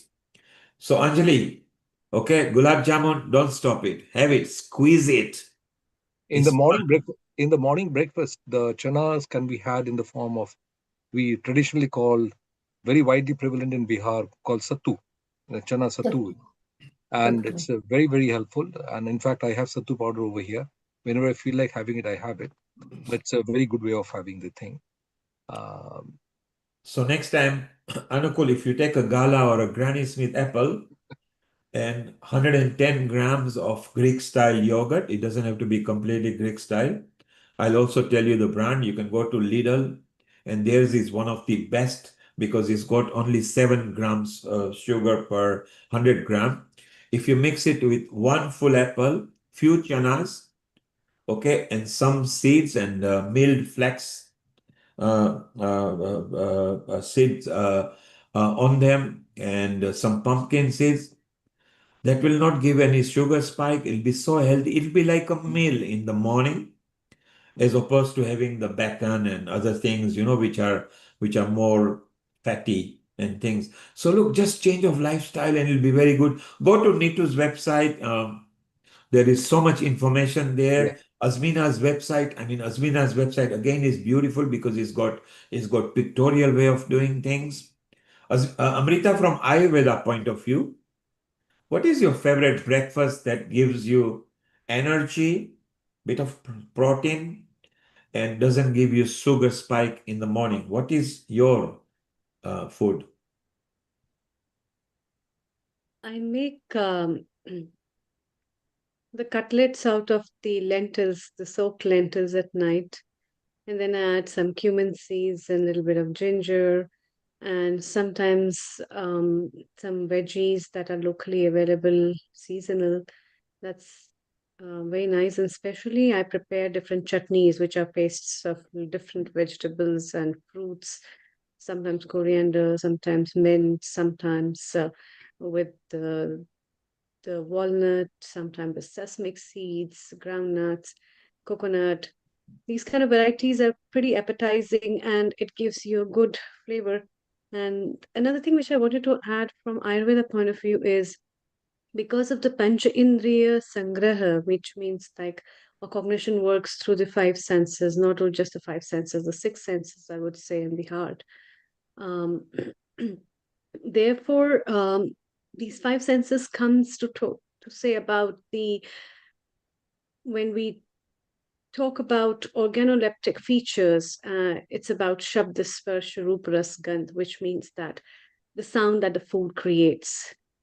When you break it, when you hold it, when you chew it, when you relish it, makes a big difference. Sometimes people eat because it's crunchy, and that makes a very big difference. Absolutely. Yeah. And sometimes you eat because it's soft, as the Rasagula we have been commenting over past 10 minutes, right? Whether it has a criminal syrup in it or it doesn't have, but still the sponginess of that is the feature which you like. And the rasa, the taste of what it is and how do you consume it. And the taste has got an amazing effect, and Ayurveda has talked intensively on what kind of tastes do you love at what time of your life. There are certain things which are automatically the body is very intelligent to know, say. So if you have seen your appetite, if you're not feeling well, where you will always like to have sour things sometimes, where you like to have a bitter thing sometimes, and that is an automatic effect that is produced by cognition in your mind and body that gives you a reflection of your taste. And sometimes the sweetness becomes so oversweet that it just becomes bland and you hardly get the taste of it. That's also a sign. And all these things happen through the tongue. The tongue gives the reception that is related to your gut and that's related to your brain, which has a close connection. The sparsh talks about when you see the food, you touch the food. My kids sometimes when I bake the cakes and stuff, they touch it and they say, "Oh wow, that's so satisfying." And when they say this, I just love the comments which they make.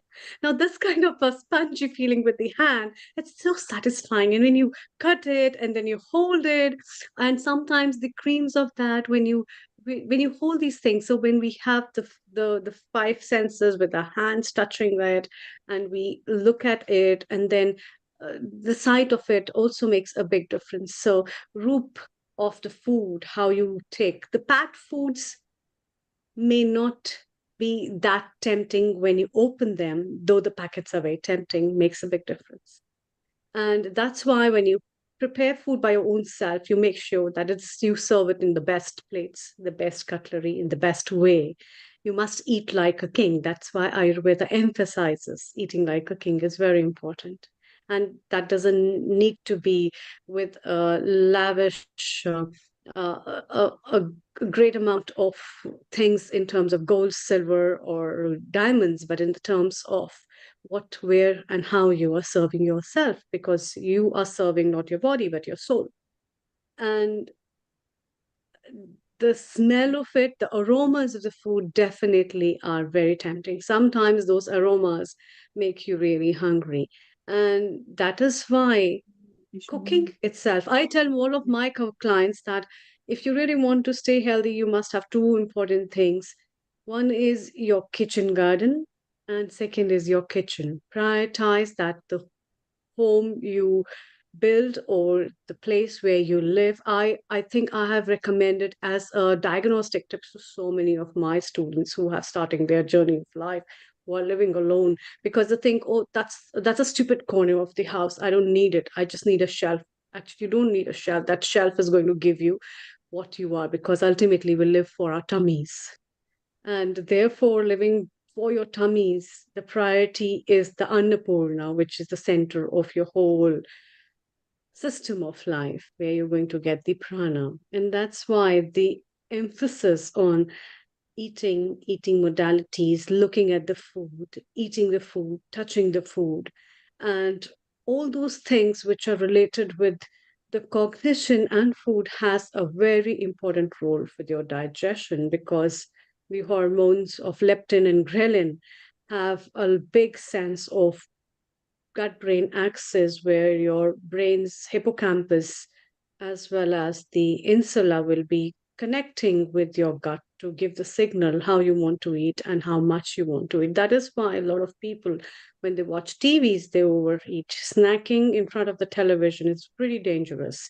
So when are you snacking? That's also very important. That's why if you eat, when you see the plate and you just focus on your eating, you'll be very mindful what you're eating, how much you're eating, and how that flavor is affecting you. I would also recommend people about the art of chewing. That's very essential. People hardly bother about how they chew, their dental hygiene, as well as the status of their mouth, the tongue. All these things are an elementary role for the digestion. Most of the time, sometimes people chew very fast, sometimes people over chew, sometimes people under chew, sometimes people hardly bother, they just eat and gallop. And all these things have a tremendous role in the quantities you're taking and the digestive process. And also with your mind, if your mind is stressed, you're chewing sense of doing things would be very sympathetic, and in that way you clench your jaw when you're angry. And that clenching reflex is a kind of a reflex that automatically comes when your mind is anxious, it's busy with something else, you're watching, you're overrunning with the mobile and eating. It gives you very different signals, and the brain cannot really sense what are you actually doing because you're multitasking at that time. But specifically, therefore, it's very essential to understand these cognitive skills of eating and the art of eating. And I think is the real way towards your health rather than going to the hospitals and looking out for medicines, which aren't the real solutions for that. Thank you. What were the sixth sense you said about? Shabd, Sparsh, Roop, Ras, Gandh, and the heart. Yes, that's what I'm looking out for. And so the heart will go only when all these five senses will be combined, because that's where the mindfulness plays a role. The heart in connection with your mind. And that's why we pray before we eat, because we are thanking God for what is given. And if we look at nature, animals don't do that, neither do plants. They aren't busy on mobiles, they aren't watching TV, they aren't busy on other things. They're eating when they're eating, and they know how much to eat and when to eat and what to eat and in what way to eat, rather. And so sometimes I really find we as human beings pretty stupid not to understand the intelligentsia which is hidden behind the nature and animals and plants being more intelligent than us.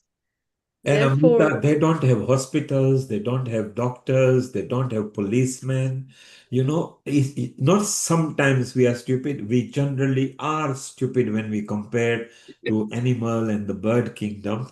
They can fly, the birds can fly, we can't fly. Animals can either see at night, we can't see, not all of them can. Those nocturnal, they can. They can feed themselves. Yes, they've got to strive, they've got to fight, they don't have as much lifespan as a human being, because human being is lucky for that. Maybe human being knows how to communicate, but lots and lots of things that you look into the animal, they don't have to wear an overcoat or a jacket, or they don't dress up in the morning and say, I need to wear this tie and all those things. How lucky are they? And look at us human beings fighting, warring. Yes, animals have fights with each other as well. But in a rough format, what you said was chew your food nicely, let your mouth enjoy the food. And biological reason is if it enjoys, then the saliva will mix with the food as well. Saliva has got superb function in our body. And it is not, when we are spitting saliva, it's ugly. But when you're using the same saliva for your body, it's a medicine, it's a requirement. So if you chew fast, the saliva hasn't got a chance to mix in, it goes down into your intestines and wherever it goes for the process, and it's difficult for the body to digest and break. But if you chew it correctly, it is nice. They worked it out that you can chew it anything from 24 to 32 times. It could be good. It depends on your age and what you are. So yes, so Amrita, what you have said is enjoy your food, make it yourself. Some of the times why people have got a problem, those who are working in the morning, they are rushing around, in which case overnight before you go to sleep, as your holiday, rather than looking at the laptop, TV and a computer, prepare your food that is safe to prepare, containerize or put it in the fridge so that following morning it is ready. Amrita mentioned snacking in front of the TV. Yes, we say that, but all of us do that. So what should we be snacking? Well, make some nice carrot sticks, celery sticks, cucumber sticks. Keep them ready and snack as much as you like with them with nuts instead of crisps and all those burgers and naughty things. So I think it's lifestyle change. Force yourself. It is only for your own health, because the biggest wealth on the earth is the health. You may be the richest guy on the earth, and if you're not healthy, you are not really wealthy.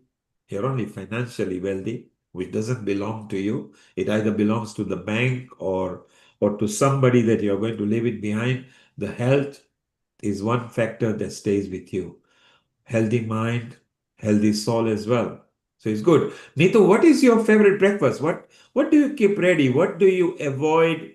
How do you restrict yourself from avoiding going into convenience food? What's your tricks, or what kind of foods do you keep?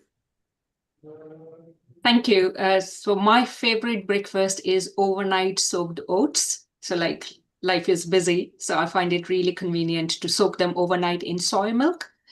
Because at my stage of life, I know soy milk can give me essential health benefits. In the morning, then I add colorful, bright colored berries into it, blueberry, raspberry, sometimes dark grapes as well. Flaxseed, you've already mentioned, so milled flaxseed. Then I add a tablespoon of peanut butter just to add a little protein into it. Some cinnamon, little nutmeg powder, just to give it flavor and keep it interesting. So that's my favorite breakfast. If I'm not in sweet mood or oats mood, then it would be toast with avocado and egg, some seeds on top, and some olive oil. I love olive oil. So savory and sweet both. I keep options depending on my mood, how I feel and what mood I'm in. Like I said, I try not to force myself. I try to enjoy what I eat without any guilt.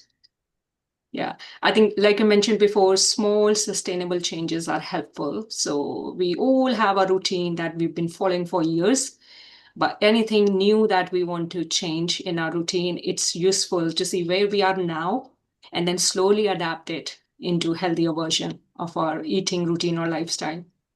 I loved what Dr. Amrita said. I'm absolutely very much into mindful eating practices, using all the five senses. And I'm so pleased that now in the Western world, we have so much scientific research evidence backing up. Because I know when I used to work in NHS 10 years before, we didn't have much evidence. And because here we had to follow evidence-based practice, it used to be so difficult. But now openly, we can promote mindful eating practices. So I'm so happy and glad about that. And I highly promote that. The benefits of chewing, letting the food break down, release all the nutrients, let all the juices and enzymes make. So absolutely amazing. Thank you. And also recognizing, is this really the texture that we are interested in?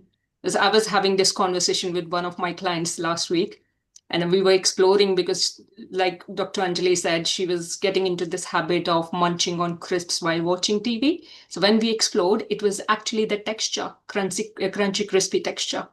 And then we adapted that around healthier version of crunchy, crispy food rather than crisp, because we know the crunchier foods are, especially market foods, the more they are on saturated fats, because that's where the crunchiness comes in food.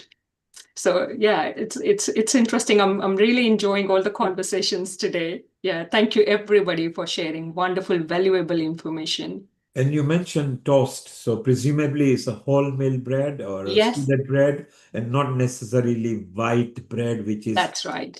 physically the white bread. Actually, when you consume in your body and it goes through your system, intestines, it goes like a lumpy thing, and it can stick around, it can stay around. That happens same with the white flour chapati and all those things.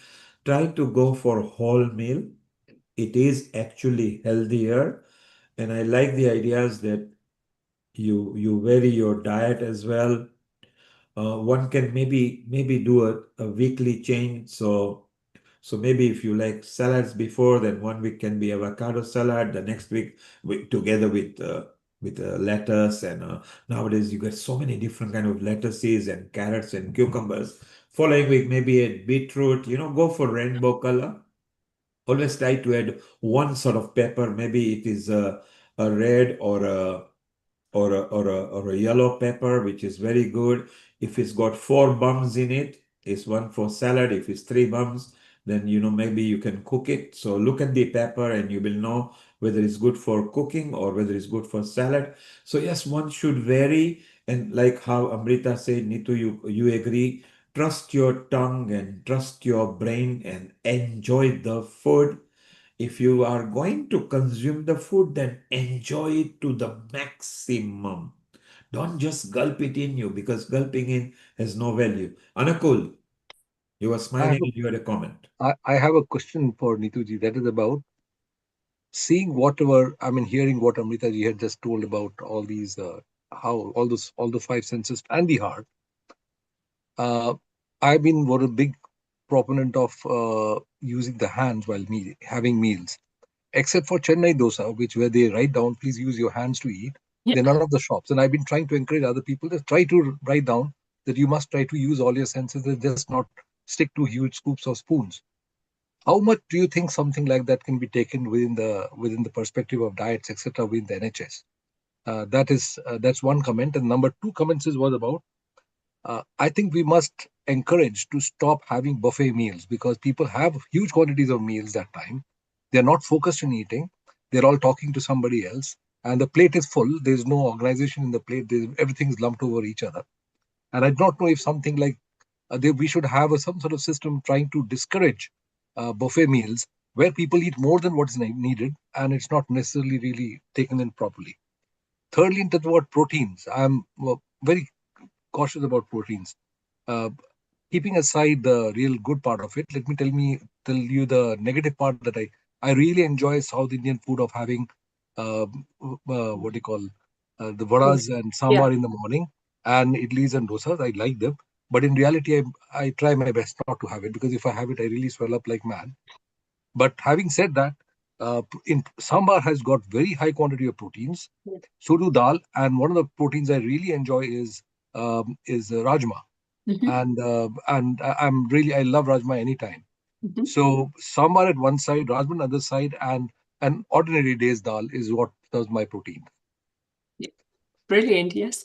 Yeah, in regards to mindful eating with NHS, I highly promote that. Throughout my career, I've been promoting mindful eating. That is definitely top priority. Again, like I mentioned before, unfortunately, it's not standardized practice across NHS trusts. I have myself worked across 3 different NHS trusts during my career and with a care group as well. But it's not promoted as much it should be promoted all across, which is a downside. However, I know all registered nutritionists and dietitians, we all, of course, definitely promote mindful eating a lot because we know, and there's so much scientific backup highlighting there's amazing health benefits of mindful eating. Whether it's appetite regulation, healthy weight management, diabetes prevention, menopause care, holistic, it's amazing, definitely amazing. And when I deliver mindful eating webinars or workshops, we look into academic side of it, learning the whole the reality behind why we are putting mindful eating practices in place, and also kind of mindful eating session, practicing these skills. So there's amazing style where we can actually experience it. So let people experience what it means. So hearing is another thing, but when you actually experience or put it in practice, that's where you start seeing the difference. So absolutely amazingly important. But yes, like you said, colors, variety, absolutely important, and basic cooking skills, because when we prepare our meals, we put our heart into it because it's our creation, it's our preparation. And even when we talk to children, young children in school, because I offer nutrition education in schools as well. And my background is, of course, with babies and mothers, new mothers. So we offer them messy play with food. And that's the whole point, letting them touch their food and smell their food and take it to their mouth and experience all those flavors. So yeah, absolutely important, there as well.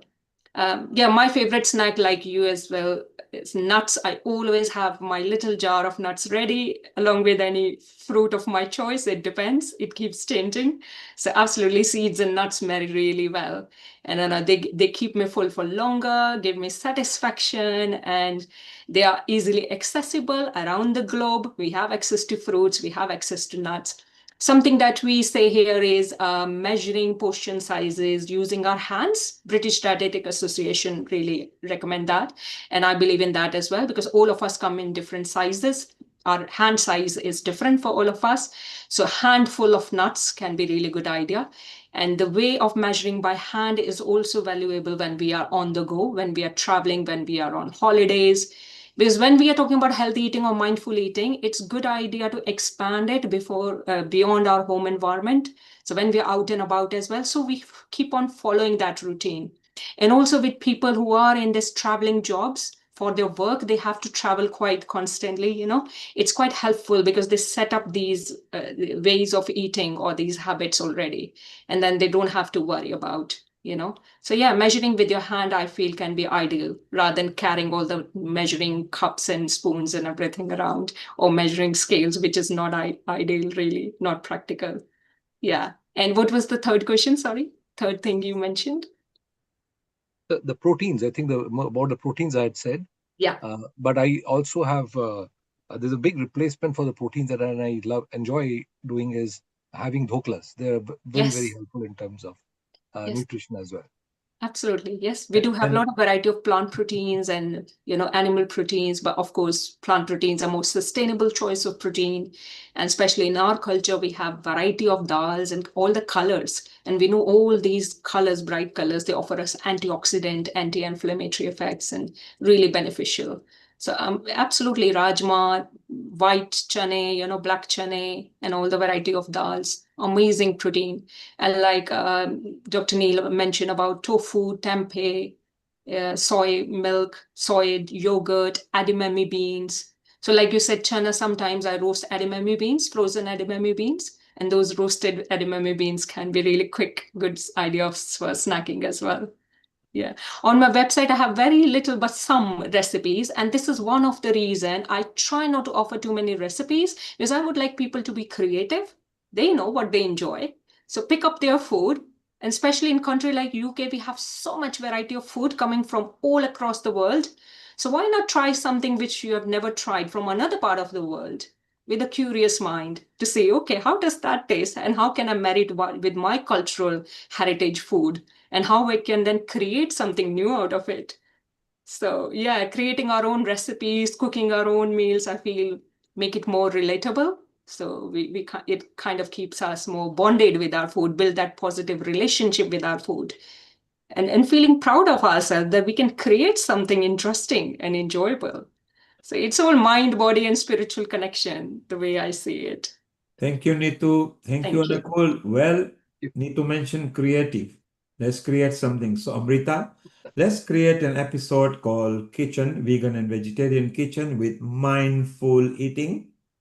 So we combine that, and that will be very good. And meanwhile, thank you everybody for contributing here. And let's remind people what is coming over the next 4 weeks so they can prepare and contribute. So, Amrita, the next week. Yeah, the next week we're having post COP30 episode, putting nature, people, lives, and livelihood at the heart of climate action, where we'll be having experts who will be talking about environment and sustainability, which will be broadcasted on 23rd of November 2025 from 2 p.m. GMT onwards.